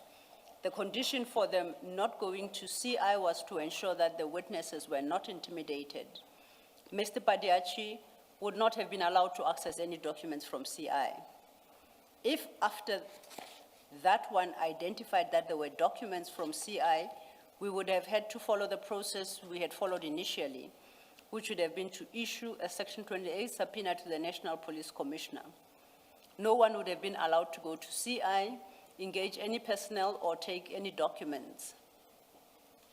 It is Mr. Padiache who, in fact, would call Lieutenant General Mkwanazi to let him know that he's going to be in the province. There are a lot of points raised in your response. I will, for the moment, not deal with the issue of Lieutenant General Mkwanazi and Mr. Padiache having to call him, because I don't understand what he's got to do with this particular bail condition. I'm interested, and the point you make that it would be wholly wrong to have a condition that entitles Mr. Padiache to access to CI documents. That was your view, correct? Yes. Are you aware that when the Lieutenant General Khumalo, I think there were 3 of them who challenged this condition, that Colonel Padiache filed an affidavit in opposition of the amendment of that condition in circumstances where you, as his leader, knows that that condition would not make sense because Mr. Brian Padiache himself does not have any security clearance to access information that is within the CI offices. Correct. What's your comment to that? So, first of all, and that is why I said what I did at ad hoc. We have no right to enter those premises. And if, as per the bail condition number 3, that bail condition was way too wide because it talked about crime intelligence within the country. These were crime intelligence officials chair at head office. So, and the purpose for which I understood they were going to ask for that condition was merely based on the fact that there were witnesses still employed within crime intelligence and that these witnesses feared any of the accused coming back. That part made sense, but not the bar them from every crime intelligence office in the country. And that the only role that Mr. Padiachi was to play was to accompany them. They would take what they needed to take for whatever reason they needed it. That is how I understood the condition was supposed to work. Well, I guess that might be because you had discussed it in the office. Are you aware that such a condition was not even sought by the prosecutor? Even a watered-down version, as you put it, that they be allowed to go into CI offices but accompanied by Mr. Padiachi. Even that was never sought. Sorry, Counsel, I don't follow. If the prosecutors didn't ask, who made this condition? Sorry, say that again? Sorry, I didn't follow. If No, you say I missed your last point. that Please if the repeat. you say that the conditions were not sought by the prosecutors, then how would these conditions be imposed? Because, and please, I don't mean to be condescending. Yeah. As a career prosecutor, we always stand up and we ask. We will suggest bail, whether we oppose bail, we'll agree to bail, and the court will ask, are there conditions? And then we say, yes, and we've either agreed to the conditions or there's no agreement, but these are the conditions. You have to give the conditions to the presiding officer who must either accept, reject, engage, and then conditions are set. So that is the purpose of my question, Counsel. I'm not doubting what, I'm trying to understand, how do we have conditions then? Well, that's exactly what we were trying to understand, and we put the question to Colonel Padiachi. His explanation was he can't testify to that because I think by the time the prosecutor finished her address to court as regards the bail conditions, he had since left court. Alternatively, that maybe the magistrate overheard him and the prosecutor conferring in a corner, and without it being requested in open court, the magistrate then decided to add that condition. That's his explanation. Please don't ask me as to the logic of it. I have to disagree. Yes. And the prosecutor, Mayor Joy Hlachwayo, is an experienced prosecutor. She's not going to be standing in some corner having a chit-chat with whoever. If there were conditions to be asked, she would have asked them. So the fact that he walked out of court should not cast aspersions on anyone in there. I am of the firm belief that, and I do not know this magistrate, I am of the firm belief that the prosecutor would have had to ask for these conditions and they were then endorsed by the court. I do recall, Commissioner Baloy, that I think everyone was flustered after his testimony.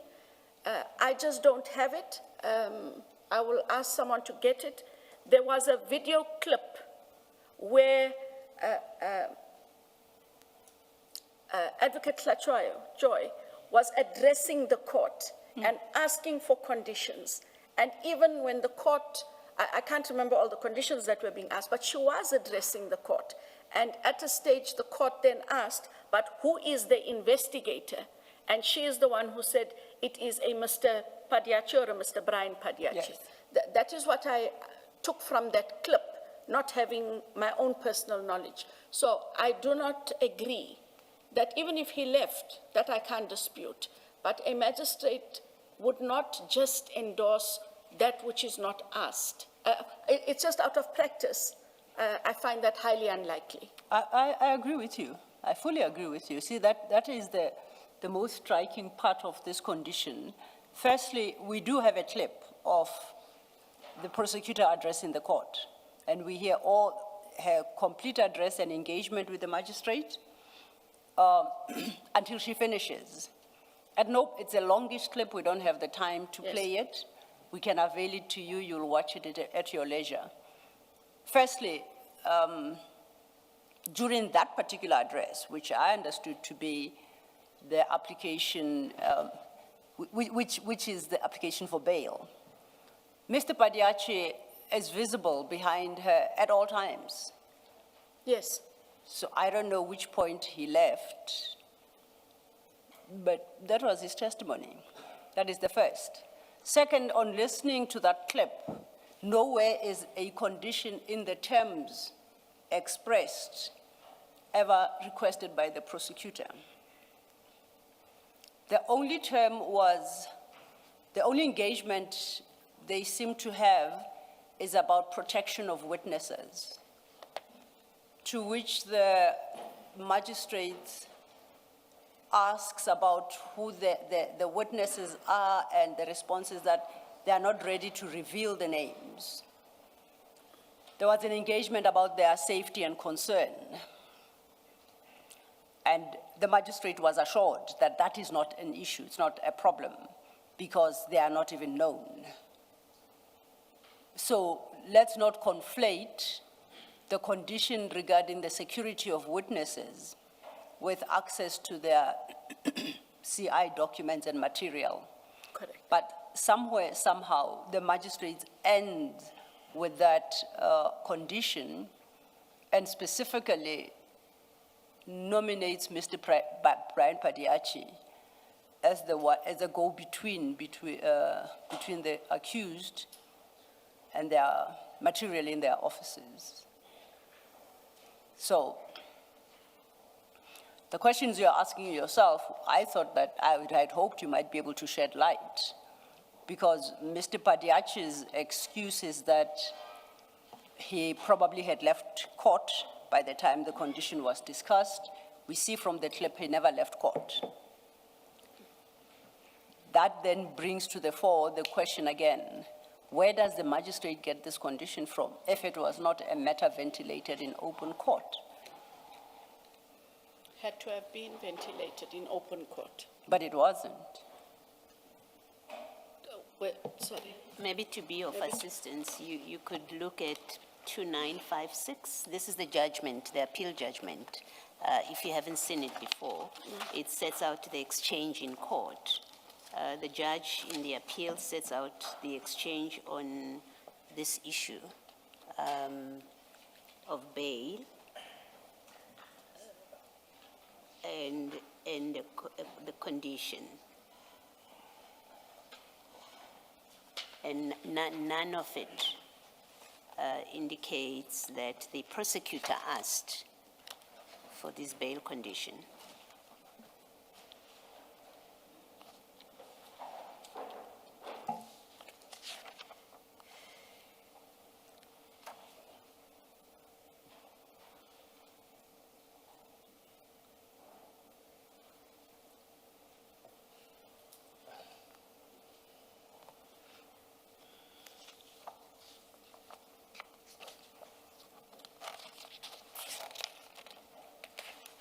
If I may, Advocate Johnson, Sure. I think it might be helpful for you to jump to 2959, that is the judgment, under paragraph 19, where the judge, the High Court judge, then analyzes the appeal. Before you get there, 18.3, where both counsel agree that the court did not seek submissions from them about the condition it intended. I think that 18.3 wraps it up. I see that. And then the judge considers the appeal at 19.3, points out that the legal issue to determine in these bail, in these proceedings, namely whether the magistrate erred in imposing the bail condition, must be assessed based on the material that was before him and the way he dealt with that information or evidence. And then from page 2960, he references applicable legal principles.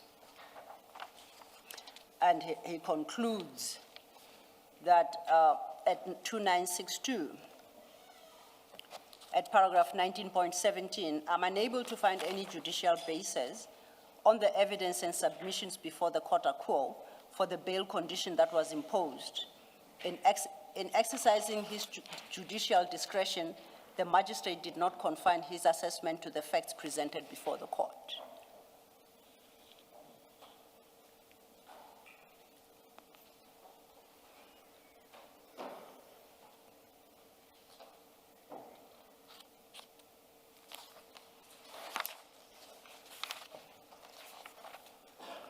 It seems from your discussion with Ms. Sello that you were not aware that the prosecutor did not ask for this bail condition. Am I correct? Yes. How does it work? You would have received a report back. No? Is that not how it works? Because this is a big case. So I think, and correct me if I'm wrong, I assume because it's not a run-of-the-mill case, because of the personalities involved in the organization that is involved, it's playing out in the media. So you would have been getting reports even after court. Firstly, I would have thought when they go to court, there's been an internal discussion about this is the position we take about bail. And that The prosecutors and investigators would have, yes. you're not part of that No. discussion. But when they come back, you must get a report back about what Correct. happened. Does it mean that the prosecutor and the investigator did not disclose to you that they got the bonus of a condition that was not asked for? From my recollection, Commissioner Baloy, the condition that I recollect is that the accused, they raised the issue of the witnesses and that the witnesses being at head office and that there was a condition that the accused would not be allowed to go to head office and that should they want to go there, they would contact Mr. Padiachi. And that was it, because of the witnesses. Yeah. That was the feedback. You see, if they told you, both of them, if they told you that the names of witnesses were raised in court, that's false. Because in fact, the exchange between the magistrate and the prosecutor specifically says the accused do not know who the witnesses are. As the magistrate says, but how do you protect witnesses? And the prosecutor says, I have no concern about that because we have not disclosed their names and we are not going to disclose their names because these accused face other charges to which these witnesses are of assistance. So the names were never raised in court. And if that's a report that you got, it would be most disappointing that a prosecutor would give you that kind of report when in fact it did not happen in court. At the very least, it's disappointing. Had you known that this is a bail condition that was not asked for, what would you have done about it? Had Miss, I think you said it's Prosecutor Hlachwayo, I think Yes. that's her name. Had she done what I think every officer of the court has a duty to do, is if things have happened that should not have happened, in fairness to the accused, as your code of conduct says, that, you know, prosecutors must be fair to accused people as well. If she had done what a prosecutor is required to do, or an officer of the court, which is come back to you and say, I didn't get the chance to correct the magistrate for whatever reason, but you know, we got this bail condition and we didn't ask for it and I don't know what happened. Then they have to go back to court, Yes. recall the matter, Yes. and indicate afresh which could have happened the very next day. Yes. What the conditions were that the state requested, and that there were in fact conditions they did not request, and that the bail conditions be accordingly amended to reflect only what the state asked them Okay. for. And it takes me to a question that I was going to ask you, which is, on what basis do you oppose the appeal? We know there's an appeal. You oppose, in fact, it starts off with you in the ad hoc committee saying that bail condition was obtained to protect witnesses. Yes, We know that's false. It It is wasn't that, asked for. that small one that I Yes. understood, yes. Yes, so we know that's incorrect now. You now know that, if you didn't know it before. My question was going to be to you, you oppose the bail appeal on a condition that in fact was never asked for, and the magistrate must, and the prosecutor in fact must explain how they got there, how the magistrate got there and why the prosecutor did not correct it. And you oppose it. On what basis do you proceed to make the decision to oppose the appeal? And would you, maybe let me ask you to be fair to you, had you known these facts that we've now put to you, that this condition, at best, the magistrate made it up for himself? It's a very amplified, sorry, I interrupted you. No, I'm saying, let me actually ask you a much more fair question. Had you known these facts now that I've just shared with you, for the appeal, what would have been your posture to the appeal? There wouldn't have to be an appeal. There would have been the exercise I earlier indicated.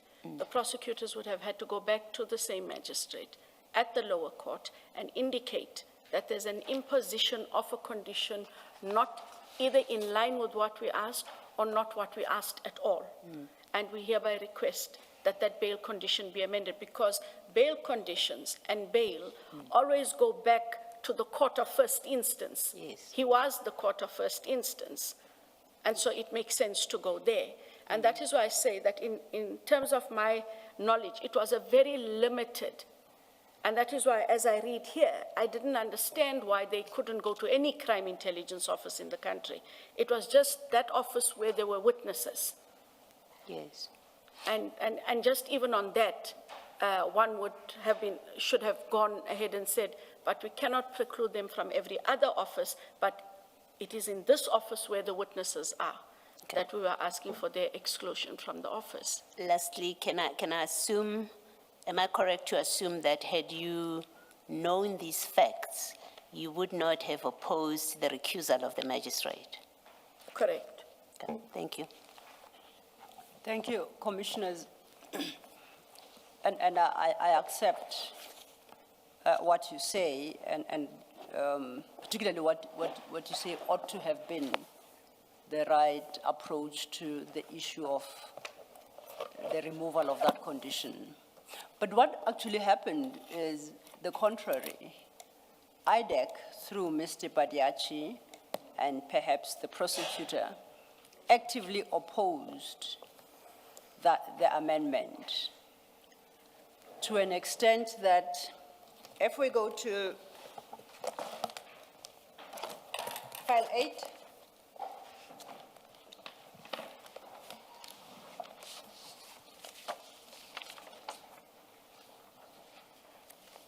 and at file 8, if we go to page 3028,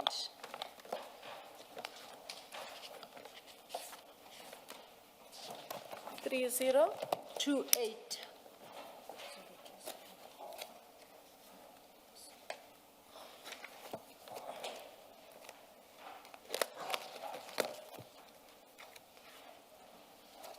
That should be an affidavit of Mr. Brian Badiachi.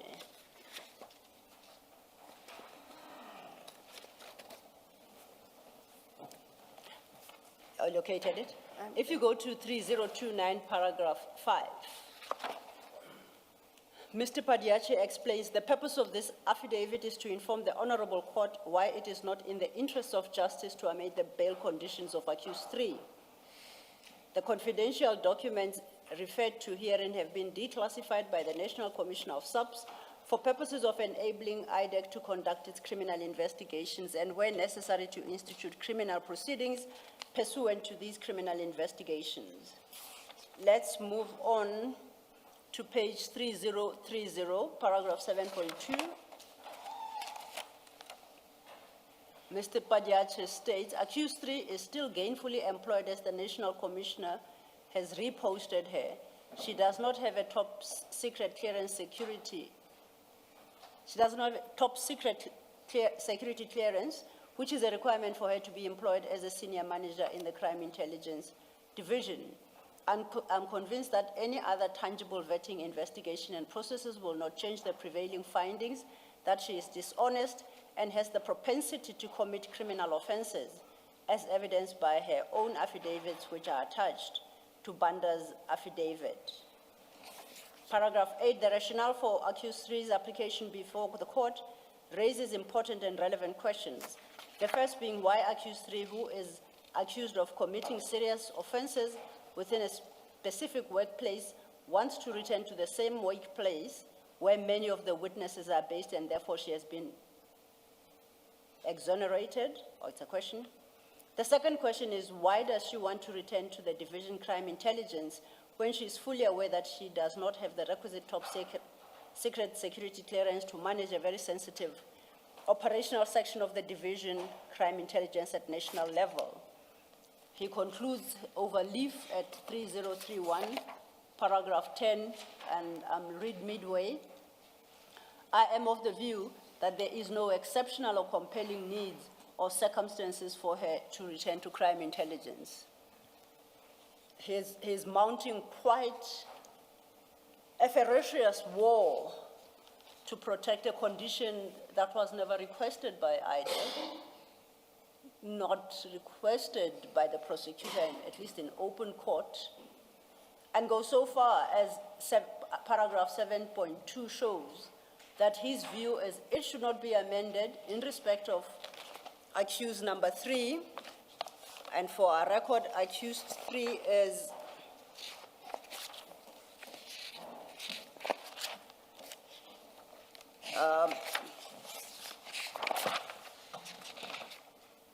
Mr. Josias Ligalakala.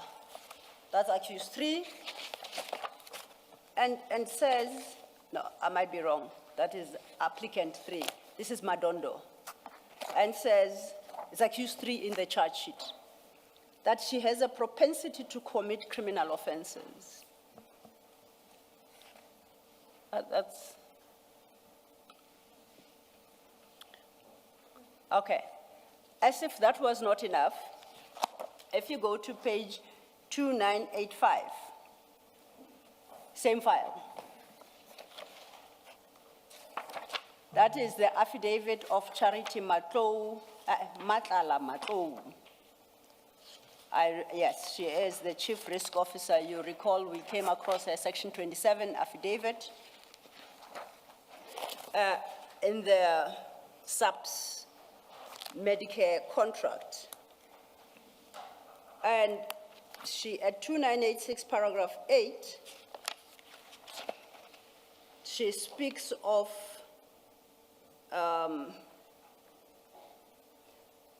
General Madondo's rank as Major General and employed as a member of senior management. She should have a top secret security clearance.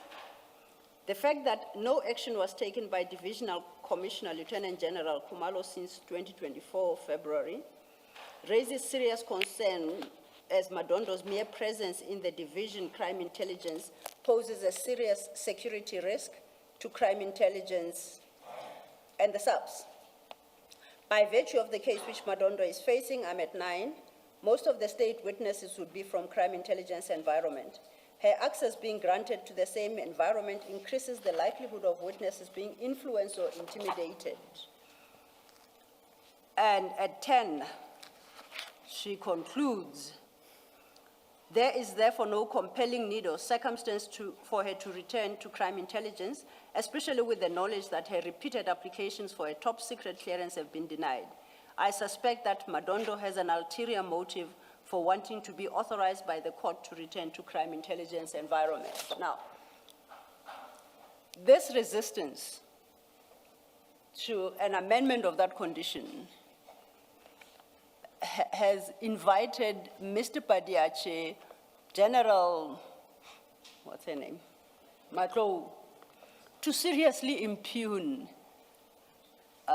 General Madondo's integrity, and by throwing wanton claims against her and accusations. That's the first. Second, these were filed in opposition of an application. This tells me that IDEC put up a formidable fight which would have required both human resources and financial resources. But it also had an impact in that the applicants who were seeking to amend the very condition had to obtain presumably legal services in order to have that condition amended. And all this is happening in circumstances where it ought not to have been there in the first place. I know you've left IDEC. If you learned what you learned today about what Mr. Padiache did, and perhaps others, I don't know, but at least we know his name is there and is quite active. Is there any action you would suggest be taken against Mr. Padiache? If so, what kind of action? I mean, clearly he's gone to SAPS to go solicit an affidavit from General Matlo. I don't know what she has to do with these issues, but he got it. There might be others that he also solicited to go resist that application. Now, is that not abuse, honestly? Is it not?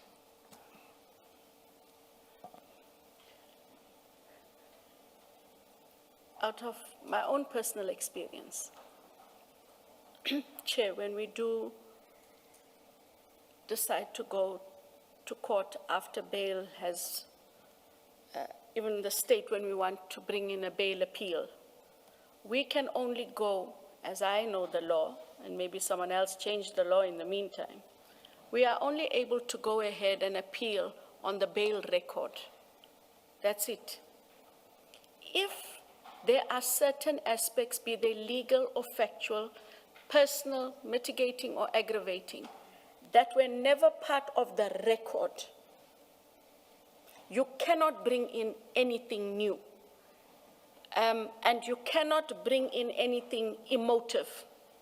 The only thing we are supposed to have told any court, higher than the quota quo, is the quota quo erred for the following reasons, but it must have erred on the reasons as already espoused to in the lower court. These things, I'm assuming, were not said in the bail affidavit in the lower court.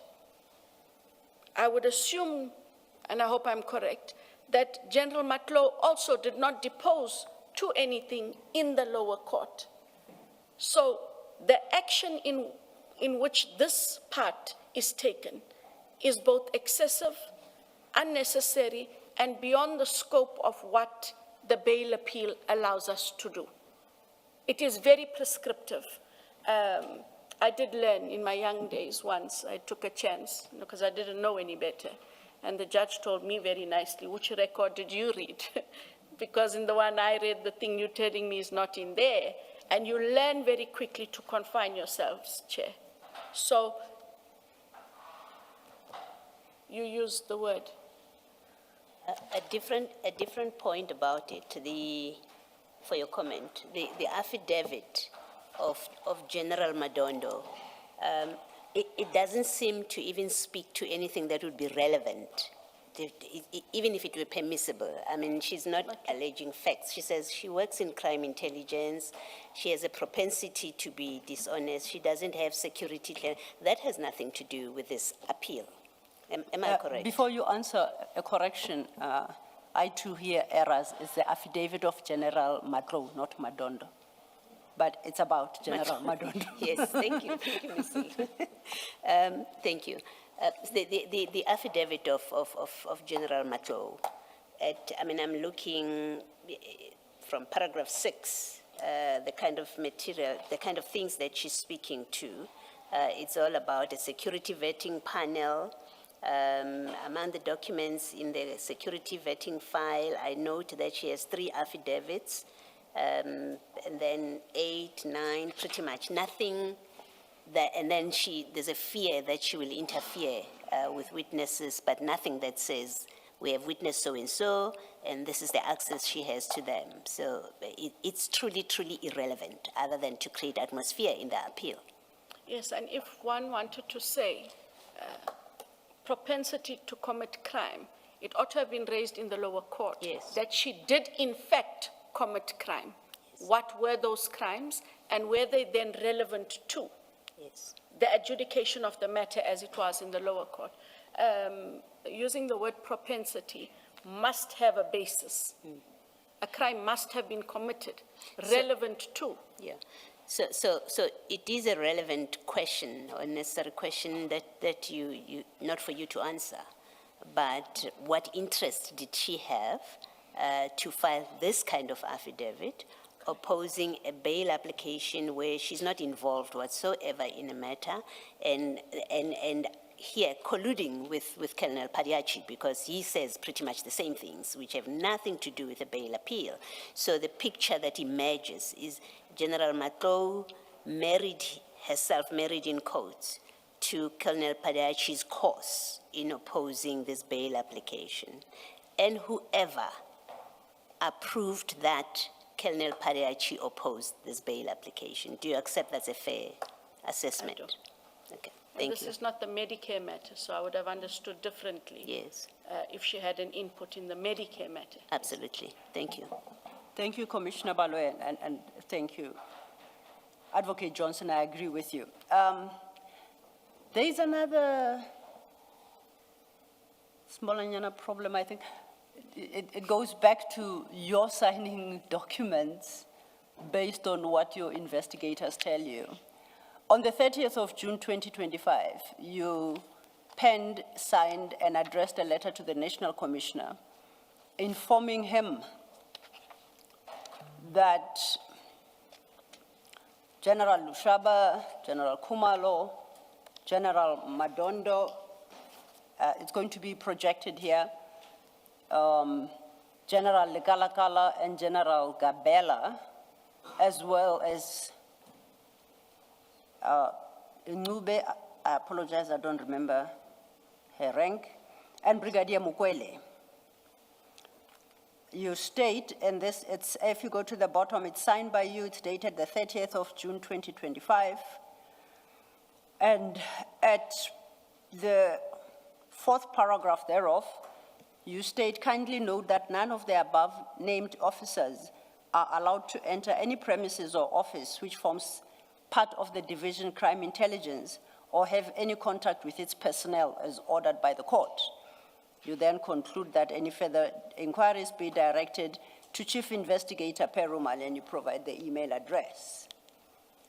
So, I don't know, perhaps inadvertently you are perpetuating this injustice.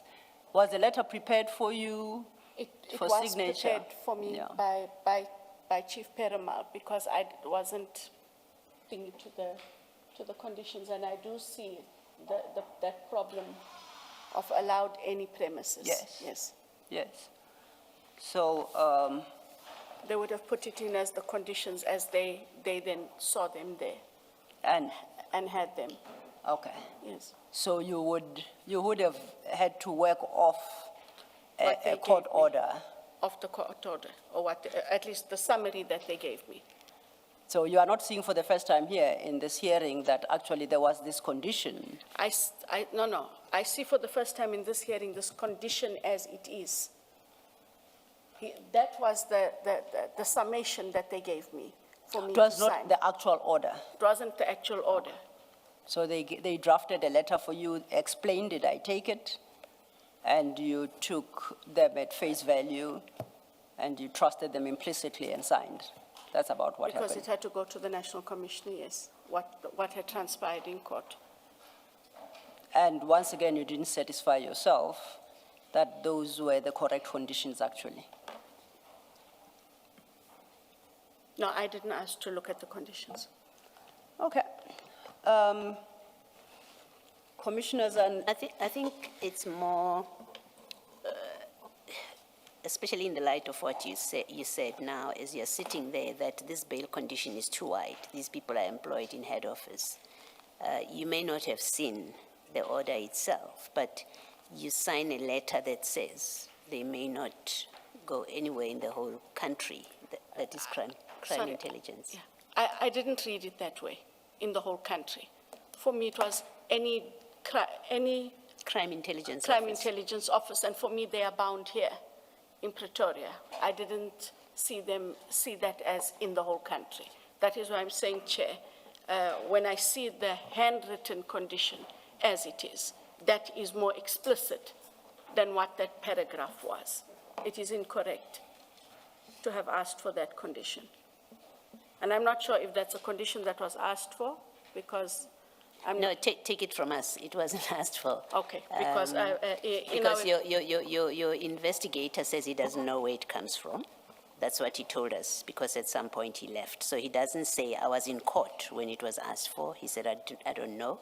And we've referred you to the judgment, where there is this, where the judge sets out the engagement about this condition, and in fact says that was not asked for. So I think it's at least on the evidence of Colonel Padeachi and the judgment itself, the appeal judgment, we can accept that it's established that the condition was not asked for. Thank you. Thank you, Ms. thank you. And if I could just perhaps add to that, you don't have to take our word for it that it was not asked for. The judge in the High Court, that's precisely the basis of his overturning it, because it wasn't asked for, and the judgment states as much. Yeah, it's just I am taken aback that there's a condition that was not asked for. It is not something that I have experienced or Indeed. engaged with other colleagues about. So And then it's not something that you wouldn't expect to happen in any event. not at all. Absolutely. Okay, then I would like to move to the next issue. You have and I think we have dealt with the issue. You have an investigator. Let's start at the ad hoc page, transcript page 626. File 3.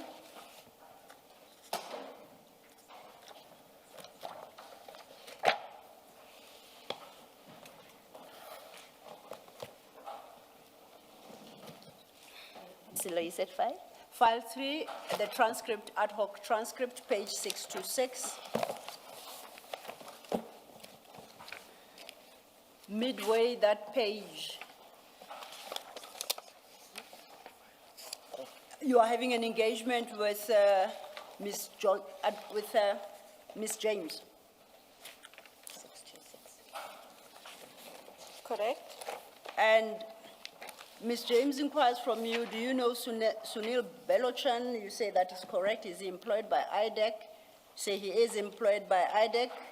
He has not been arrested or convicted on any matter that we are aware of. I take it that that comes perhaps from some previous conversation or engagement with some other member of the ad hoc committee. So possibly it's not the first time that Mr. Belochan is being referred to here.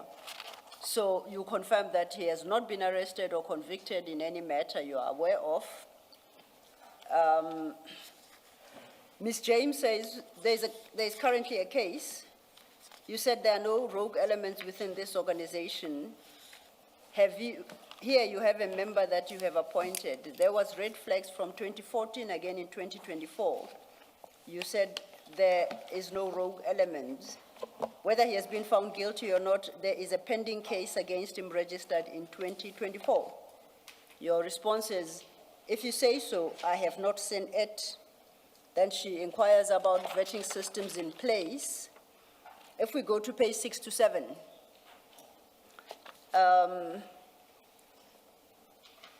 midway, 6 to 7, Ms. James says, can we agree that you have a member employed in IDEC that has 2 cases and the one has not been finalized and IDEC is compromised? Your response is that if there are cases, they will be investigated. Now, if you run ahead in the same file to CJC 376,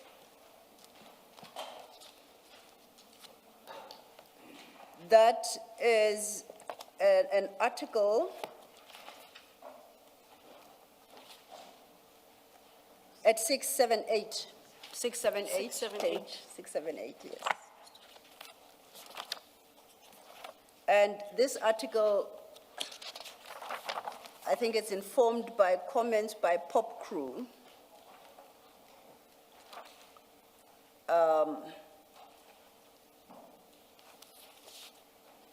First paragraph states that it was a startling revelation that IDEC appointed Sunil Belochan as a senior investigating officer, despite him having a warrant of arrest for alleged fraud. The second paragraph of that page then gives the detail of the docket from which the warrant of arrest comes from. We have a witness who has testified before the commission regarding the existence of this warrant. Okay. Ms. James at ad hoc brought your attention to the fact that there are cases pending against Mr. Belochan. And your parting shot was that the matters will be investigated. That's the one. We have a witness who appeared before the commission about 2 weeks ago, witness N. Witness N, once again, testified on complaints by, and I use the term liberally, the Pakistani community living, is it East London or PA, that which is said, East London, I think. It is alleged that investigator Belochan is extorting monies from and otherwise dealing with them harshly, and it's a very general summary. That's complaint number 2. The third we dealt with in this hearing, which is by Sergeant Ngosi, of Mr. Belochan leading a team of 9 people, investigators and maybe others, from IDEC of the 13th of July, 2026, to meet with him in the absence of his attorney and to solicit, again, it's my own summary, testimony from him that would implicate Generals Kumalo and Masemola. So these are 3 independent, these are 3 separate complaints. At least as regards the first, you undertook in November 2025 to the ad hoc committee that you will investigate. My question is, did you ever investigate that matter in particular? My second is, upon hearing the testimony of witness N as regards the alleged misconduct of investigator Belochan, I think and upon receipt of the exhibit file, because, I say receipt, because we ventilated the issue of Sergeant Ngosi yesterday, and by then you had retired. But you received the exhibit file, and that complaint was in the exhibit file while you were still ID. Did you investigate any of these matters to determine whether or not investigator Belochan action should be taken against him? And I won't say of what kind. And if you did, what did your investigations yield? Thanks. Thank you. Chair, if you'll just give me a moment, there's a document I just quickly want to look for in my bag, if that's fine.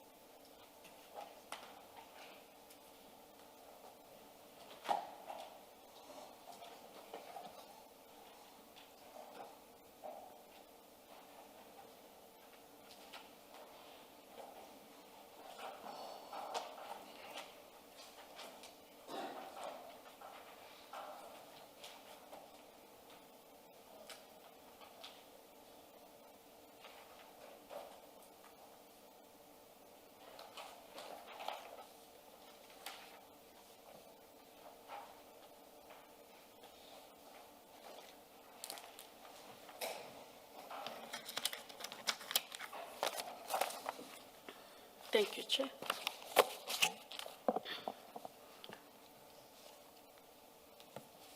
On the first matter that was raised, and we call it the Pretoria North, Yes, is it Pretoria North or Pretoria West? Pretoria North, North, I think. I think. On the Pretoria North matter. Sorry, you're quite right. It's Pretoria West, case number 97/05/2021. West, Pretoria West, Correct. yes. When we had returned, we had asked for everyone to give us feedback, including Mr. Belochin, because we need to follow up on what had arisen at the ad hoc. Yes. Mr. Belochin had gone ahead and on his own, through the local criminal record center, put through the fingerprints to see if there were any matters outstanding, because that is where we find outstanding warrants or outstanding matters on the LCRC. He gave a report back that there were no matters that were outstanding on the LCRC.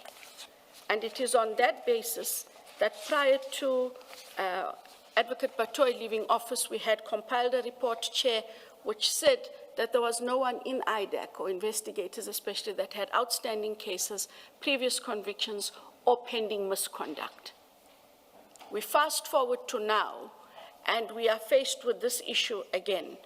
And I was faced with it about 2 Sundays ago in preparation for the commission, because I see then in the bundle of documents that are sent to me is a J50. And in our legal language, it's alive. It dies only if it has 2 lines across, where the magistrate would have to say cancelled and sign. And it must invariably go to the magistrate who would have authorized it. I immediately called Mr. Belochin and I said to him, okay, what am I doing at the commission with a live warrant? Why is there a live warrant? If I may, I do apologize. Commissioners, that would be in Exhibit File 1, page 136. Yes, sorry.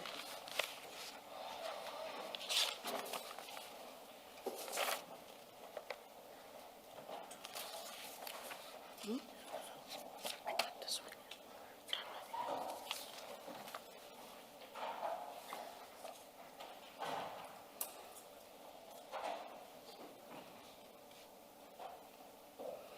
And maybe before we go there, sorry, this was the document I looked for, Commissioner.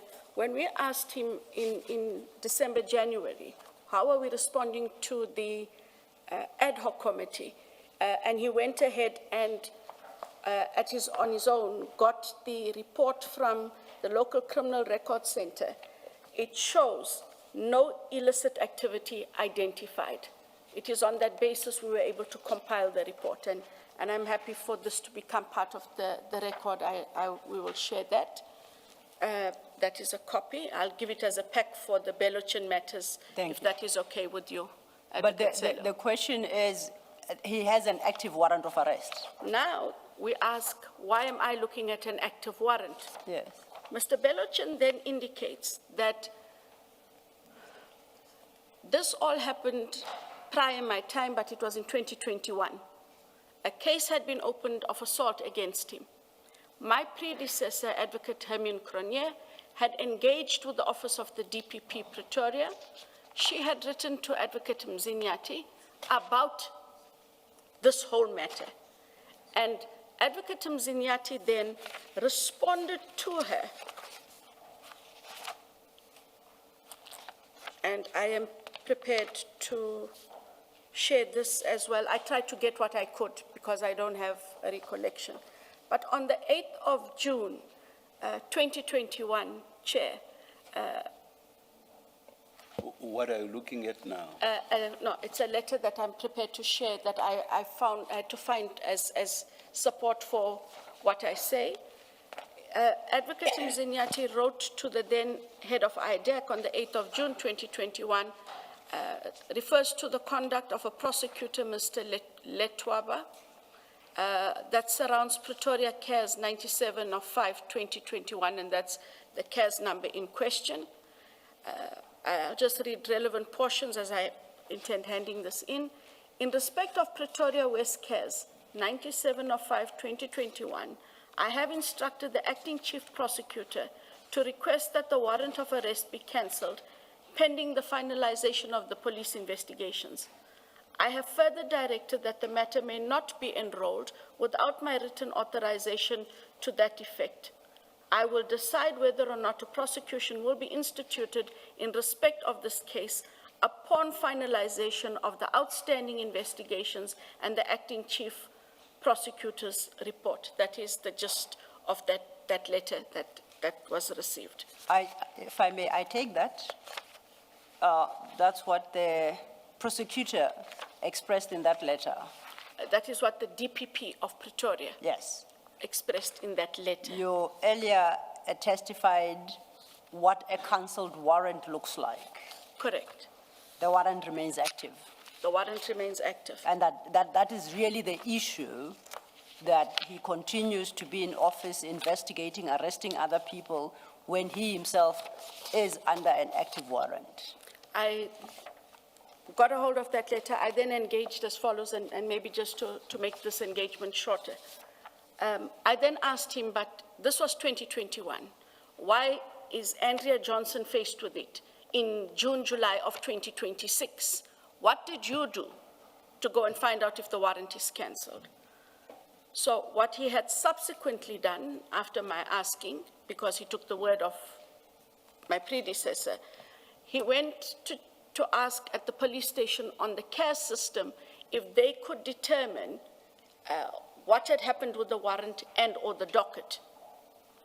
According to him, the docket is closed, marked undetected, and this docket would have been closed in October of 2024. October of 2024 or October of 2023, but it was in that time that the docket was closed. I said to him, but that still doesn't help me. The warrant is active. Now, the reason it's not found, Chair, on the local criminal record center document is it is only found there if an investigator circulates his warrant, and that is when it is seen. I have no explanation for why the warrant was not circulated, nor do I have any explanation for why, despite there being an instruction that he cancel the warrant, finalize the investigation, take it back for decision, warrant is not cancelled, docket is closed, and docket is filed. This is a police warrant, and the police will do with this warrant what they do with warrants that are not cancelled. Okay. It's not my decision to make. It most certainly isn't. I think your decision was confronted with what you are confronted. One of your investigators has got an active warrant. He, in the course of his duties, is arresting other people. That is a problem for you as the head of IDEC. The warrant is for the police to deal with, to execute. But the question was, what do you do with that? Can he morally be permitted to be arresting other suspects out there when he himself is under an active warrant of arrest? I think. No. Yeah. This matter, the police must act as they want to act. And what does IDEC do in the IDEC interim? this has to go to the judge, the IDEC judge, because this becomes one of those issues. Should it be a consideration to strip him, at least temporarily, of his arrest powers while he sorts out his own warrant? Just a thought, I'm not imposing it, I I'm don't asking. want to say anything lest the IDEC judge think I'm trying to be prescriptive in his independent duties. It would be wrong. You I'm can't sure- be, you're no longer a member of IDEC. You're just No, like me.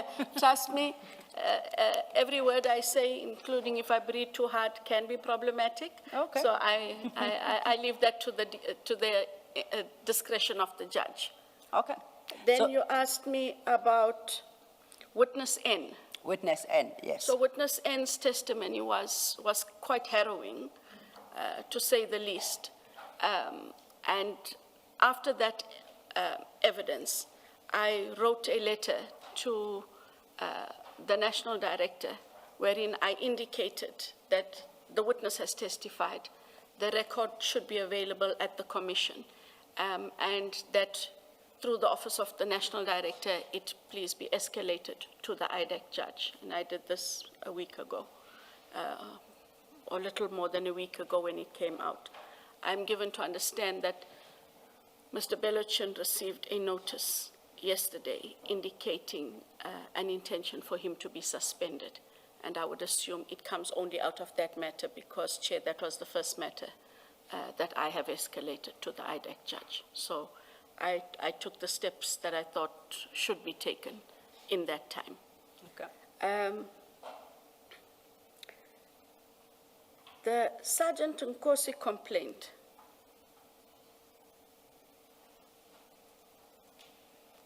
we dealt with it yesterday. Yes, we dealt with it yesterday. It's about the 13th, the events of the 13th of July. It's what, 2 weeks ago? Yes. But like I say, you were not hearing of it for the first time yesterday because I had shared that particular part of the document, yes. exhibit file with you while you were still ID, yes. Yes. I didn't do anything with it yet because I was coming here to the commission. But I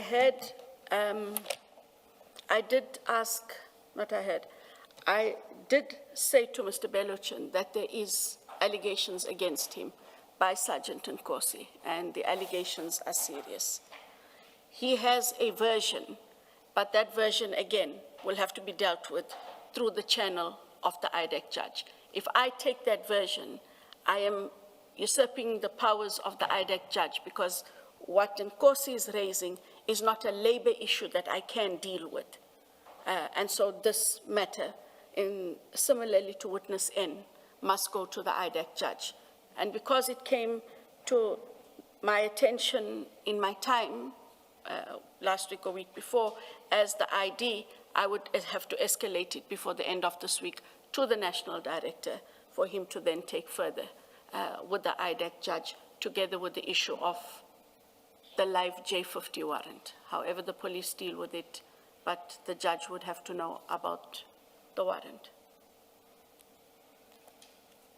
Okay.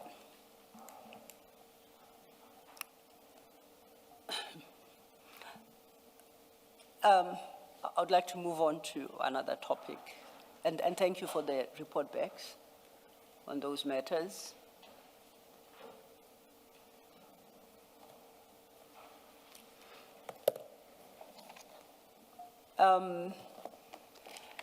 In the course of consultation with the evidence leaders, we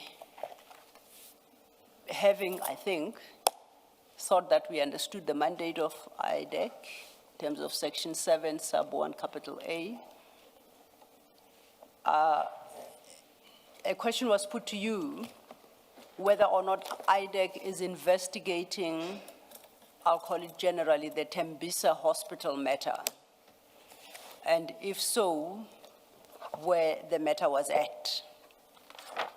You had a response for the evidence leaders, and by extension, you have a response to that question for the commissioners. You provided a document which speaks to those matters, and you will address momentarily, but you highlighted the sensitive nature of that document and its contents, and requested that it not be made publicly available because it provides detail as to progress of investigations. That's a single page that now was circulated just after lunch amongst the commissioners. You've been provided with a copy, so we won't necessarily read from it to protect its contents, but you may address yourself to the position of the Tembisa Hospital investigation, who's responsible for it, and whatever report back you can give as regards its status. Commissioners, I just also wanted to add the confidentiality, if I can use that. It's not just based on the state of the investigations. We report to FATF. All FATF documents have an embargo unless FATF allows us to release documents. This document is shared with me because I'm part of the law enforcement team that writes up reports. I write for IDEC, the DPCI writes up their case studies. So this is a case study write-up for FATF, and that's predominantly the reason why we do not put it out in the public. It is part of our confidentiality agreement with them. However, Maybe for the record, if you would say what is FATF, as Sorry, in the full name, yes. and then spell So, out the short. Thank you. The Financial Action Task Force, which grey-listed South Africa in January 2023, has had us on a watch list. And part of what we do is we identify matters that we will be presenting to them, and we meet as law enforcement every month to update ourselves jointly. SARS, where are you on this? SIU, IDEC, the different units in the NPA, DPCI, as well as detectives. And this is where we all sit and are able to glean knowledge of the work of one another. There has been a lot of questions in the media and in the public space about why IDEC is not doing anything, about the Tembisa hospital matter. More pertinently, questions in the recent past, commissioners have been raised about, so why does IDEC act on Matlala but not on Maumela? And I saw it fit to raise this with the evidence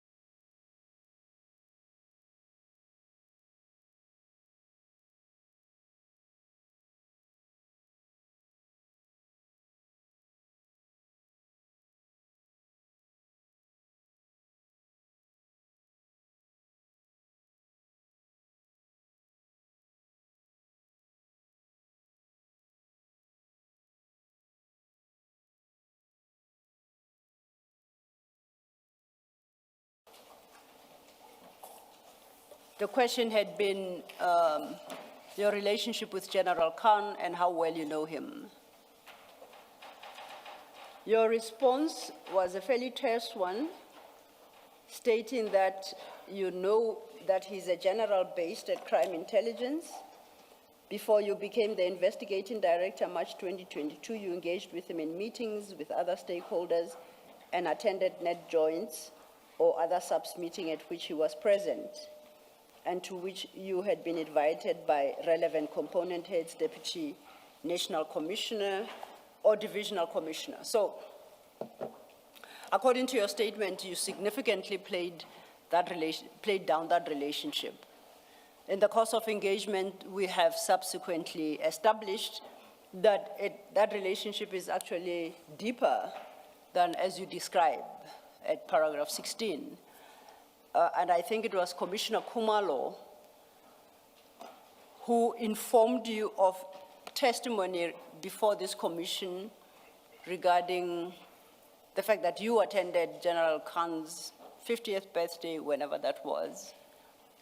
And I think that shed some light on this relationship, that besides a professional relationship, you have this personal one. As you are well aware, you may very well have heard, the commission is in possession of General Khan's charts, downloads. And for that purpose, I would like to refer you to, I think it's file 9, annexure CJC 388.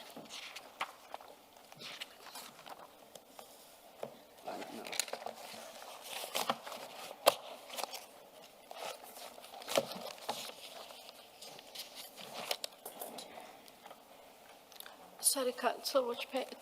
File 9? File 9.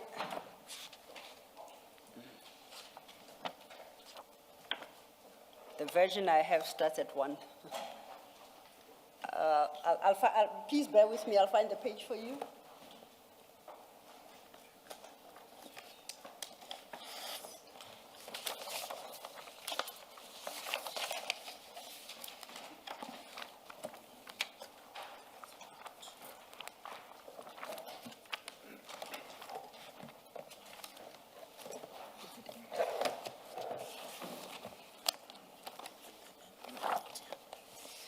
I think it's in file 8. File 83194.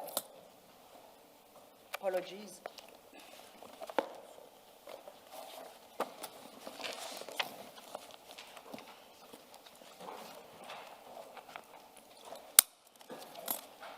Three one 3194, Commissioner.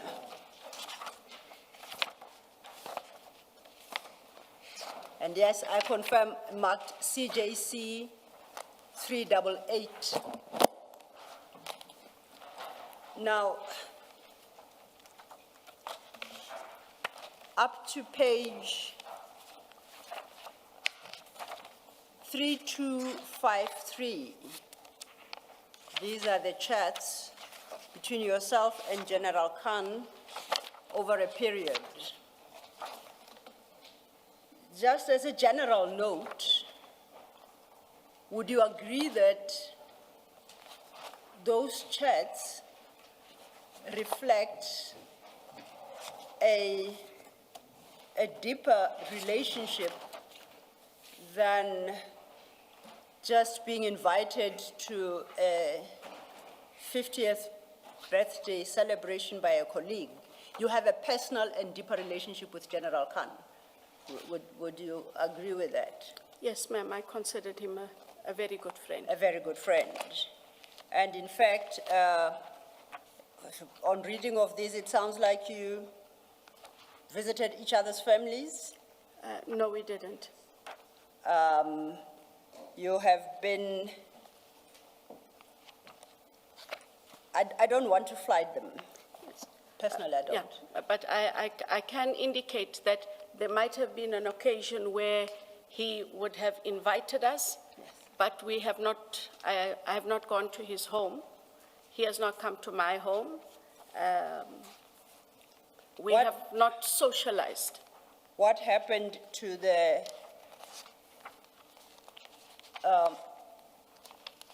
you and General Khan had agreed that you, your family, together with your parrot, will visit General Khan, and you agreed what his family would cook for you for that day. Yes, So what, did that not come to pass? it didn't come to pass. But it's the kind of relationship where you have. Where we would talk, yes. I have met him for lunch once or twice, but not at his home, not at my home. And the first time that I attended a social gathering, Chair, was at the 50th birthday, and both my husband and I had been invited, and we attended the birthday. But I have never been to his home, and nor he to my home. I think, I don't want to flight these, they don't take my point. Can I suggest a way? Can you read it to me? Can you just look at 3245? 3-2? 3245. It might jog your memory. 3245, right at the bottom of the page. If you like, you can go to the next page. And as you answer the question.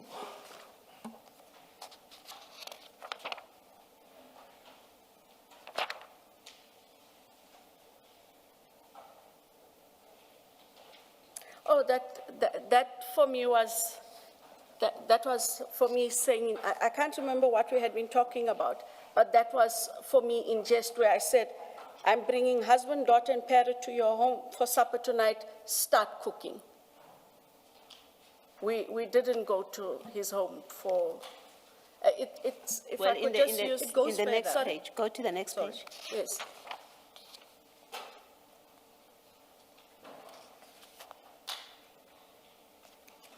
Yeah, he asked us what would we have liked to eat. I indicated what we like to eat.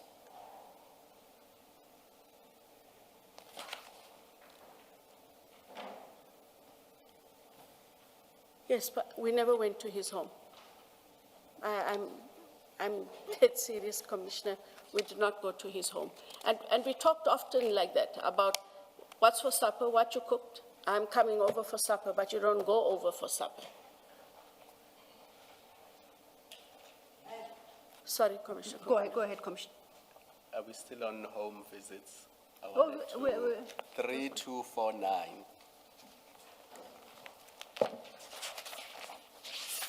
Chat 7, and it continues all the way to 3251. Mr.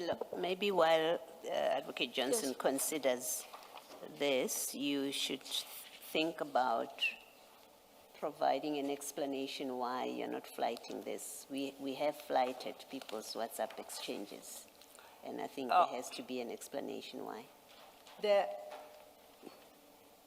are a number of messages where they are communicating about minor children.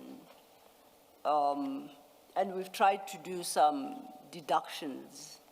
In some places, we end up with quite a lot of blacked out parts. And the purpose of my referring to the charts is to establish a very, very close relationship with, between General Khan and myself. Advocate Johnson. And if Advocate Johnson were to confirm to you that theirs is a very close relationship to a point that they greet each other by stating, saying words like, "Hi, gorgeous," then it makes my point without necessarily having to use the chats. So the chats are not going to give me any relevant evidence for anything except to establish this very close relationship, contrary to what she had stated originally in her statement. Thank you. So Advocate Johnson, if you just look at chat 5, 6, 7 on 3249, and then it continues to 32. That is a sign of people who have a close personal relationship. And you can see there that it's not an IDEC investigation. It's really two people who are friends, and this relates to a favor to him. It has nothing to do with IDEC's work. If you just look at 3249, I will just read, for example, where he wants to know who's plotting against him, and you are to assist him. And he suspects that it is the Hawks that are plotting against him, and the two of you decide to meet, and you arrange for him not to sign in the normal course, but to come in via the VIP, entrance and come directly to your office without going via reception. I mean, that's a summary of it. I don't want to go into. Yes. That's what it shows, at least to me. And if I'm wrong, you can say No, you're reading it incorrectly.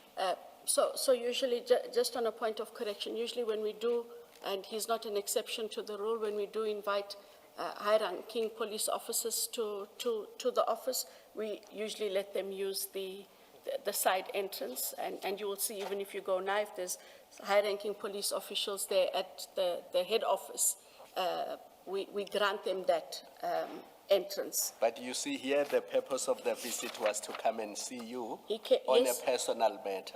And he did. Yeah. And it was a personal matter, and the Advocate matter- Johnson, if I may, with your leave, if I may, I have argued against projecting these messages because they have a lot of personal material involving, children.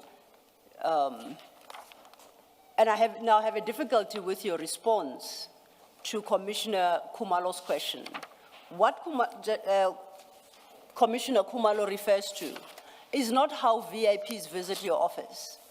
He wasn't coming in his capacity as a VIP. He was coming in his personal capacity, requesting a favor from you regarding suspicions that he's being investigated by the Hawks and the like. And from that conversation, one picks up that the two of you are planning at some clandestine meeting. You end up, because of diary issues, you end up inviting him to your office. And then to avoid a record of the visit, you suggest he use that entrance. I beg of you, please don't make me do it. No, I'm not disputing that he used the entrance. I'm telling you, ordinarily it was done. Here, he did come to visit me. And unfortunately, when he did come to visit, it turned out it wasn't anything to do with the Hawks, but he had an issue about somebody plotting against him. It did turn out that it wasn't the Hawks. I want to make that clear. But it was... The point is, this is not a VIP visiting IDEC offices. No, this was my friend. This is a personal visit by a friend, and when you say to him, come via VIP entrance and don't sign in, you're not doing that for a VIP coming in his official capacity. You're doing it for your friend who's coming there to discuss personal issues. I accept that, Chair. And that is the whole point, to demonstrate that you have a very close relationship and the lengths you'll go to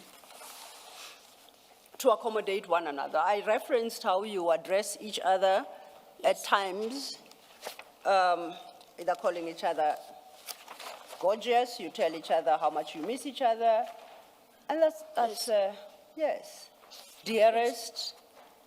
Okay, now have we established the relationship? It's a very deep and personal one.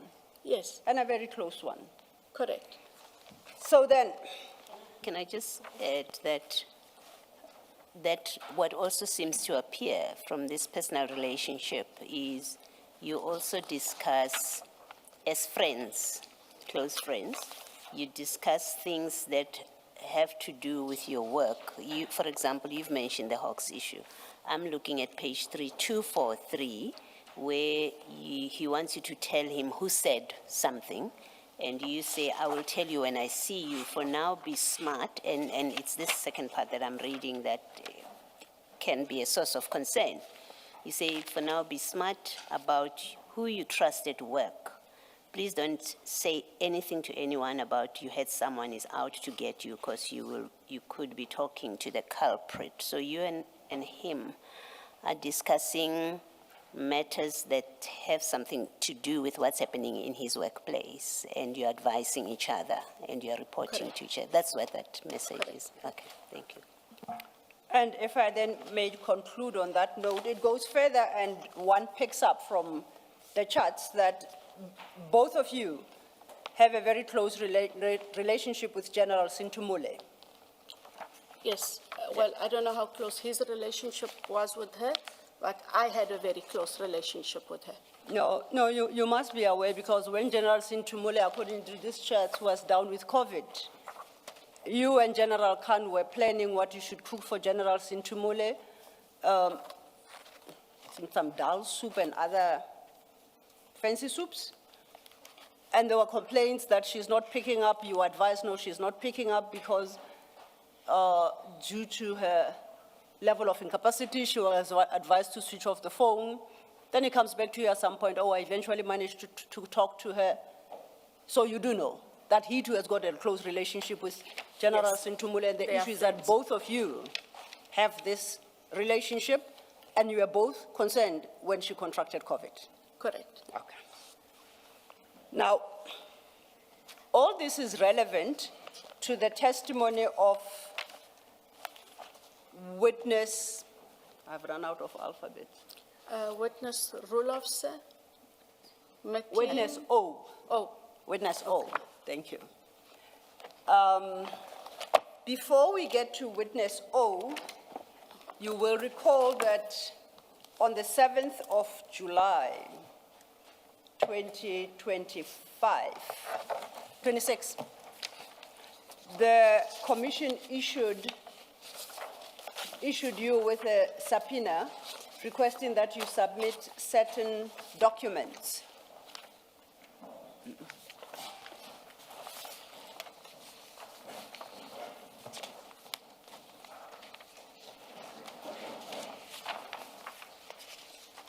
And that subpoena is dated the 7th of July, 2026. I think you've been provided with a copy.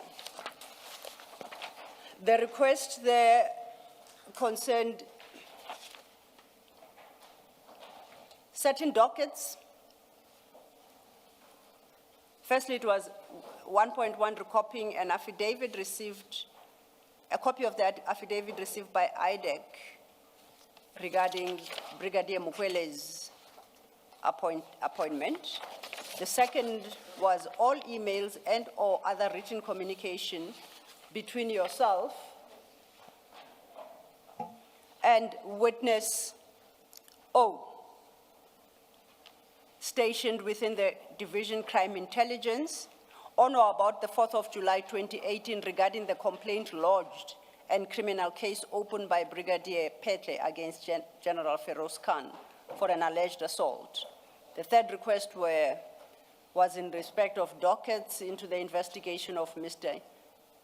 Inabath Kistia. I apologize if I mispronounced. Ibanat Kistia. Yes, ma'am? Ibanat Kistia. Ibanat Kistia, thank you. And the last was dockets in respect of investigations into General Masemola's and General Mkwanazi's alleged receipt of the Louis Vuitton bags from a sub-supplier. So those were the documents requested of you.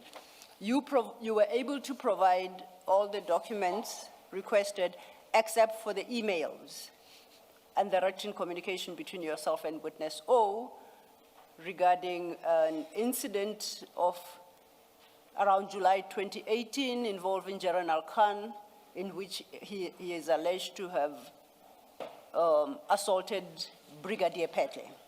That is correct. Your response, your explanation for failure to provide that information was that this goes back to 2018 or 8 years ago, 7, 8 years ago, and that your emails do not go that far. My And Gmail. Your Gmail doesn't go that far, and therefore you are unable to retrieve any record of communication between yourself and witness O. I then informed you that witness O has made available certain documents and emails, and I gave you her complete bundle regarding this matter, which is what she testified to, and I asked you to consider whether, upon consideration of these documents, is there anything you dispute, that you take issue with, that although you don't have your own, you do not recall being correct and accurate. And you led me to understand that you have no basis to challenge the accuracy of the documents provided by witness O. Am I reflecting your position correctly? Correct, because I didn't have my own emails, and I didn't have a recollection. I can't dispute what she had. What you recalled was the act itself that witness O testified to, and that was the act of your sharing the docket in respect of Brigadier Petle's complaint with General Khan. You recall? You admitted at least having that recollection. I had a recollection, as I explained in our consultation, that I had shared documents with her. It is when you showed it to me that I realized what it was that was shared. I just wanted to correct. I didn't dispute what was shared. Yes. I could not recollect what was shared, and because of her record, I was able to look at it and confirm.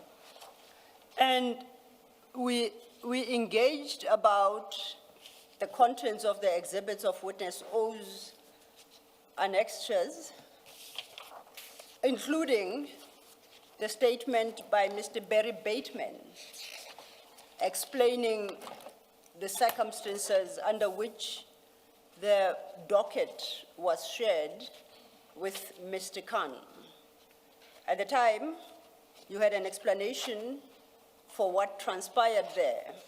So, and I point that out to state that the fact that you have an explanation as to what transpired based on documents you did not give means that they triggered your memory. Upon considering and reading the papers, your memory was triggered and you remembered what transpired. Am I correct thus far? Correct. And lastly, you indicated that you cannot shed any further light because of a non-personal relationship you have with General Khan. And you expressed your relationship, at least to me, during consultation in the same terms that you have in your statement. But we know that's not correct. We've established that this is a very, very close and personal relationship. So I say, you must know why and under what circumstances you shared that docket with General Khan. It cannot be, I don't remember because I don't have such a close relationship with him. We've established that cannot be a basis. You've had these documents for 2 weeks now. I'm sure you have read and reread them and are able to assist. Chair, it is, sorry, if you'll just let me.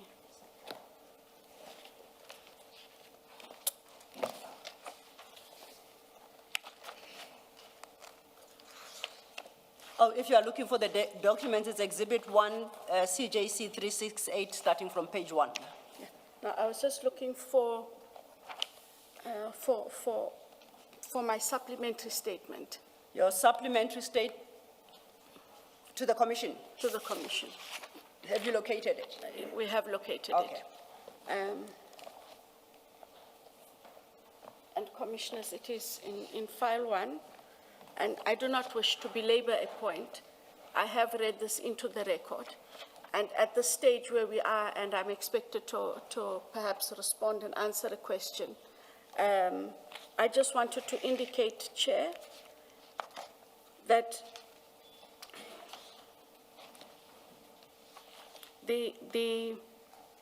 and it would be on, there's a red number 2 on the page, and it would be the supplementary dated the 20th day of July, Chair and Commissioners.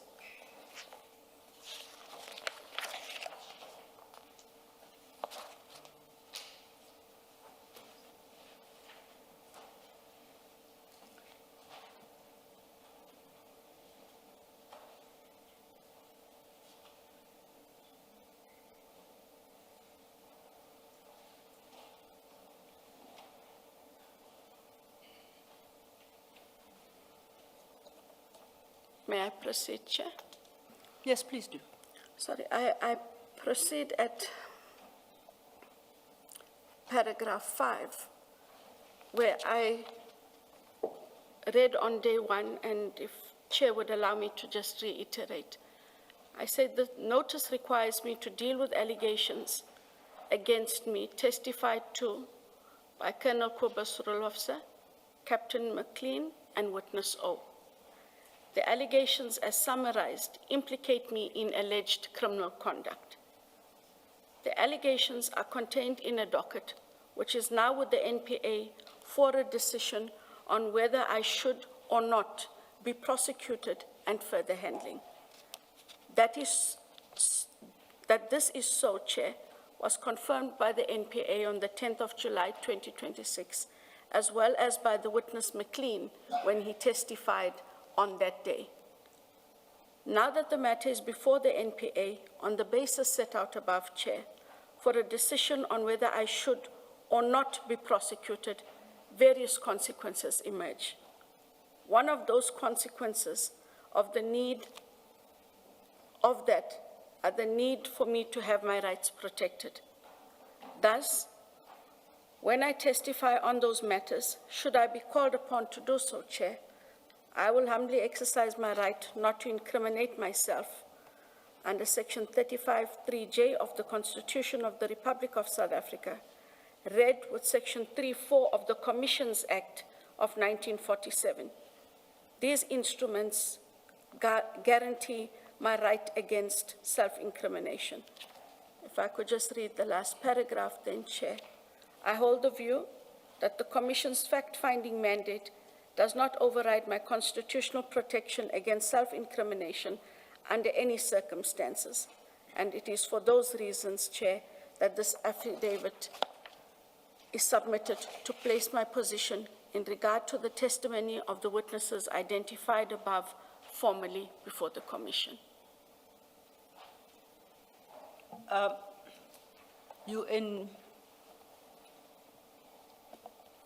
Two things. You say you were informed that the matter is before the DPP to decide whether or not to prosecute. Is that correct? That is correct. Or to proffer charges against you. So that decision is not in yet. It's not there. Correct? There is no decision to prosecute right now. There is a docket that has been sent for prosecution with its evidence, meaning that a decision must now be made, Chair, on whether or not I should be prosecuted. And I maintain there is no decision to prosecute.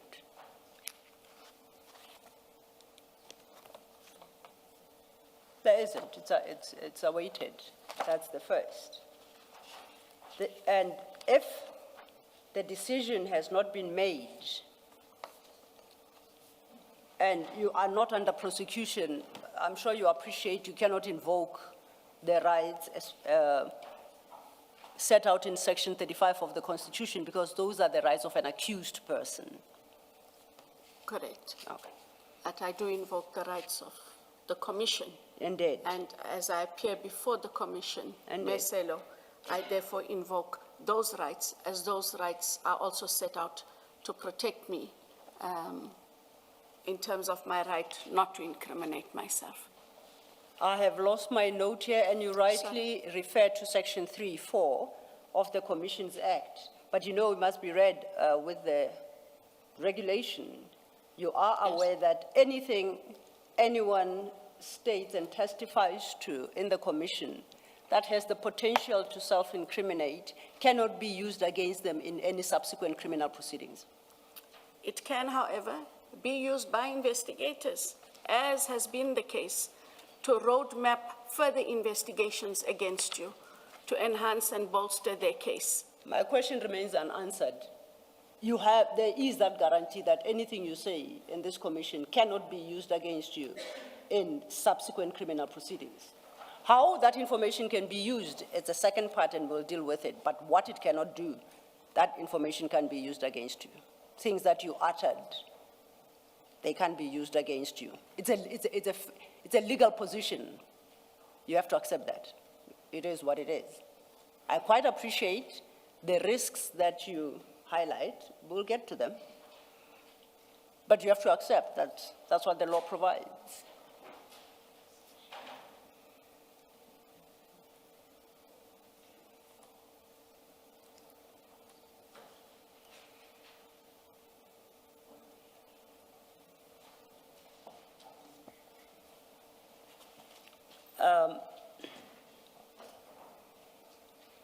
Advocate?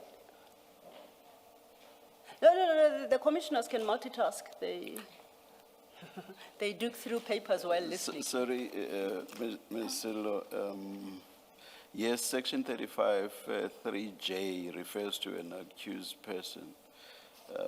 But does the issue of accused person apply to section 3, subsection 4 of the Commissions Act with regard to the privilege against self-incrimination? No, I distinguish between the two. Yes, yes. Here in her affidavit, she's raised both. Yes, Section 35 of the Constitution, and I say that doesn't apply in this case because she's not an accused. Okay. So she can only resort to 3(4) of the Commissions Act. And then you raise the issue that such evidence Exactly. cannot be. But what about the point of derivative evidence? And I think this is... Which would be maybe quite prejudicial under certain circumstances, depending on what has been derived, even if they don't use what a witness may themselves have said. But Which is the second point she raised, and I said I distinguish between her acknowledging that there are those provisions in the law. She mentions precisely the issue that it may provide a roadmap for future investigations, precisely to ensure a successful criminal prosecution. So I say that is the second leg. So the chair is slightly ahead of us. We were still recognizing that what she says by law ought not to be used against her.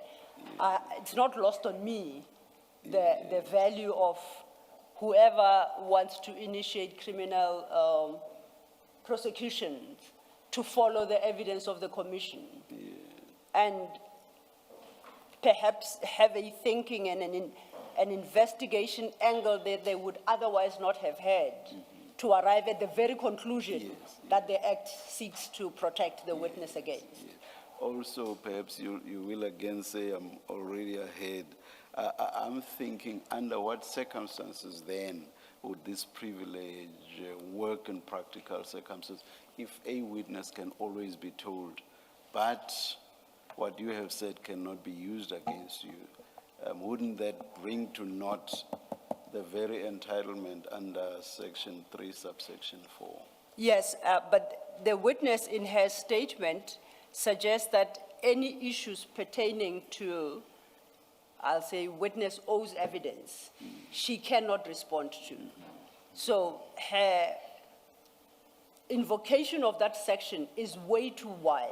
Yes. I think she's entitled to say, I cannot answer maybe for fear of self-incrimination, but she may do so only in response to a specific question. Her affidavit suggests Don't ask me anything. Yeah. No, yeah, So no, no, that, no. that is the practicality of Yes, it yes, as I see yes. it, Chair. That I get, which is why we engaged in the rather schizophrenic approach, which I think was forced on us by circumstances with Mr. Mukhodzi. It was question by question, and he raised his entitlement not to incriminate himself. And But that's we- exactly we what still- I we seek. We still went through the process, and I felt like dying. But that was that. I shall not be the cause of your death, Chair, I promise. No, no, I'm trying no, to. no, no. I understand. I I've just understand. made the point that I understood why we had to do it. Yes. So which automatically means that even in this instance, I understand why it should be done. Yeah. In fact, I think we are about all running on empty now. It's an approach I would prefer not to have to engage in. It is laborious, and at the end of the day, it achieves, I think, for purposes of the commission, very In little, this- if anything. In this case, actually, I agree with the point you've just made. Yes. In this case, Advocate Johnson, witnesses have given what, on the face of it, appears to be very strong evidence that you did share the docket with General Khan. Very strong evidence. What could have countered that would have been testimony from you, which, as we now see, you are not willing to do. Without contradiction, that very strong evidence may lead to a conclusion by us that those witnesses were telling the truth. I understand. I hope you understand that this has nothing to do with the unacceptable drawing of inferences from your failure to testify. That's not what I'm talking about. What I'm saying is the evidence on its own is so strong that if not countered, it may easily lead us to the conclusion that you did share the docket with General Khan. I understand. Yeah. So, which perhaps may obviate Absolutely. the need for us to go through this laborious and painful exercise. Indeed, Chair. It's too horrific to contemplate. I too wouldn't want to go through it.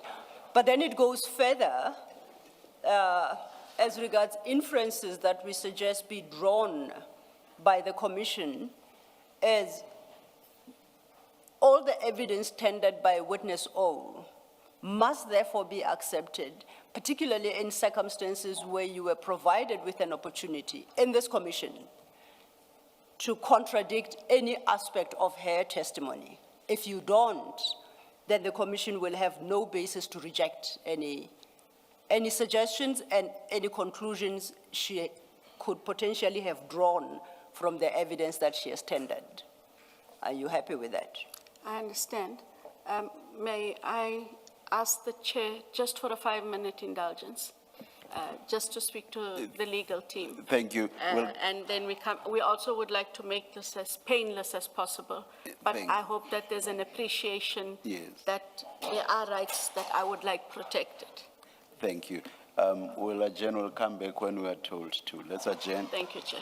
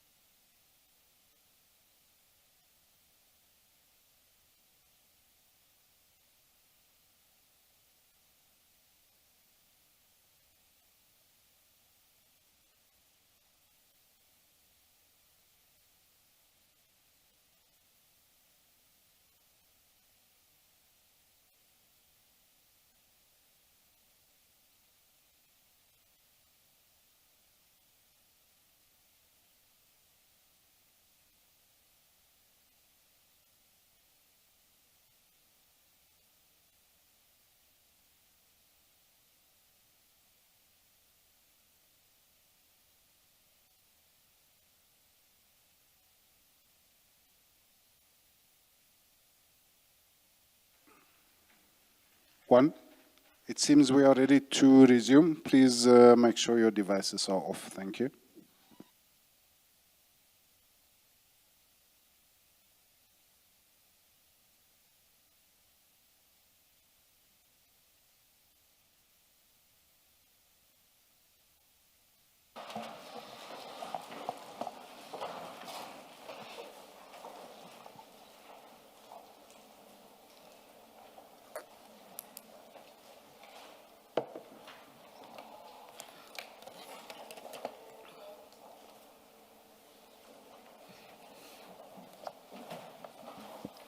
Yes, Mr. Thank you, Chair, and thank you for granting Advocate Johnson an opportunity to confer with her legal counsel.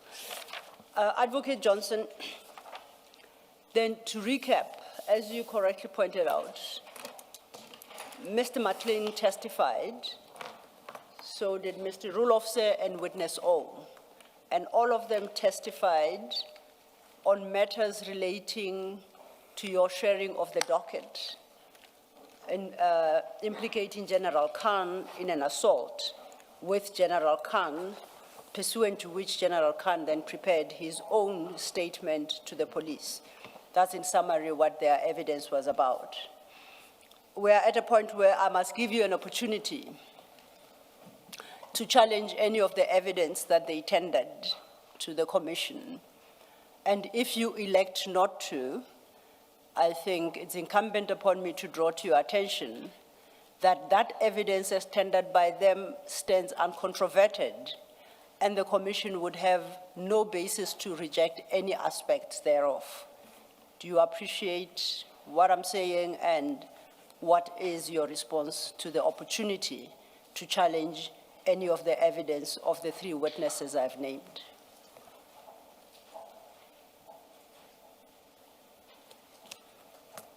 Thank you, Chair.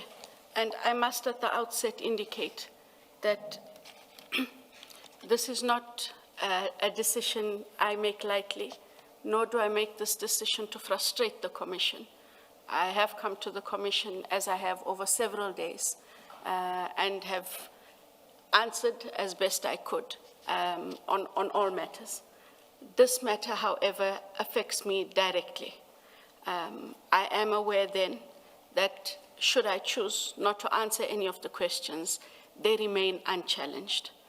I elect not to answer questions so as not to incriminate myself. Sorry, and that will be in relation to all aspects of each individual witness's testimony. That is correct, Chair.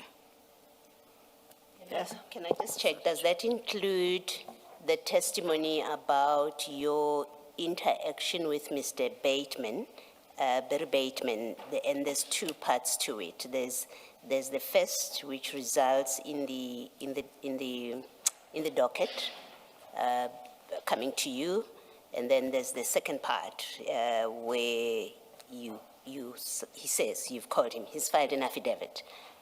He spoke to you. I mean, rather, you spoke to him after all of this had come out, when you became aware of the investigation. Is that part of what you say? You accept that, firstly, you take a view, you're not going to speak to it, but you accept that it will stand as testified to by the other witnesses. That is correct, Chair. You accept that, okay. And one last question about that for me. At the time, and this doesn't raise a self-incrimination kind of answer. At the time that you are communicating with Mr. Bateman, was he a journalist? I think he's moved on now he will forgive me if he's not at AfriForum, not that there's anything wrong with that, but I think that's where he is now, yes. But at the time of your communication with him, he was a journalist at the time. That is correct, Chair. All right, thank you. There's the part where you spoke whilst Commissioner Baloyi was speaking. I just want to place it on record. You said Mr. Bateman is with AfriForum. Currently, right? yes. Right now. Thank you. Thank you, Chair. Chair and Commissioners, I guess that takes care of that issue and matters arising from the testimonies of Mr. Matlin, Mr. Rulofse, and witness O. And based on the position that Advocate Johnson has assumed, notwithstanding a formal invitation to her before the commission to persuade the commissioners otherwise as to the correctness of that evidence, then there's no point in going through the evidence because I think she's given a total answer to those. And I guess the cards shall lie where they fall. I don't need to take that topic further. That means should we take it, you will then make submissions to us that the evidence of those witnesses should be accepted as true. I make the submission now and point out to the commissioners that that evidence stands wholly uncontroverted. The singular witness who could have challenged that evidence has elected not to. The reasons thereof become irrelevant. What is relevant is the weight of that evidence before the commissioners. And I argue that it has to be accepted because there is no other basis, in fact or in law, to question the accuracy and correctness of that evidence. Thank you, Mr. Thank you, Commissioner. We'll see what to do with it when we prepare our next report. That's your last issue. No, that is that's my last word on that topic. I just have one small question. And this It won't one, be small. minute. This one, I have to go into the chats and flight it because unlike the position I previously assumed, it really doesn't, it's not necessary to, well, it does speak to the relationship, close relationship you have, but my interest in it is slightly different and it's off your testimony. But I think it needs to go on record. It's a matter that will become relevant to the commission going forward. And for that purpose, I would like to refer you to page 3222 of file 8.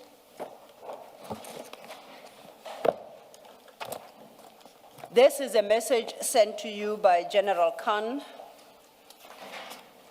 on 7/9/2021.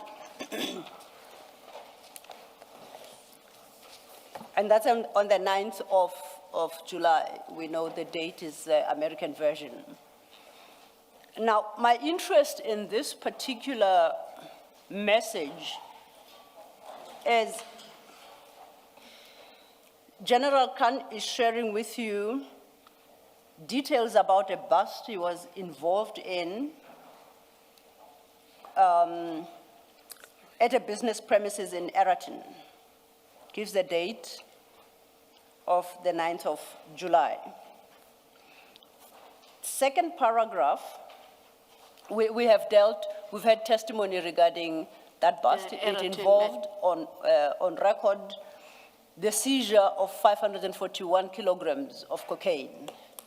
You might have heard about it, or perhaps not, but what I state to you is factually correct. I'm interested in what General Khan says to you at midway the second paragraph.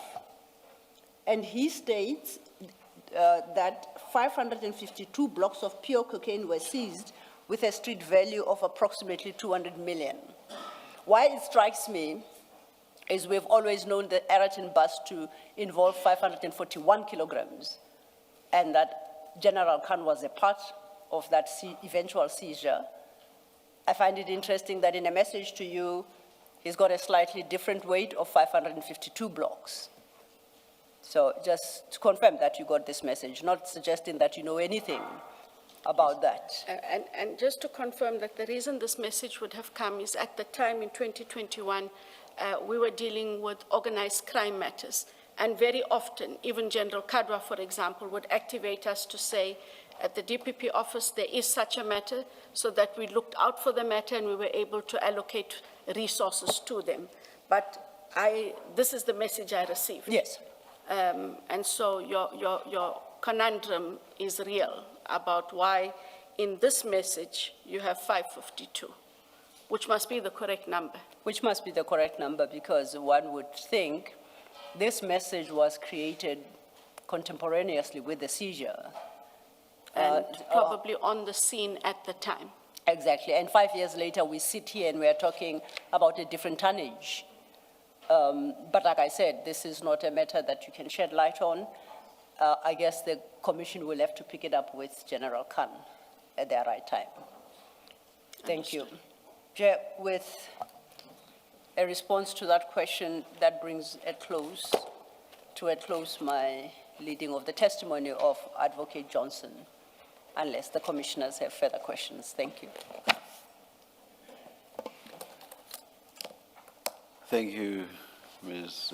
Sillo, so much for promising us that we would be done by tea.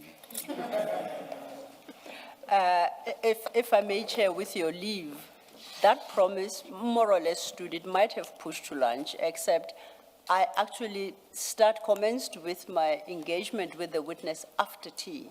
The first part of the day having been taken over by the commissioners. Thank you, Ms. Sillo. Advocate Johnson, thank you very, very much for staying with us for as long as you did. Most appreciated. Thank you, sir. It was my duty. Yes. I'm no longer the head of IDEC. Yes. But what I would like to ask is, given that we are 2 years old, I think sometimes people lose sight of certain things.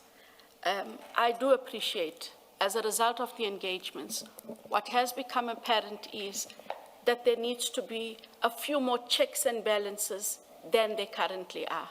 And I am hoping, Chair and Commissioners, that that would be at least a part of those recommendations, so that we are able to take them on board, or IDEC and the NPA can take them on board. We have a duty to the country. And so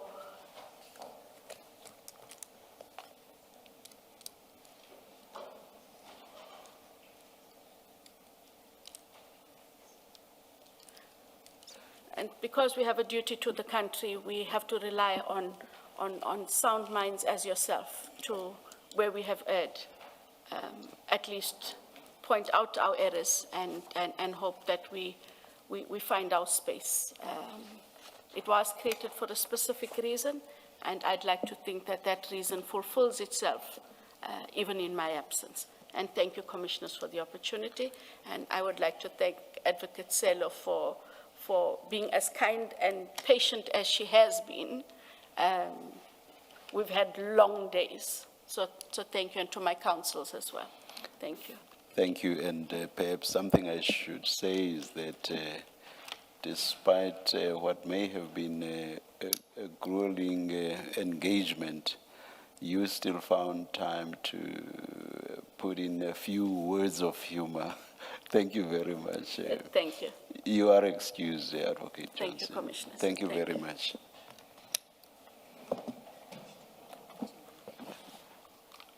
Let us adjourn and resume at 9:30 tomorrow. Thank you, Chair.